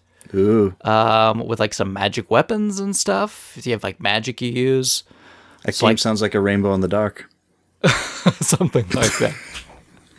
But yeah, Holy Diver is great. I don't know why we never got it. But and lastly, I'll before I kick it over to you for his other thing that you'll know more about, is I picked up an NES homebrew that just came out, Armed for Battle for the NES. So he picked a copy of that up, which I did as well. So good deal. And the last thing he picked up, which I am very jealous of, The Secret of Monkey Island, big box PC game. For those who are familiar with Tim Schafer and his excellent adventure game work, this is one of the first series of games that he did on his own for LucasArts after like Maniac Mansion and Day of the Tentacle and all that stuff. So Secret of Monkey Island is the kind of the precursor to the Tales from Monkey Island, which is what's Telltale, the guys who do like The Walking Dead and the new Game of Thrones games that are coming out. So this is kind of like the originator of that series. Very, very, very, very funny. If you like Tim Schafer humor, stacking and Costume Quest and Brutal Legend, all that stuff, you'll really enjoy this humor. Very, very, very, very funny. Main character's name is Guybrush Threepwood, and he wants to be a pirate. And it's just kind of a point and click adventure where you're kind of on this island filled with pirates, and you're just there's lots of pirate jokes. So if you love pirates, so Crabby would hate this game. Yeah, he would definitely. But it's very, very, very, playful and jovial, and doesn't take itself too seriously. Very, very great game and very cool one to find big box. Would you hate me terribly if I said that I don't think I've ever played a Tim Schafer game? No, not at all. I would say most people have. I mean, I wouldn't say niche, but if you're not a PC guy, you probably don't know Tim's history. And a lot of times if you say Tim Schafer, people are like, oh, is it the Brutal Legend guy? And it's like, well, yeah, but he was 9 other things before the Brutal Legend guy, So, I do find it hard to believe with so many Tim Schafer games available on consoles now that you've never, fired up the demo for Stacking or Costume Quest, or they did that mech combat game for Xbox Live that was originally called something. They had to change the name. It's called Trenched now, but when it first came out, it was called Iron Brigade, I think. Not me, buddy. Yeah, so that was that. They did an iOS game called it's called Middle Manager of Justice, I think it's called. Man, and I'm all about the phone games. Well, no, like tablet. I play some tablet games. But yeah, no, and then of course the Kickstarter for A Broken Age. Yeah, which you got behind that one, right? Oh man, I played the first act and it is magical. I can't wait for the end of that game next year. But yeah, no, Tim Schafer. And Psychonauts. If you haven't played Psychonauts, definitely great humor, worth going back. Well, a man that's also, I would imagine, full of mirth is Ikari Niku. Ooh, is that for the Famicom? No, he's a man or a machine or maybe a hybrid of both. Or both. I'm not sure. He's Van Damme in Cyborg. But he knows how to pick awesome video games. He does, especially the second game on this list. Mega Man 4. He got Mega Man 1. He did get Mega Man 1 just in time to play Mega Man 4. Now, since these are... and 5. And 5. Right, and 5. And 5. And the AV Famicom. Yes, very nice. Picked up an AV Famicom and just a few miscellaneous games for that, which, way to go. The AV Famicom is probably one of the best design systems probably ever made on the planet, so congratulations there. Why'd they cut the AV out of ours? Nintendo hates Americans, I think, is pretty much the mantra. Have you not noticed that lately? Well, that's probably the perfect answer, and we can just move on from there. That's right. Hey, we're going to make collector's editions of this game. And in all the other territories, you can get as many copies if you want. In the U.S., no, we're only going to make probably like 20, and only in New York. Why don't you... Actually, I have a friend, a Buck friend. My cousin worked at... I don't know if he still does, but he worked at NBC in 30 Rock. So since the Nintendo store is like outside his office, I Facebook messaged him. I said, "Hey, do you think you can get to work early on this day and just, grab one of these things?" So you could be rich? Yeah. And he said, "Yeah, I'll see what I can do." And I have not heard from him since 2 weeks before it came out. So I'm not holding my breath. I'm pretty sure the answer was no, because they said there was like a line in the middle of the night. Yeah. More than they had copies. Oh, yeah. At that point, you go out, you hand tickets out, and then once you hand the last one out, you're like, all right, guys. Yeah. It's over. Yep. So, thanks, Nintendo. Yeah. But some other things that were pretty cool. I got him, he bought from me, I'll say that, a copy of Conan on the NES. So that's a common. Just had one lying around, did you? I picked it up in a lot, so I didn't need that extra. And then he was really excited because I had picked up, you remember that big lot I bought a little while back? The one that I got stuff from you from too? Yes, I remember that lot. In that was basically brand new Taiko Drum Master for PS2. Ooh. And boy, as soon as he saw that on my set, he was really excited to buy it. I'm like, sure. Yeah. Whatever. Who doesn't love taiko drums? Bangs your drums. I don't know. There you go. Master of the microphone today. Yeah, something like that. And they also got a boxed U-Force. Hey, it's not a laser scope. It's not a power glove. Nope. But it's a U-Force. I get surprised how people get excited. Like whenever there's like an event or something that I go to, like someone always sets up a U-Force and people like try to like play a game with it. I'm like, lasts about 5 seconds, right? Yeah, it's more like a challenge just to like play the game.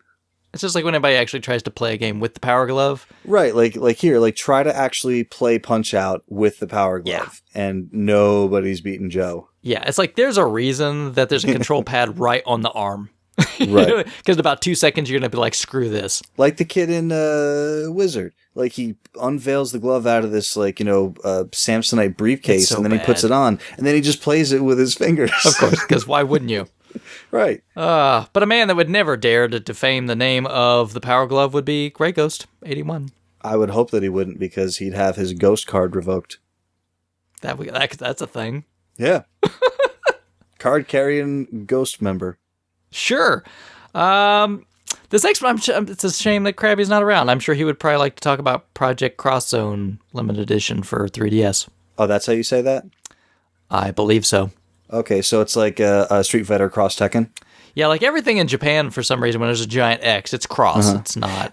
And you know what I found out? I was reading a documentary on like the history of Street Fighter, and like that little like hash mark. Yeah. Like that's a word for them. Oh. It's like an apostrophe for us. Right. And we never even like think of it. And they're like, oh no, that's a word in Japan. So it's like Street Fighter, like, bleh. Like I forget what the word is, but like now that I see the logo, I'm like, oh, I can never unsee that that's a word for them. That is strange because it's always there. I just thought it was like an artistic embellishment. No, yeah, they pronounce that. Oh, well, there you go. Us losers Maybe Grey Ghost would know how to pronounce that. I'm sure he would. We'll have to after ask you him. finished Project Cross Zone Limited Edition. And Street Fighter Cross Tekken. Sure. Hyper. And, I've seen a couple of these in this little write-up that we're doing, so he happened across a biggie. Not in New England we're not seeing him, but yeah, Earthbound. Well, he's a former New Englander. That is true. I think he's missing it over here, but I should tell him that there are no Earthbounds left. So maybe he's good where he is. Right. Yeah.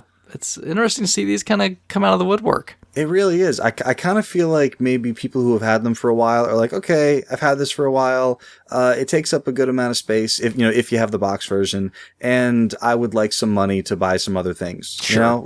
I think a lot of people think like that they're going to go for a complete set.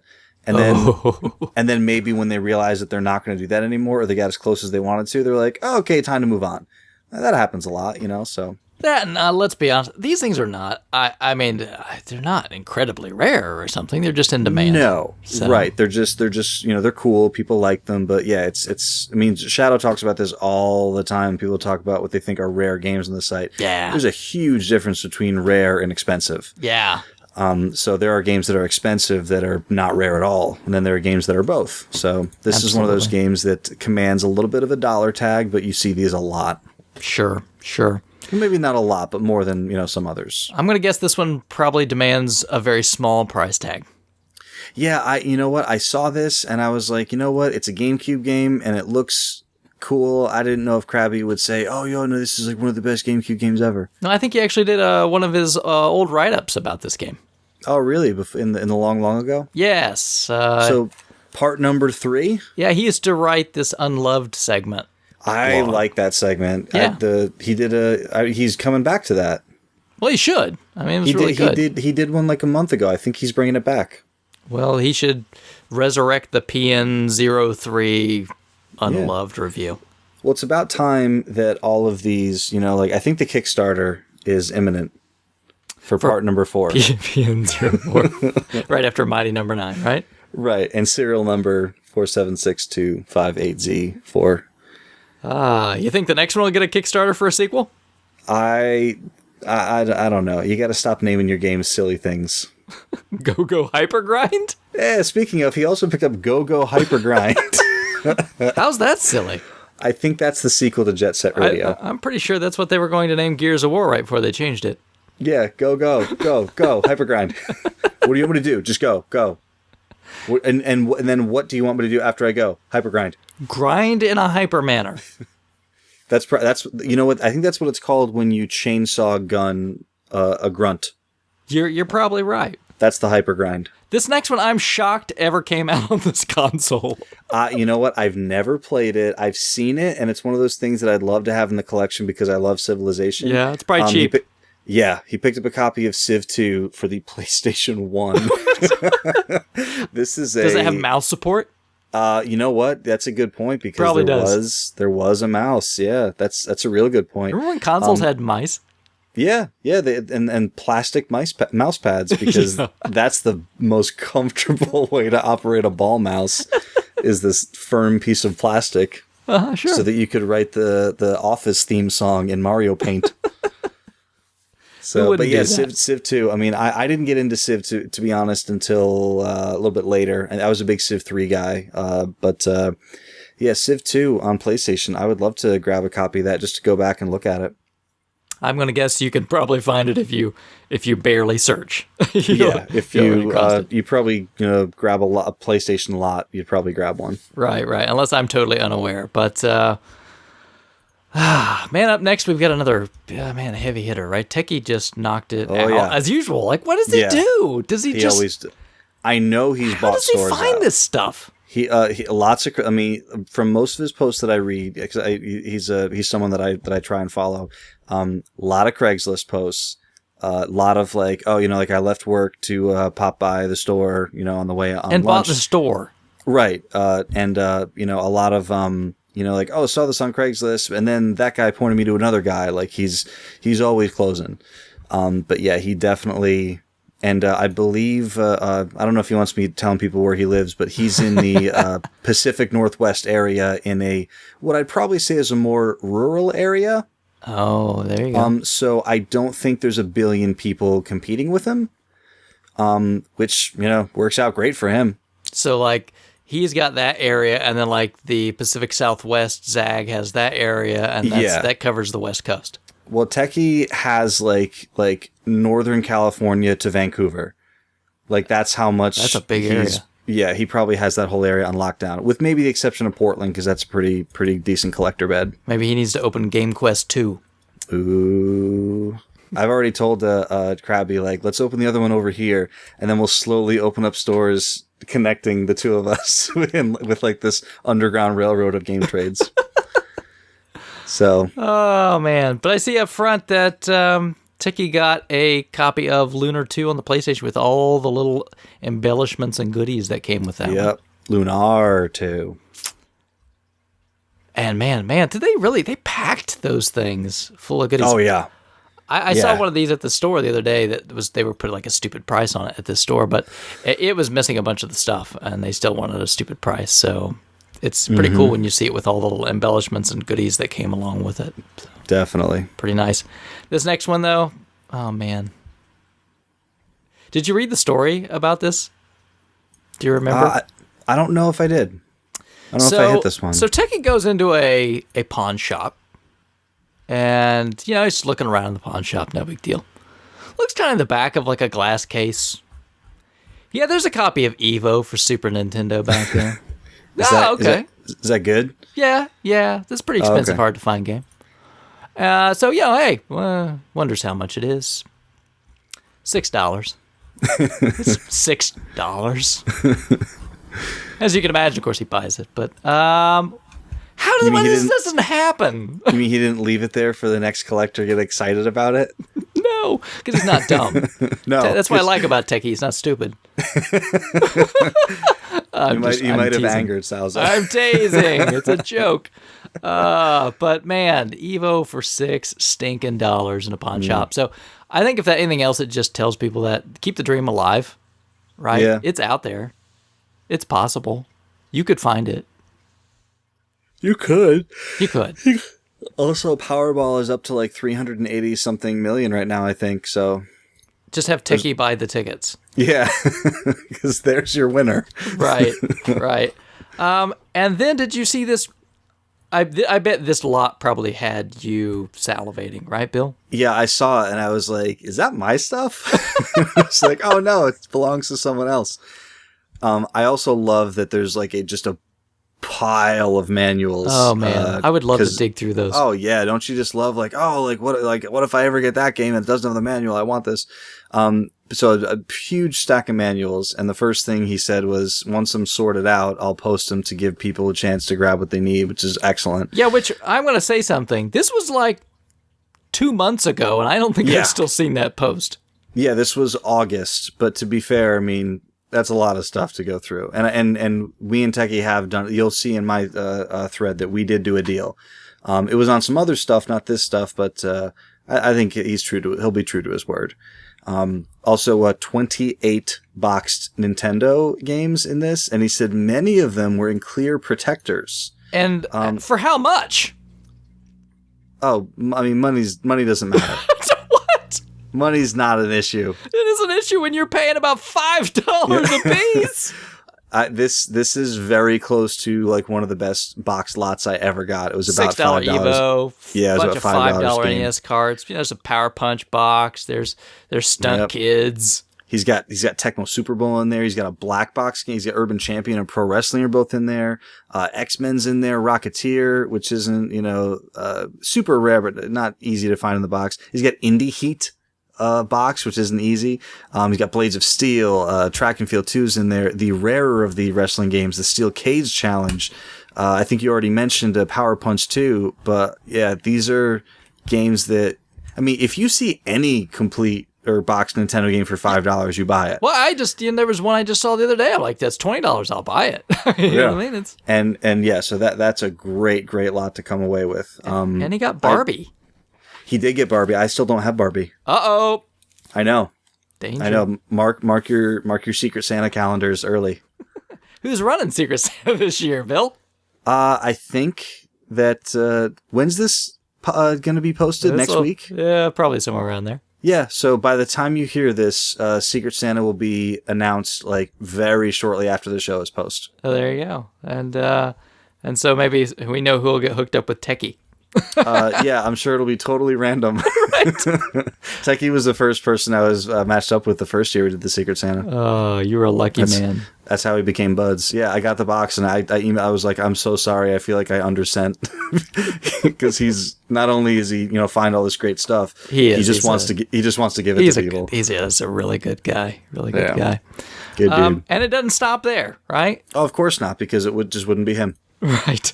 He found a loose JVC XI controller. Yep. And what did he post? Like, when he posted it, said, "Oh, if anybody needs this, let me know." Yeah. And I saw it. I said, "Hey, I think I know somebody that has one of those that may be looking for it." So you do know someone who has one. Yeah, I did, because I traded it to him. Yep. But he got some other games as well, right? Yeah, so we got the loose XI. He got a pretty good batch of PSP games. I mean, there's that system is not overflowing with great games, but a couple of good Final Fantasies with Tactics and the Final Fantasy 1 remake on there. Man, I think, if you want to get into PSP collecting, now would be the time to do it, right? I've heard other people say that on RFGen especially. They say it's a real good time to get into the system because a lot of places are clearing their stuff out. They're just done with it. Like Best Buy, you can get games for dirt cheap. I think a lot of places still sell the games pre-owned, so you can, just kind of clean them out. Talk to a manager. They'll say, "Oh yeah, sure, just take them." But yeah, there's I've heard a lot of good things about Jeanne d'Arc. Yeah, it might be Jean. Oh, Jeanne d'Arc? I thought if it was Jean, there wouldn't be like a double N and an E, well, like Jean-Claude Van Damme. It's kind of French, isn't it? Yeah, but Jean-Claude Van Damme is just Jean. I don't know. I'm not French. Just guessing. Jeanne d'Arc. Can we have a French listener let us know? Send us an audio file of pronouncing that word. I think there's actually an apostrophe in there. It's Jeanne d'Arc. Oh, d'Arc, like D'Agostino. Yes. Okay. I think so. We add the apostrophe just so we don't mess it up when we record Small Scores. Right.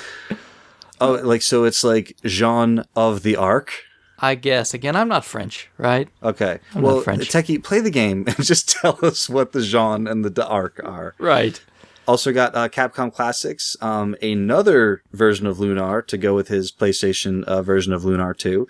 And speaking of games that I'm not sure how to pronounce, Disgaea? I think it's Disgaea. Disgaea? Disgaea. Hang on. Who loves retro games and hockey? Disgaea. Oh, God. Man, right? Where's Crabby? Oh, man. God almighty. Yeah, this place is done. But man, again, and then he kills it with another ridiculous lot. A ridiculous lot. I don't know if it was that ridiculous. The cat's, just lazy. No, I'm pretty sure if you scroll down from the cat. Oh, from the cat. Okay, hang on. That's Big All. Let me just say that. Okay, there's a truckload of stuff here. I'm going to point a couple of my favorites out real quick. Okay, go for it. He got Sunset Riders and Turtles in Time for Super Nintendo. Drop the mic. I mean, what else do you need? That's pretty awesome. Yeah, well, you kind of need the Cowboys of Moo Mesa also, but I'll go with Sunset Riders. And then probably really just to put a bow on it, he got a bunch of nice Neil Diamond vinyl albums. He did, and what doesn't that put a bow on? That's right. I do want to mention real quick, in honor of Crabby, he did also get the Metal Slug for the PlayStation 2. Oh yeah, sure, yeah, right. And I know that Crabby's a big SNK fan, so he'd probably want me to mention that. Along with in honor of Isra, you got a Mortal Kombat, nice looking Mortal Kombat collector case in there. Stick of Truth, which I started and really enjoyed but haven't finished. He also got my favorite VHS toy that I owned of all time. Oh, I saw this too. Captain Power, Future Force Training, and Biodread Strike Mission. So he got skill level 1 and skill level 2 tapes. I would be terrified to watch those again. Oh, I YouTube these things like every couple of months. I love, and they're not good. No. I just remember them, So yeah, dude, Captain Power. If you ever see Ratatouille? Yeah. Remember when, like, the dude at the end, like, spoiler alert, remember when the dude at the end, like, eats the ratatouille and then, like, is transported back to his childhood? Like, that's how Captain Power hits me. Yeah, I remember Captain Power had some of the toys, and I was. It must have been a weird time because I must have been at the tail end of it, and you must have got them when they were way out of date or something. Right. Or the hand-me-downs or something by the time you got them. They had to have been. It was like, hey, we bought these for you, and I didn't know what like used toys were at then, so I was like, oh, the sides are all ripped up. This is weird. They made them look aged. Yeah, it was a very interesting gizmo. If you're bored, look up Captain Power. Yeah, YouTube me's great. Also, we mentioned books earlier. Yeah. The Fall of Reach was the first Halo book. I think there's also the Flood, First Strike. Was it Contact Harvest? Most people would maybe come across like one of these. Techie found like all of them. You know your Halo literature well, I guess. I think I was working retail when the original Xbox came out, and I think we gave away the Fall of Reach with pre-orders. So that's how I know Fall of Reach. And then I just, I was reading a lot back then, so I just remember them coming out. So those happened, and he found a Baldur's Gate 2 guide, which is awesome. All right. And a whole bunch of Wing Commander books. So, and that was in between Neil Diamond. So, yeah. Nothing comes in between Neil Diamond. No, and especially if you've ever seen Saving Silverman. Sweet Caroline. Seriously. On repeat. All of the people who've never heard of that movie, you're welcome. Go Netflix it or whatever. That's a good movie. It's pretty funny. It was. I love Steve Zahn. I bet Shaggy also appreciates that film. If he doesn't, he's got to get on that jam. But you know what he does appreciate is Warriors of the Dragon type. Yeah, I can appreciate those as well. Now, you recently played through Dragon Warrior 1, right? Right, and I'm almost done with 2. So you'll be ready to play the 2 that he picked up? Absolutely. Yeah, he found 3 and 4 complete. Oh, one's missing the map, but I mean...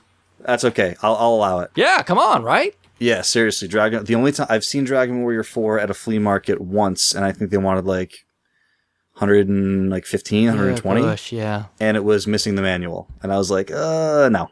Yeah. I still happen to have one of those boxed, but... Nice. Yeah, pricey. But a couple other NES titles as well. I got some unlicensed.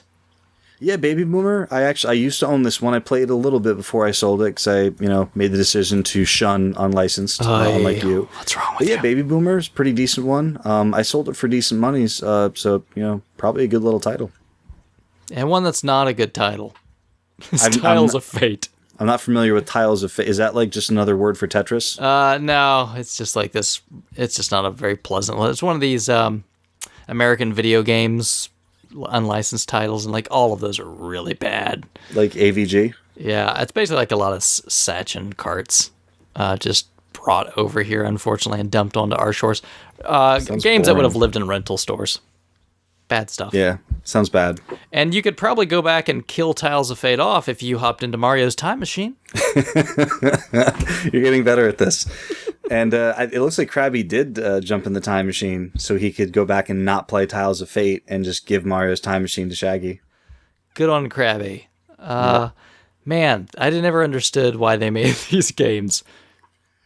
Mario's missing. Mario's Time Machine. Why?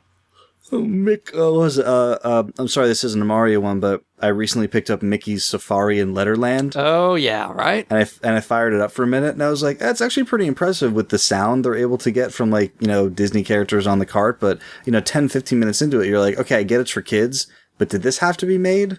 Oh man, the one that's freaky amazing is Big Bird's Hide and Speak. You ever play that one? I have it. You're like, that's frickin' Big Bird. It's perfect Big Bird. How did they do that? It's not B-17 Bomber? No, I mean, you listen to, you're like, holy crap. It's somebody just pushed record, and that's Big Bird. I remember the first time I was amazed at what a cart did was like, when someone said to me, because like when CD games came out and it was like, oh, you can have full motion video on CDs. Someone said, you can have full motion video on a cart, right? It's just there's not that much space on them, so like you can't have a lot of it. And do you remember that NBA Jam, the cartridge versions had small bits of full motion video in them? I really don't. Yeah, that happened. So like in between like periods, they'd show like a video of like, someone slam dunking and then like, pumping their fist. And I was like, yeah, that is full motion video on a cart. Well, there you go. Well, remember the GBA, right? They had a lot of those shows on cart on GBA for kids shows. Oh. And moving on then, God, I wish I had a snappy thing for this. A guy that's not a GBA cart, nor full motion video. No, not at all. Tadpole is from, I believe, Italy, I want to say.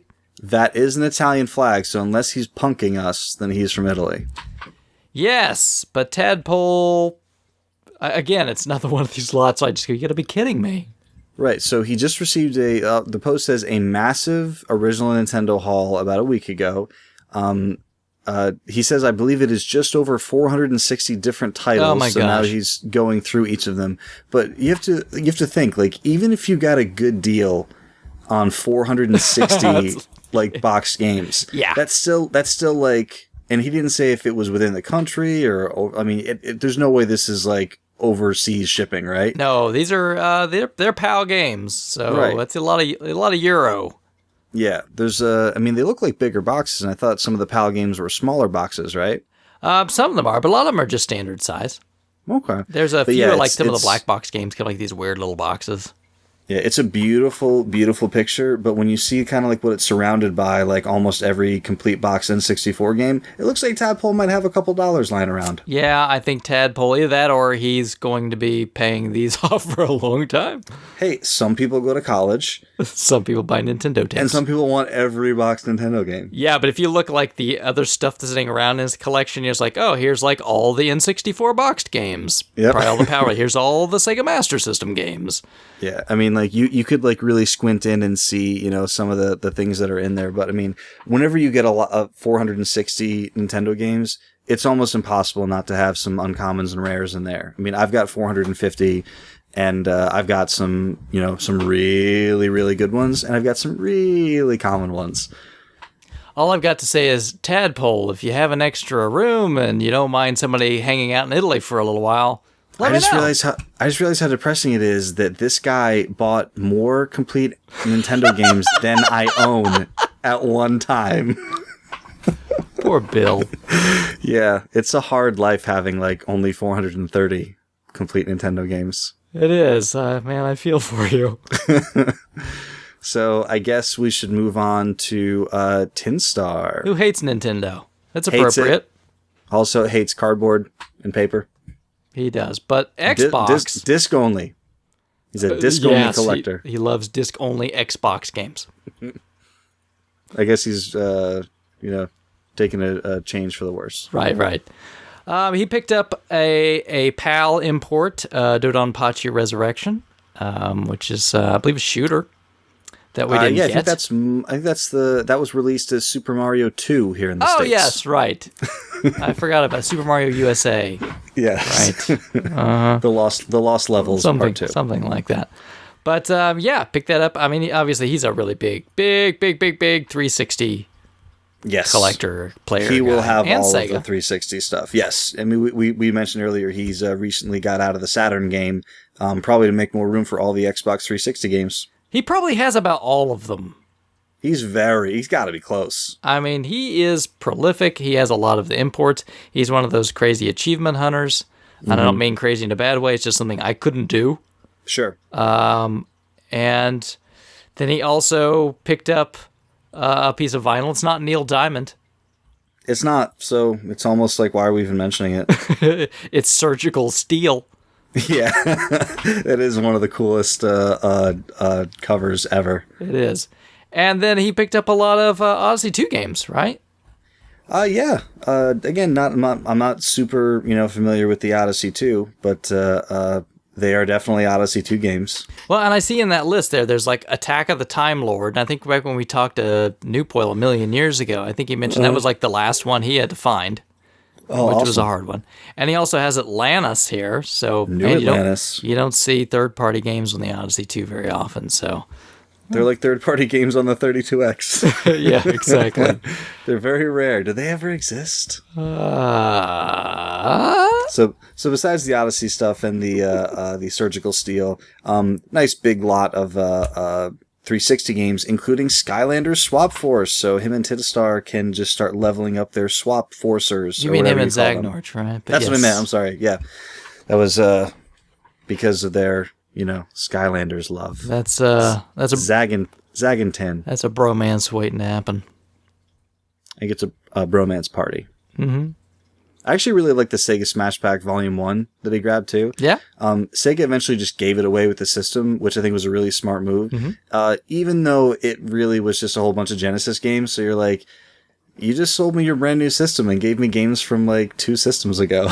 Because they're awesome. They are great. I love Shinobi 3. I mean, Sonic, you can't go wrong with Vector Man, Golden Axe.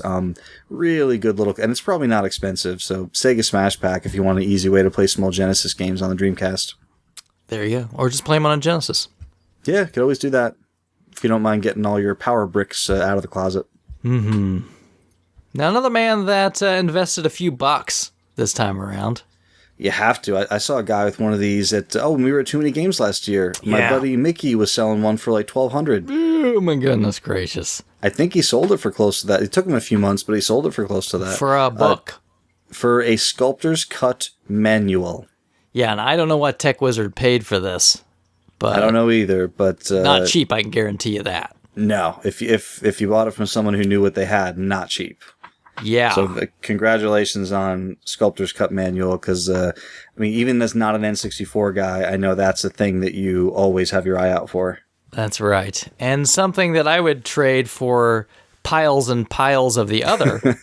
I would trade a Sculptor's Cut Manual for a room full of Streets of Rage 2. Yeah, it depends on how big the room is. But yeah, I think I'm with you.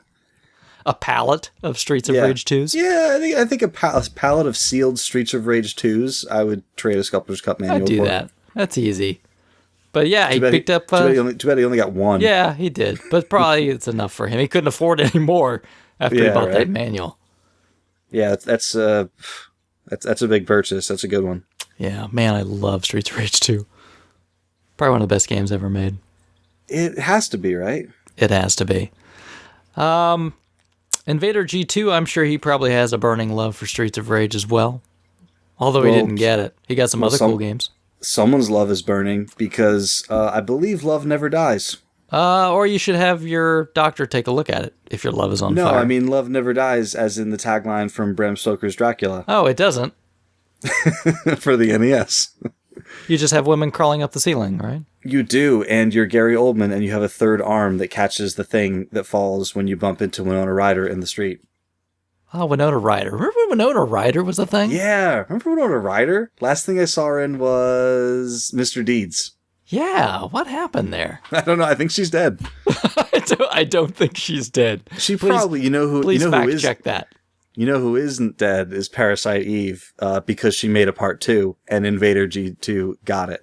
Ava Brea? If you say so. I think that's her name, Ava Brea. I played the first one, meant to play the second one, and then I never did, and I've heard the third birthday is...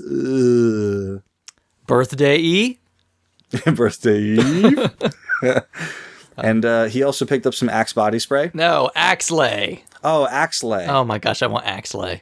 I thought it was Axe Battler. No, I saw a copy of Axley in the store the other day. Unfortunately, of course, they wanted too much for it, so I passed. Right. But I really would like Axley. Would you really? You know what I'd really like? I actually already have Ultimate Air Combat, so good on that. Mm-hmm. Speaking of flight simulators, but Jimmy Connor's Tennis, would you call that the hardest tennis game to find on the NES? Yeah, probably of the license. Yes. Yeah. Oh wait, there's an unlicensed tennis game. Oh, there's there's an unlicensed tennis. See, this is why I don't get involved with that. It's just a downward spiral. It's like a Trent Reznor of Nintendo. Yeah, and there's like PAL licensed, you know. Who has the time? Tennis. Come on, man. But no, nope. Jimmy Connor's got it ace in the hole on NES. Now, of course, the Super Nintendo one, who cares, right? But right. Good job. And so more heavy Radiance. Hitters. Yeah, Pool of Radiance. If you're talking about AD&D, are you with me? No. You a big AD&D guy? Not really. Really? No. I watched the cartoon as a kid. No. That's not the same. Just so you know. I played one time, but the guy that was running the show got really mad at me. So the guy who was running the show, like on the television? No, the AD&D guy. Oh, like, okay, so you did play a game. I played a game. Okay, yeah, I could imagine. Well. Yeah, I could imagine getting really mad at you during a tabletop game. Because I wanted to do what I wanted to do. I didn't want to. I didn't want to play along. The weapon across the way. Well, you can't do that. Your dexterity isn't high enough. No, I mean, we'd just be like, he's like, oh, there's this man across the way, and he says whatever. I'm like, okay, I want to go steal from him. Well, you shouldn't do that. Well, why not? You know what you'd probably like then is Arkham Horror. Because it's scenario driven like that, but you're kind of creating it. It's less like, I don't want to say nerdy, but like it's not like as involved as D&D, but it's still very scenario driven, and you get to make choices. So like, okay, do you want to attack this thing or do you want to run away? I want to run away. Okay, well then you roll for it, so it's stuff like that. So you have more freedom. Also the theme is cooler, but we super digress. So Pool of Radiance he got. He also, not to talk down about it, but remember how we were talking about there's the Taito version and the Ubisoft version of Indiana Jones? Which one do you think the penitent man would pick? The penitent man would pass. And he would just get something else. Yeah. But the Indy and the Last Crusade, the Taito version, and maybe he just likes taiko drums, so we get the Taito version. Maybe he did not. Now, these last two, if you are a Super Nintendo person, you're probably really happy with. Yeah, Demon's Crest. Pricey. Yeah. Right? Why? Yeah. I mean, obviously desirable, but man. Would you say less pricey than the next one? Because that's what I would guess. Oh, yes, definitely. Okay, that's what I was just making sure. Yeah, because he also picked up a copy of Dracula X. I thought it was Dracula 10. No, that would be cooler. That'd go well with Bram Stoker's Dracula. Are you sure it's not Dracula Cross? I'm pretty sure it's Dracula X. I'm going to go with Cross. Okay, you do that. And be Dracula wrong. Cross Tekken. No, Dracula didn't cross anybody. Dracula crosses everybody. No, he's a nice guy. Dracula heart you. There's nothing to worry about. Yeah, I think it's okay. Just Richter is just not himself these days. No. But yeah, man. Great stuff for a day. Yeah, man. Good job. Nice pickups. All right, who's this guy? Crunch? It's Crunch. It's like Snap, Crackle, and Pop's, disowned brother. Crunch just popped in and said, hey guys, picked up Fairy Tale Adventure and Steel Empire for the Genesis. Woo! That's right. Fairy Tale Adventure, that was along those line of games that EA made, early on in the Genesis, which were like all computer game ports. Mm-hmm. Like Starflight and all those things, right? Mm-hmm. You ever play King's Bounty? You ever play any of those? Yes, King's Bounty. Oh, excuse me. Didn't mean the arm right there. Yes, King's Bounty definitely played. It was good. And like Might and Magic. Remember they brought all those games over? Heroes of Might and Magic, I was real big into. Had every Heroes of Might and Magic and the expansions. So for me, when they started bringing these games over to like the consoles, I was like, oh, this is really cool. But then when I realized like none of the expansions were coming and like there was less customization on the consoles back then, I was kind of like, yeah, it's cool, but I'm going to play it over here. Lock-on technology, Bill. They could have done it. Lock-on technology. They could have, just right under your Sonic and Knuckles. That's right. Just add Knuckles to any PC game. Steel Empire did not have lock-on technology, though. Yeah, which is probably why it's not around these days. But it did have like a giant steel blimp on the cover. How could that thing fly? It's the next big thing. It's a lot. You'd a lot of helium or hydrogen or whatever you'd use. And sounds like giant metal dirigible. Potential for a big explosion. But good Genesis games, Crunch. Yeah. I feel kind of bad about Floyd. Well, don't feel bad about Floyd. He picked up a good game, and we're going to mention it. He did. Not everybody can, have techie power, or Zag power, or Grey Ghost power. But I do want to give Fleech props for maybe taking our advice and playing Far Cry 3, right? Oh man, it's I couldn't be prouder. It's I think I was on Steam one day. I saw that he was online. I shot him a message, and he was like, "Hey, what's going on?" I said, "Oh, nothing. I was just chilling here." And we just started chatting, and I told him I was playing Blood Dragon, and he's like, "Is that good?" And I said, "Oh," I was like, "Oh, come on." Come on, yeah, it's Blood Dragon and Far Cry 3 are two of the best games I played last year, and I still revisit them once in a while. And he's like, maybe I'll give it a try sometime. And, I just kind of thought it was like, it's one of those things that you say, right? Sure.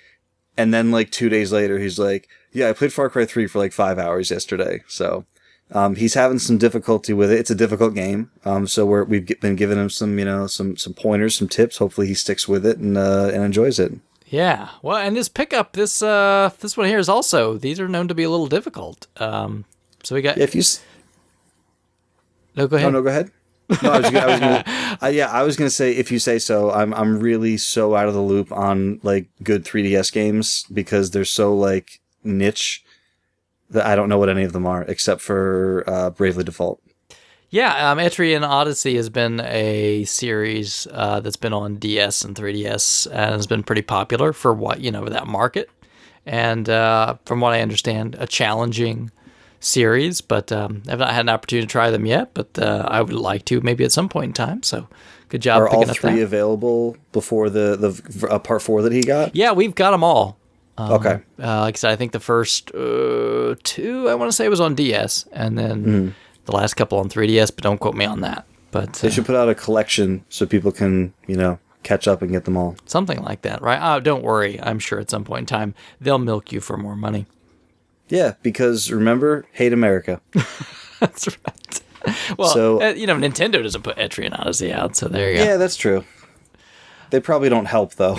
Do you know who is a real American? Oh, I know that Newpoil. I don't know if Newpoil is even next on the list. I would just say Newpoil if you're asking me who's a true American. That's what he is. That's what comes to mind when you say that and Hulk Hogan. And speaking, he is a true American. Yeah. So Newpoil is just an American. But speaking of flight sims, this is the several months of flight sims. He got flight sims for the Super Nintendo that I've never even seen before. Yeah. Lock On. Some Wings game has a subtitle which I can't read. Oh, this is my favorite title of a game ever because it's a reference to a sewer shark. Really? I thought it was a reference to the Cheers spinoff show, Wings. Not at all. So this is a game called Turn and Burn. Oh, They should have just added dog meat to the very end of it. You're missing radigators out there the size of Buicks. Oh. Were you really talking about Wings? I was talking about Wings. Who remembers Wings? Raise your hand. We're talking about I'd love the joke in Family Guy where he's like, yeah, it's like on Wings. And they're all like, I don't know what that is. He's like, you remember Wings? And they're like, was that an animated show? It's like, no, it was a guy. It made Tony Shalhoub famous. Nobody watched Wings. So besides Turn and Burn, dog meat, Battleship, Super Battle Tank 2, John Madden Football, I guess is a sports game. Pilot Wings, which is I hear it's the prequel to Pilot Wings 3DS. Got a copy of Populous. These are all boxed, by the way, all very nice looking with little, easily removable price tags on them. My wife loves Populous. He got, now you never see this one boxed, Wolfenstein 3D. Yeah, it's like kind of the sanitized Nintendo version, right? Yeah. So it's Wolfenstein 3D with, I believe they've removed all the blood. Like the 2 pixels of blood you see every once in a while. All of the guns. I think the bullets have been replaced with teddy bears. and Hitler is just a big heart. And it's not in Germany. It takes place in Candyland. So it's slightly edited. And I'm pretty sure it's just Wolfenstein. Wolfenstein. It's Bob Wolfenstein, attorney at law. 3D. Yeah, with the Super FX chip in color. So a Super Battle Tank, you got Wings, you got Super Strike Eagle, Star Fox, just a whole... Whoever he got these games from loved flying things while playing Super Nintendo. And he got a boxed Super Game Boy, which is awesome. That is awesome. Oh, you know what I just noticed on this post? Let me just, throw that in there. These are sealed. Oh, rough. That's rough, right? Yeah. I just wanted to throw that little piece in. And now you have to think back and remember, oh, he said Populous and Wolfenstein and Star Fox and Super Game Boy and... Oh, and we know that he is a man that likes to bargain shop. Oh, sure. So we know he got a good deal on those. I guarantee it. Oh yeah, and he's a man who enjoys his beer, and we have long conversations about beer. I'm pretty sure he also enjoys salamander. Oh, on the Fammy? He does. Because who can resist a clear salamander cart? I can't. I sure can't. No. If I was ever presented with, I wouldn't turn it away. Also, who would turn down ammo and guns on sale? Because that's the sign that he saw that said, "Let me go over there and see if there's any video games in this store." That's what I think. So I love the cover of Driven for the PlayStation 2 with like Sylvester Stallone's droopy eye. Yo. Yeah. He also got, I gotta say, like, I don't know if they're rare or not, but he just got a bunch of awesome movies on Laserdisc. Are you like me? Every time Rocky comes on, you have to watch it. Absolutely. I think that's just like a mandate. You have to. It's a thing. People will come to your house and beat you if you don't watch Rocky when it comes on. Let me go through real quick all the Laserdiscs that he got for $1 each. Highlander, The Fifth Element, Die Hard 2, Aliens, James Bond, Man with the Golden Gun, An American Tail, which, seriously, if you haven't seen it, it's one of the best animated movies of all time. Rocky, The Last Action Hero, True Lies, T2, The Lost World, and The Ten Commandments. I don't even care. Those movies are great. There's probably like the Ten Commandments is like 17, laser discs probably just to watch that, right? Yeah, I would imagine. Like, well, they're double-sided, so. Do you think he could play those in the 3DO that he bought? I'm going to go with no. What? But there is that Coleco, thing that you can like play 2600 games on your Coleco with. Oh. They'll probably play on that. They didn't make a 3DO module for the Laser Active? It would have had like a big cable running out of it to like a much larger disc reader. Man. Could you get the M2 add-on for that? Man, now you're talking like tadpole money. Well, I know a man that doesn't have tadpole money. And probably wishes he did. So, Rustling Man, very good friend of the show, who might have a podcast to announce pretty soon. Actually, by the time you hear this, it's probably out. I know, I might have mentioned on the show before, I don't know how long ago we recorded, that he's recently married. Also has a small cat. Yes. So there's that. So not a whole lot of time for, going out and collecting, but he works at Retro Games Plus. So I'm sure, he picks things up when and where he can. He got the Super Back to the Future 2 repro for the Super Nintendo. Yeah, that's a really popular one to repro. I guess it was a good version of those games that came out in Japan. We didn't get it. A lot of people like it. You know why we didn't get it? Because Nintendo hates Americans. Nintendo hates America. That's right. Yep. He also got a Mega Man 1, which is clap, clap, clap, but it's got a bad label. Oh, so sorry. The game plays the same way, so I hold nothing against him. And knowing Russ, he's a very artistic, creative fellow, so I'm sure he'll make a wonderful label to go right on the side of that one. And I'm sure he'll mark it as a reproduction label so as not to confuse anybody. Certainly. And Bill, just in case people want to check out Rustling Man's podcast, it is the aptly named Retro Games Plus podcast. Ooh, I know that store. And you can find it on Podomatic and iTunes. Yeah. And if our show that is ready in time, you can come see Rustling Man and myself at Retro Games Plus in Orange on Saturday the 25th. No way. Oh, well then you won't be able to see us there. Son of a... Man. I won't get to see the bad label Mega Man. Another guy will be disappointed because of that. It's going to be Retro Rage. Oh, well, if he's disappointed about anything, then we can just tell him to hold his Spider-Man 32X close to his heart and just, the times will get better. Did that kill you? Oh, man. What a jerk. No, Retro's good. He's got a complete Spider-Man, and he he didn't divulge how much he spent on this. He did say that he spent a chunk of change on Spider-Man and Colibri, so he probably paid close to what their asking price is right now. But yeah, those are, I mean, that's a big one to scratch off the list. Spider-Man and Colibri is a very good game. Best, for my money, the best hummingbird simulator on any system, and probably the only hummingbird simulator. Let's not jump to any conclusions. I mean, there might be some out there that we haven't played. Famicom probably has like 100 games that have never been discovered. That's probably true. Buried in somebody's basement. He got some other 32X games as well, though, right? But man, congratulations on Spider-Man. Some pretty good ones. Yeah, I got Mortal Kombat 2, good version of it. Afterburner's good. Zaxxon's Mother Base is good. Night Trap's good. Chaotix is a game. Now wait a minute, Night Trap's not good. Oh, sure. The one scene, like the song, right? Would I have a successful Kickstarter if it wasn't good? It wasn't successful. Night Trap. Oh, well then I guess it's not good. And who gets Sunset Riders for $2? This guy. Not me. This guy here? Not me. This guy right here? I don't. I don't get no Sunset Riders. I believe he got the Genesis version. Nobody tells me nothing. He did get the Genesis version. Because he's a Sega kid and he can plug it right into his 32X and play it. He sure can. So I hope that you don't, lose that Spider-Man. I hope not. In Bill's hands. I hope you don't trip and fall.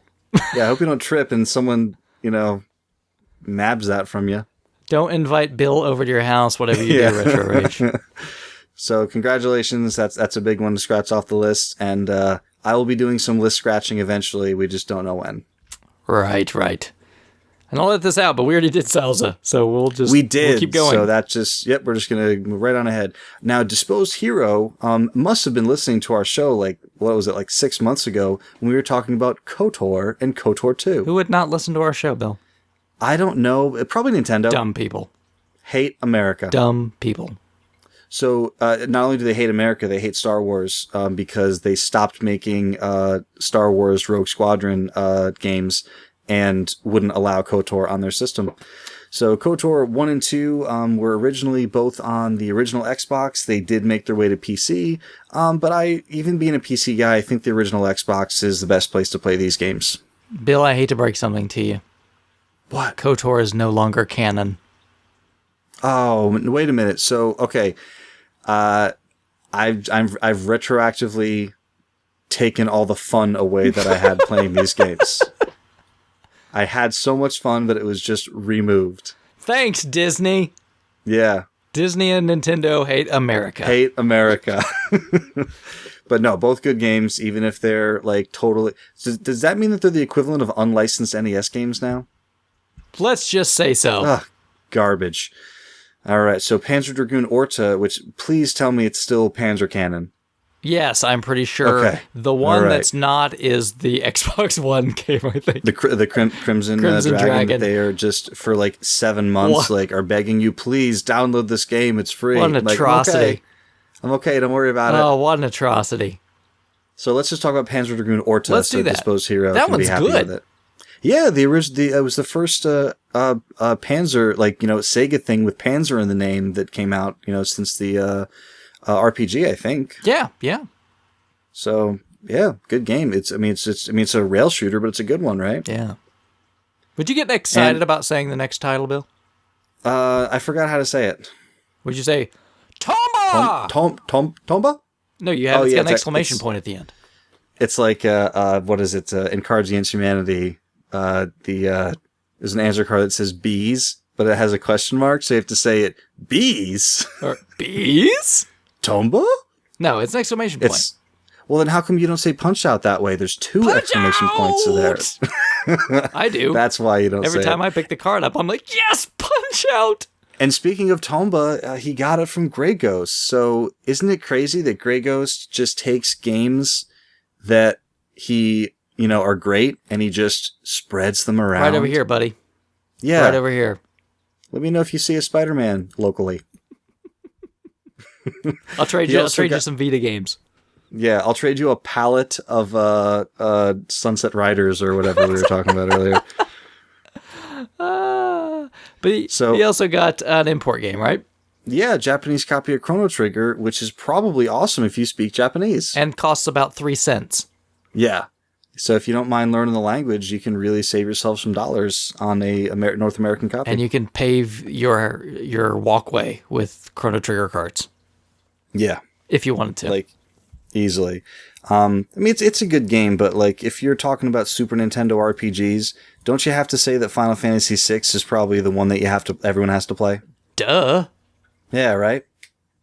I mean, was I just dumber for suggesting it? Yes. You've dropped my IQ points just by suggesting people have not played that.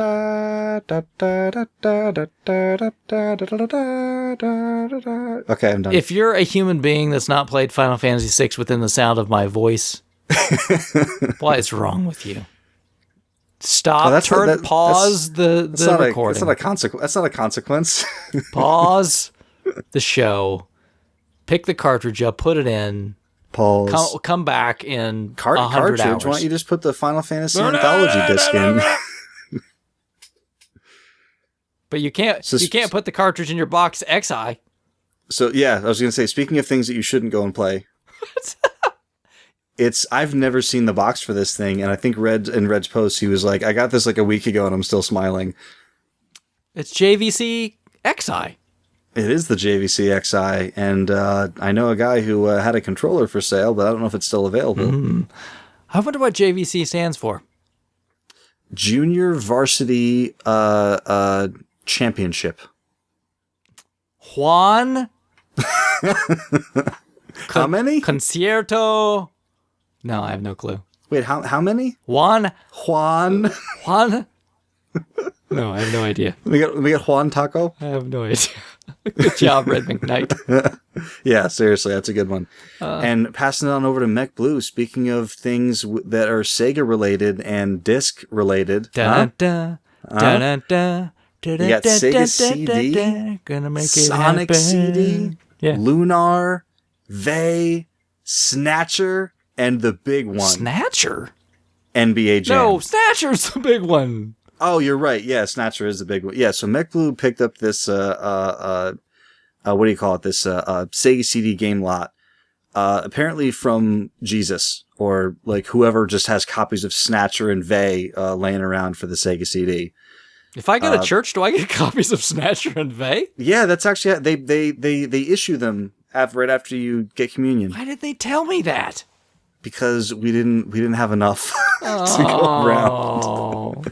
But yeah, super awesome. So if you could just now, is that the RF10 community copy? Like once Mech's done with it, then it just passes on to the next person? I'm pretty sure it just passes straight to me. Yeah, I think that's how it works. Bill, Duke, Crabby, Bill, Duke, and then back to Mech Blue. And then it gets lost somewhere at Duke's house. Yeah, you didn't sign a contract, so you can't do anything. But a man that knows how to bring it is the Saint of Pain. Yeah, speaking of Jesus, get the Saint of Pain. I'm pretty sure Jesus has nothing to do with the Saint of Pain. Do you think that the Vatican Council got together and decided to pay the Saint of Pain? I think we're going to get in trouble if we keep talking about it. We don't want to anger the Pope. We get an email from pope@gmail.com. Hello, this is the Pope. Dear boys at the Collectorcast.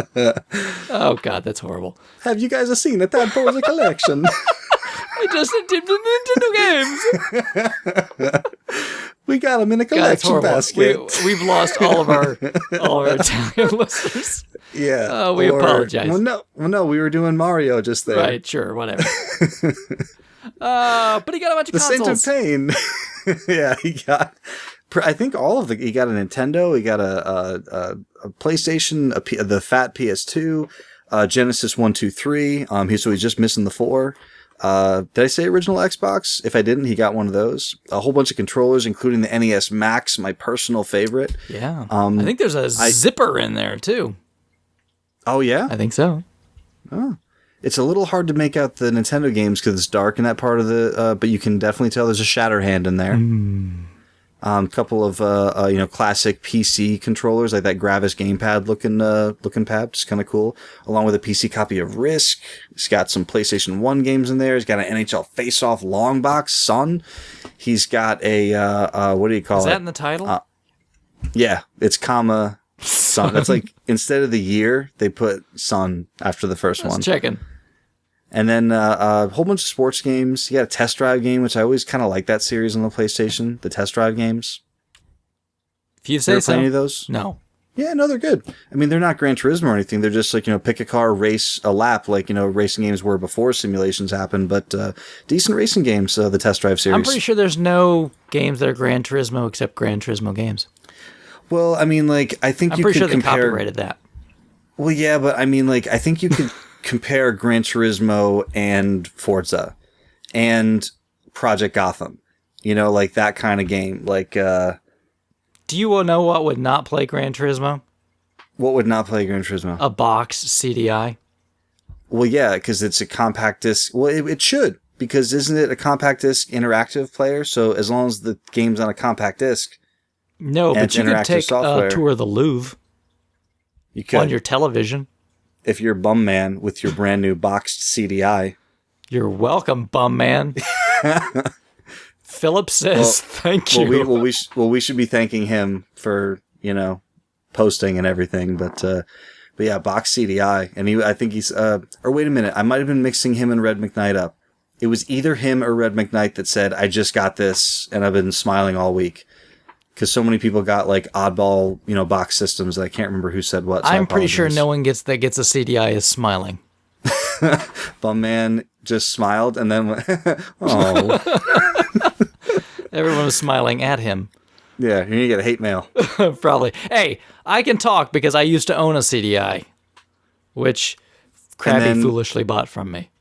And then you got a job? And then I got a brain. I played it and I went, oh, this is crap. Oh. Yeah, B-17 Bomber's not on this thing. I don't want this. That's right. I can't boot Gran Turismo on my CDI. So good job on your box CDI that plays the best Zelda game ever. Certainly. And this guy's from my neck of the woods. Yeah, you know this guy, right? I know Hungry Moose. Does he eat you like out of house and home every time you have him over? I'm pretty sure the answer is no. Oh, he looks very hungry. He's a very nice fellow that usually go over to his place and he buys food.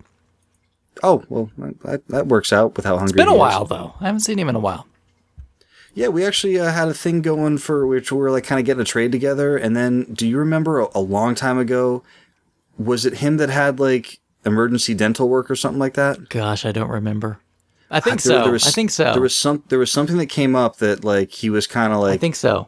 Off the site for a little while, yeah. And then you said like, oh yeah, like he's kind of like on the he's on the outskirts of town right now. Yeah. So, but yeah, he's back in the mix. He's got his whole bunch of boxed and television games. It always kind of makes me like, kind of like a little when people like stack boxed games. Don't be one of those like guys, this. Bill. I don't know. It's just you can see them straining. Look, all I can tell you is he got Frog Bog. He did get Frog Bog. That's the only game you ever need to put into your Intellivision. No, I mean Atlantis, you got Pitfall. Those are good. Frog Bog. You got Dracula. You and your friend, Frog Bog. He's got Snafu. You will have no more fun possible. He's got Sub Hunt. Look, he got B-17 Bomber. He should still just play Frog Bog. He's got Seabat. He's got Tron Deadly Discs. I'm pretty sure the answer is still Frog Bog. What about Burger Time? Can you imagine a game where you and your friend play as frogs on lily pads and you compete to jump in the air and eat flies? I could imagine it. I can't imagine wanting to play it. It's perfection. Really? How come I've never heard of it? Because it's awesome, and you don't have it in television. And I don't have any awesome games. Where's your Intellivision, Bill? I don't have it in television. Exactly. I have a ColecoVision. Is that the same thing? No. Oh, okay. There's no Frog Bog on ColecoVision. Let's stop saying we have to go on to Crabby because we have to stop saying Frog Bog. But hey, Hungry Moose did get a box turbo booster. I wanted to throw that out there. Yeah, well, you wouldn't stop on the Frog Bog, so we don't get to mention it. You can't plug Frog Bog into a... It's your fault that we can't mention his boxed turbo booster. I'll take that one. I'll take that one. All right. Tell him that you're sorry. I apologize, Hungry Moose. About that we can't mention the boxed turbo booster. Frog bug. Now, I don't know if we should mention all of the things that Crabby got. It's impossible.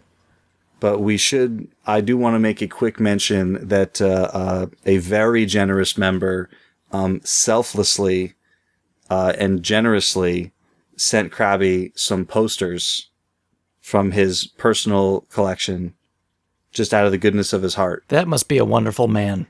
Oh, man. This is, I mean, I can't imagine. But this guy is like Batman and Bruce Wayne, like in the same person. I think the only way you could repay a person that did something like that would be with a Spider-Man Web of Fire. Minimum. Sure. Maybe 5. Minimum. Maybe 5 of them. We're talking Club Nintendo posters. We're talking Ninja Turtle posters. Who would do such a thing? I can't, you know what? Pulitzer Prize. Pulitzer. And he also got a Mario Tennis VB box. He did get a Mario Tennis Virtual Boy box, as well as a Steel Battalion controller and game, which is he was excited about that because he sold his when he opened the store originally, and he finally was able to get another one to restock or to replace the one that he sold from his personal collection, which I'm sure was a thrill for him. So, and then he's got some other things happening, but I think we should probably let him talk about that. So. I do agree. I will mention that I sent him a couple things as well, right? I got a couple games that I shot up his way. A couple oddball from things from like the big load of stuff. But I really was saying, hey, congrats, because Mario's Tennis, that box, it completes his Virtual Boy set. Complete box Virtual Boy set. So, he's all about completing things lately. Foreshadowing. Whoa. If you read the site, but still it's fun. Right. I'll tell you a man that's not completing things. You will? I won't. Oh, you won't. You're not completing things. I'm not completing things. I feel like I'm never going to complete things.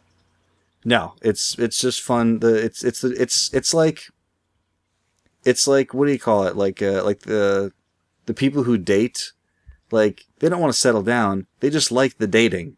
Sharing is caring. Isn't that what they say? I don't see how that fits at all, but sure. I like the format of your new post. How did you get all the pictures to like line up in a grid like that? It's almost like I'm a professional. Yeah, well, come on. You can't be making stuff up. Copy and paste, man. If you were a professional, you wouldn't be using Photo Bucket. Copy and paste. Oh, Photo Bucket. It's still a thing. Yeah, but it's Photo Bucket. It's still a thing. Use Imgur like all the other hipsters. No, man, come on. It's still a thing. Imgur's free, and it doesn't say, "Oh, too many people have looked at your picture this month." Well, that's how you know you're cool. Pay us some money. You know you're cool when too many people have looked at your Photo Bucket account. No, you know you're cool when you have a copy of Spider-Man Web of Fire. I'm not cool. I'm not cool yet. I'm working on it. But I did acquire a lot of PAL NES games that the whole weird... Oh, is that why I don't recognize any of them? Yeah, that the strange Canadian consortium came together to finally get me these nice PAL games. But the SCC? Yeah. Yes, absolutely. They did make their way to me. I don't know. I've probably talked about these, I think, actually on another show. It was only a couple months ago, so I won't spend forever on those. So I did that, and I also Tournament Fighters. So Tournament Fighters. Is that US? That is US. Oh, good for you. So it's better on Genesis. Three way. 3-way. I'll just throw that out there. 3. And then Techie was very kind, as he always is. I mean, I feel bad, right? So I did a trade with Techie, and I sent him his stuff, which you do, right? You're like, oh, I'll trade for this, you trade for that, and you send him his stuff that you agreed to send him, and then he sends you like a ton more of stuff. Seriously, if you ever do a deal with Techie, well, with anybody, but with Techie in particular, you should know that you should, like, if you're thinking to yourself, should I throw in all this extra stuff because he's really cool? Like, don't think about it. Like, just do it because it's going to be worth it. Yeah, because I mean, I did a little trade with him. I really just wanted. He had like a couple of these little. He had gotten a bunch of these, like old advertisement flyer things that these companies used to send out. There was a few of them that he had that I did, and said, "Hey, can I get those from you?" And then he sends like all this other stuff with it. He sends like Mortal Kombat 2 for the Genesis, complete cleaner, like eliminator cleaner for the NES that hasn't been used, some oddball games, a couple Odyssey 2 things, a Game Boy guide from Nintendo. I mean, he just throws all this stuff in. So, thanks, Techie. Yeah, foreshadowing. You're a good man. Good man. He is. I also picked up Zelda and Tomodachi Life on the 3DS. Which which Zelda? The new Zelda, the Link Between Worlds. Have you finished it? No, I haven't had time to start it yet. It's really good. I haven't had time. It's really good. Bring it to work and don't work. I'm pretty sure I'll get fired. No. They won't know. Oh, okay. They have, because Zelda is magic. Well, I mean, there's a bathroom at work, right? Wow, they would probably be pretty concerned about me if I was in the bathroom. And then they'd send you home and then more Zelda. How is this a bad plan? Dang it, you've got it all figured out, Bill. What was I thinking? But my 5-year-old really likes Tomodachi Life. So if you have young daughters, it's a fun game. It's a fun game for them. We had a pretty good time just kind of playing it together. So I would say, hey, check out Tomodachi Life. Also, in addition, it's strange. Like we say, I always kind of forget about I got that much stuff. But I also jumped on. A coworker had a copy of Mario and Luigi Bowser's Inside Story on the internet message posting board thing at work. So I got a copy of that cheap. They should have called it Mario and Luigi Inner Space.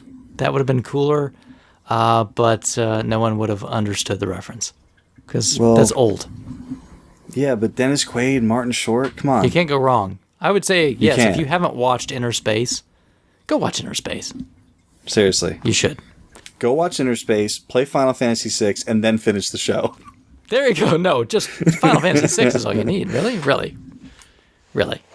And then this other thing came up where I couldn't really believe my eyes. I was kind of just flipping through Racket Boy, and a guy had just posted a sale thread.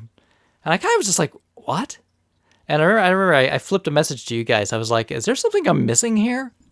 Mm-hmm. No, I just, there wasn't anything I was missing at all.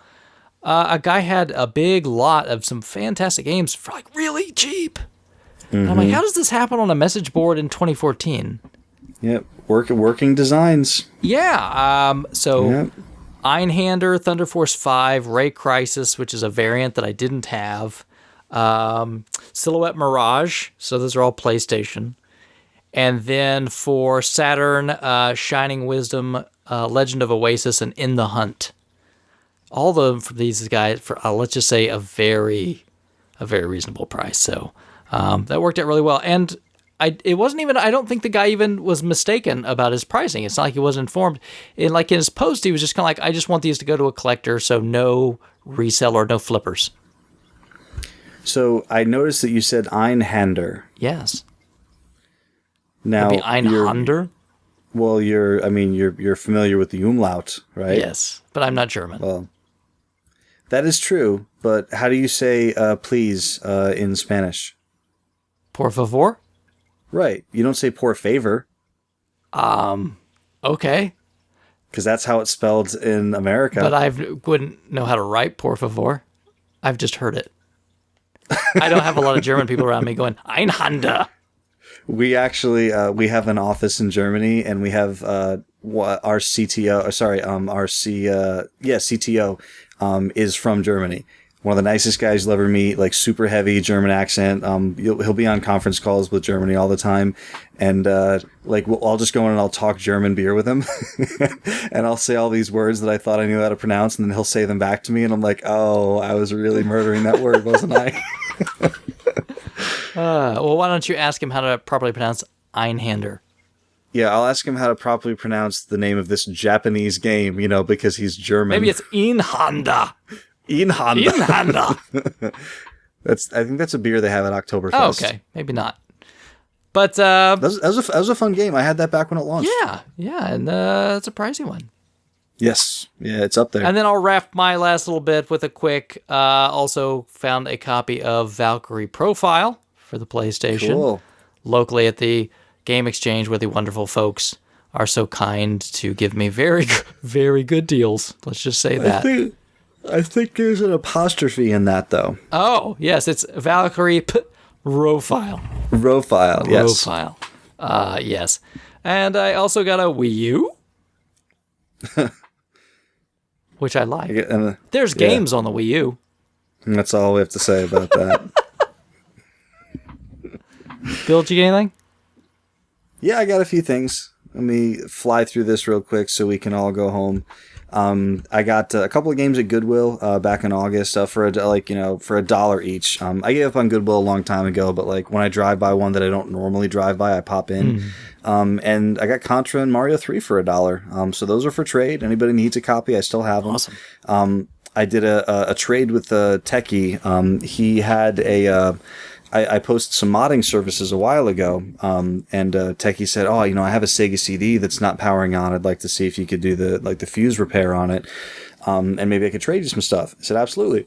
What do you got?" And he knew I'd been eyeballing a few games that he had been, that he had scored the last, couple months. So he had actually set them aside and kind of surprised me with a few of them. So a few of these I chose. So, okay, Police Quest 2 I got from him, Lords of the Realm 2, SimCity, Manhunter New York, Mortal Kombat 3, which I had commented on a while ago, he set aside for me. And I told him I really wanted a copy of TIE Fighter. And he said, well, all I have is the Mac version. I was like, oh, that's cool, the Mac version, whatever. But then when it shows up, he gave me the PC version and the Mac version. So I actually have the TIE Fighter Standard Edition PC and TIE Fighter Collector for the Mac. What a guy. So it's great having those both in the collection. And that was just, like the swap for, what do you call it? Like, I think I paid for a portion of it, to cover like shipping or help with shipping at least. And then, I did the mod service on his, on the Sega CD, which was for a friend of his, which does work.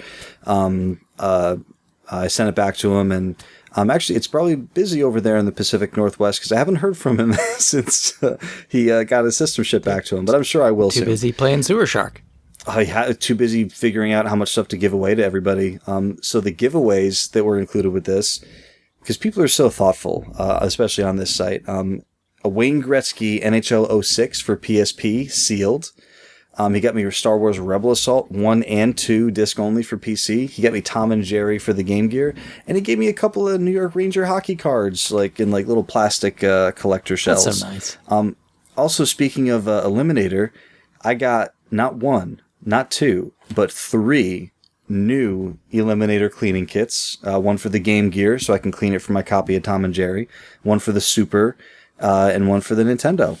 So that was very nice of him. And a loose copy of Sonic CD. Oh, Sonic CD is so good. So, like, it took me longer to list the free stuff that I got than the stuff that I agreed to trade with him. He's just a great dude. Highly recommended. Deal with him, and you won't be sorry. And then one thing that I didn't catch the first time I opened the box, he said, hey, go back and look again. You might have missed something.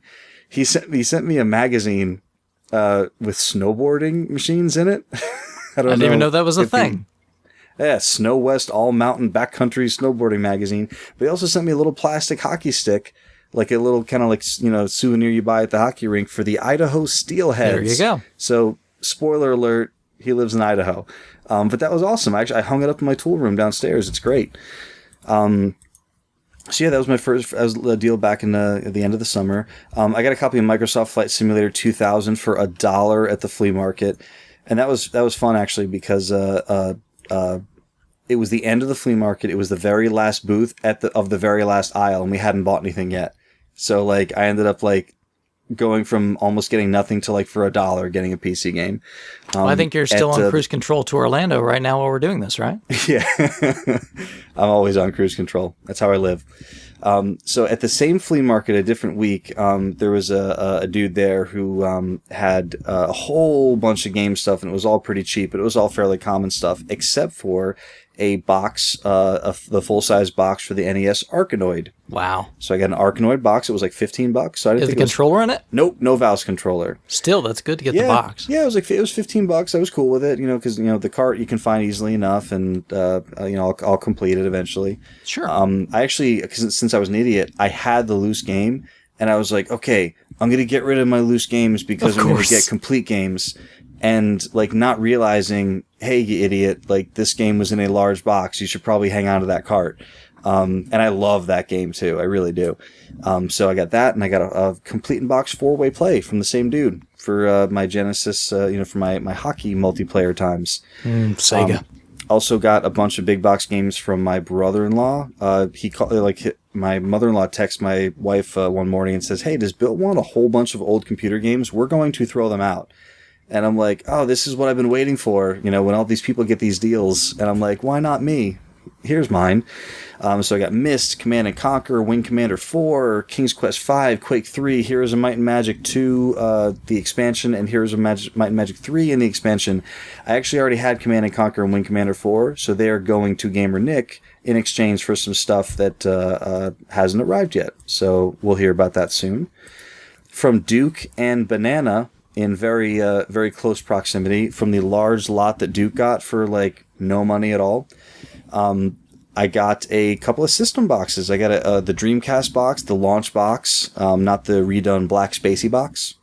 So I love that launch box. I got a Sega CD Model 2 box and all the the cardboard tray and everything in there. That one had your name all over it. Oh man, I've wanted the Sega CD 2 box for a long time. I actually have a Genesis 1, a Genesis 2, a Genesis 4. I don't have a 3 yet. The only Genesis system box that I don't have that I really, really want because I love the game is the Uncommon Lion King system box. Huh. Because that one that wasn't a sticker. It was a box? It was a box, yeah. So the whole box has different artwork. It's the circle of life, Bill. It really is. I was trying to pull up an image for you real quick. Yeah, I mean, you can just Google it. Genesis Lion King bundle. I really love to get that box. But yeah, so Duke sent me those guys, and also the what do you call it? The Point Blank. We were talking about Point Blank earlier, so I got the Point Blank 3 with the gun con. And Banana. This is another great example of the people on this site. Banana sent me, or we get a text, because we're in like a group text, some of us on the site, and I get a message that says, "Hey, and you guys need a bases loaded 4?" And I was like, "Yeah." Well, yeah. So, and he gave it to me for like just about what he got it for. And I said, he said, "Does this sound fair?" And I said, "That's more than fair. I got to give you more than that." And he said, No, I got it for a good deal. I like to pass it along. So I paid very, very little for it, which I will have to make a mental note to return the karma to Banana. And it was the cart and the manual. So I'm just looking for a Bases Loaded 4 box to complete my Bases Loaded collection, at least on the NES. And that was very, very awesome of him. And then when I went to Florida for my brother-in-law's wedding, he had a handful of games that my mother-in-law couldn't bring up with her. So more PC games: Warcraft 2, Thief, another Wing Commander game, Heroes of Might and Magic, King's Quest 6. A couple of those are also going to Gamer Nick, so that trade should be done eventually. And this one was really cool too. This last one of mine was just 4 PC games. But Spoony Bard from Racket Boy sent me a PM on RFGen and said, "Hey, Noise Redux said that you're into PC games. I got a thread over on Racket Boy. Come take a look."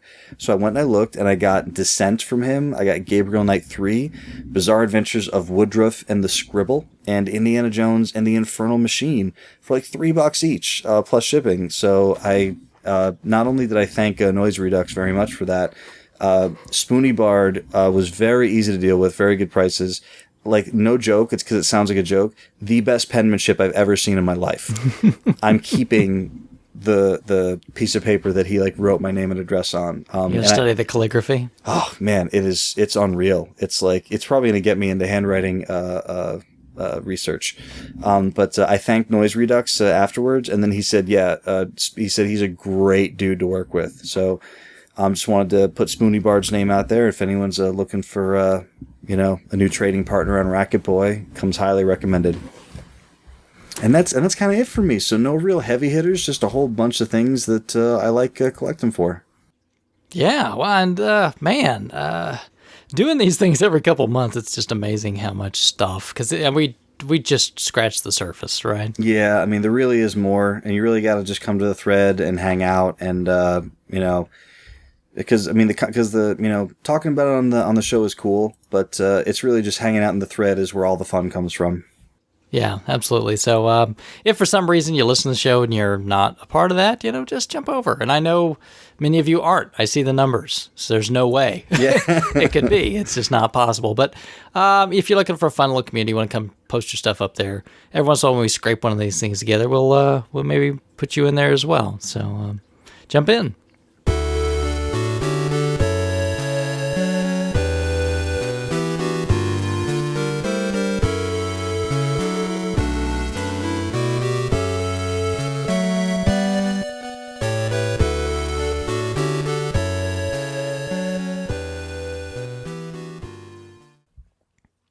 All right, well, thanks everybody for listening to this special episode of the RF Generation Collectorcast. We'll be coming back to you pretty soon with a regular episode, so we just wanted to try to get some content out there so you guys have something to listen to. Wouldn't forget that we cared about you, the listener, because we do, right, Bill? We do. We also care about Crabby and his birthday. Do we? Really? We do. We mentioned it already, yes, we do. We have to continue saying it. Oh, yes. All right. Yes, we care about Crabby and his birthday. Crabby, happy birthday. Crab Master. Show title right there. All right. So, as usual, just to wrap things up, Bill, if I can't imagine that if somebody's listened to this much and you finally arrived at this part of the show, and you are not subscribed, how on earth did this happen? If you're not subscribed, you've probably only been listening the last few hours to find out where can I subscribe to this masterpiece. Which I would question your intelligence because it's at the beginning of the show. Yeah, also, Google's been a thing for, a long time.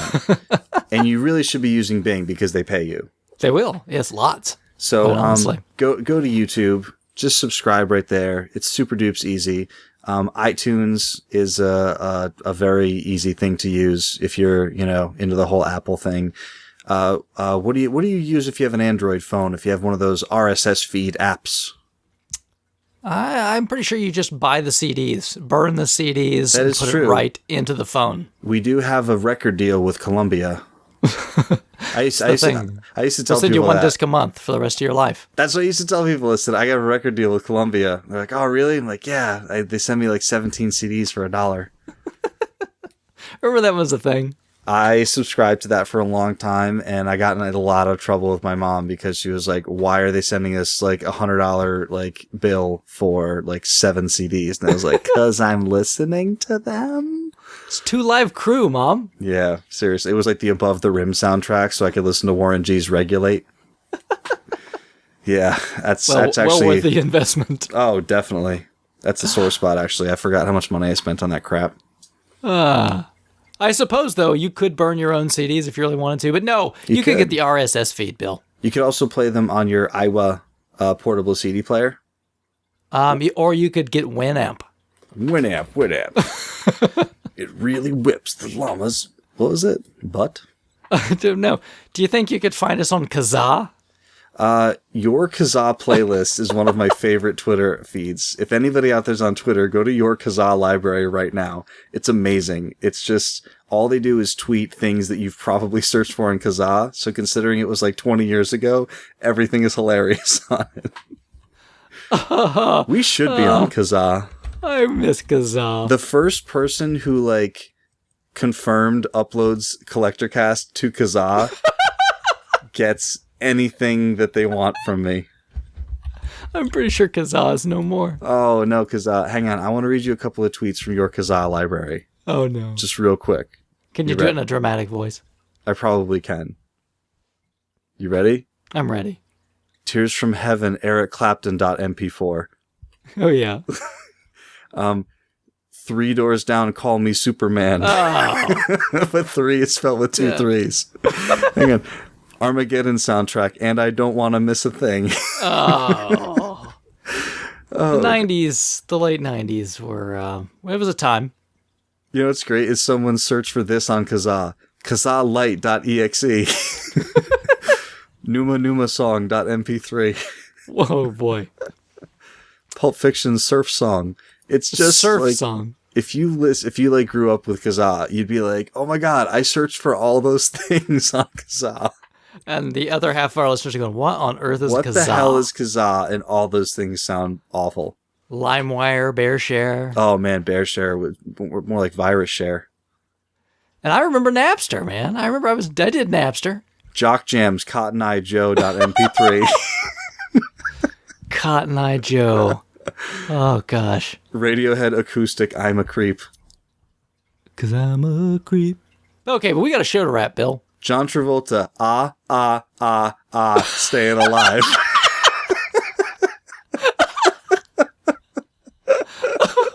Oh, it's almost like do you follow Riker Googling?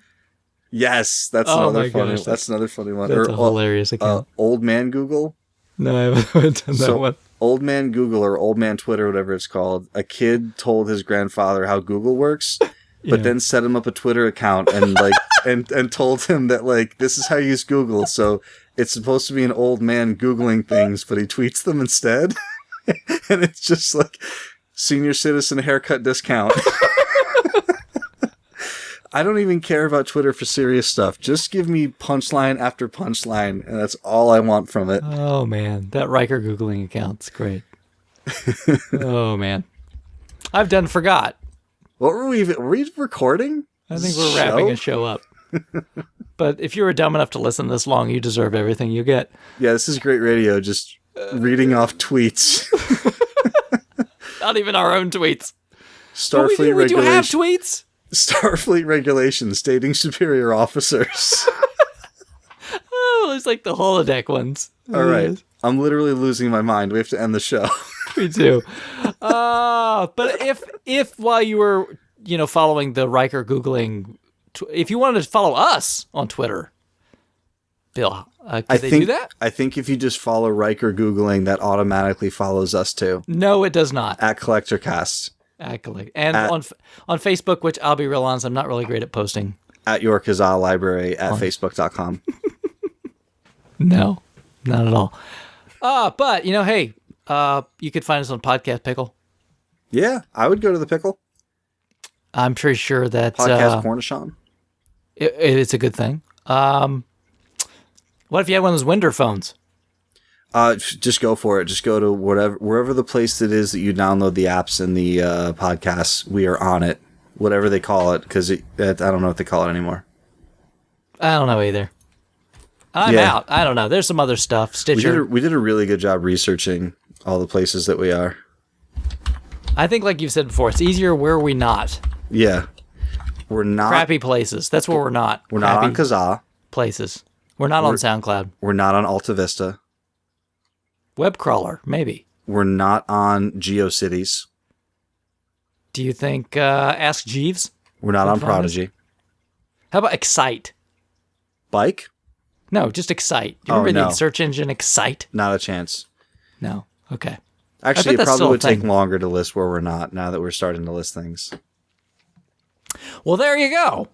So thank you all for listening to this, whatever it is, show. Yeah, thanks. And we'll be back with a real life show really soon. Yep. With a schedule and everything. No, not really. No. Bye-bye, everybody. Bye.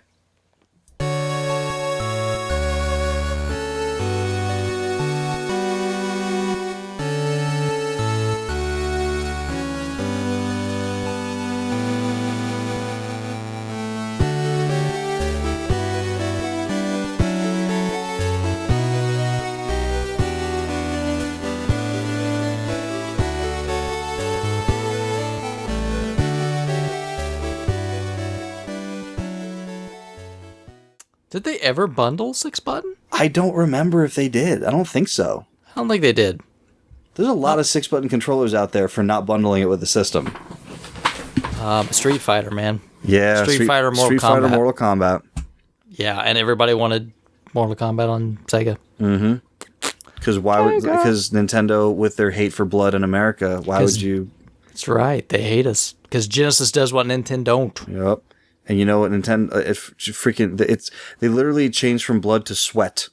They made the blood. They're like, oh, that's blood. We're like, well, why is it white? That's sweat.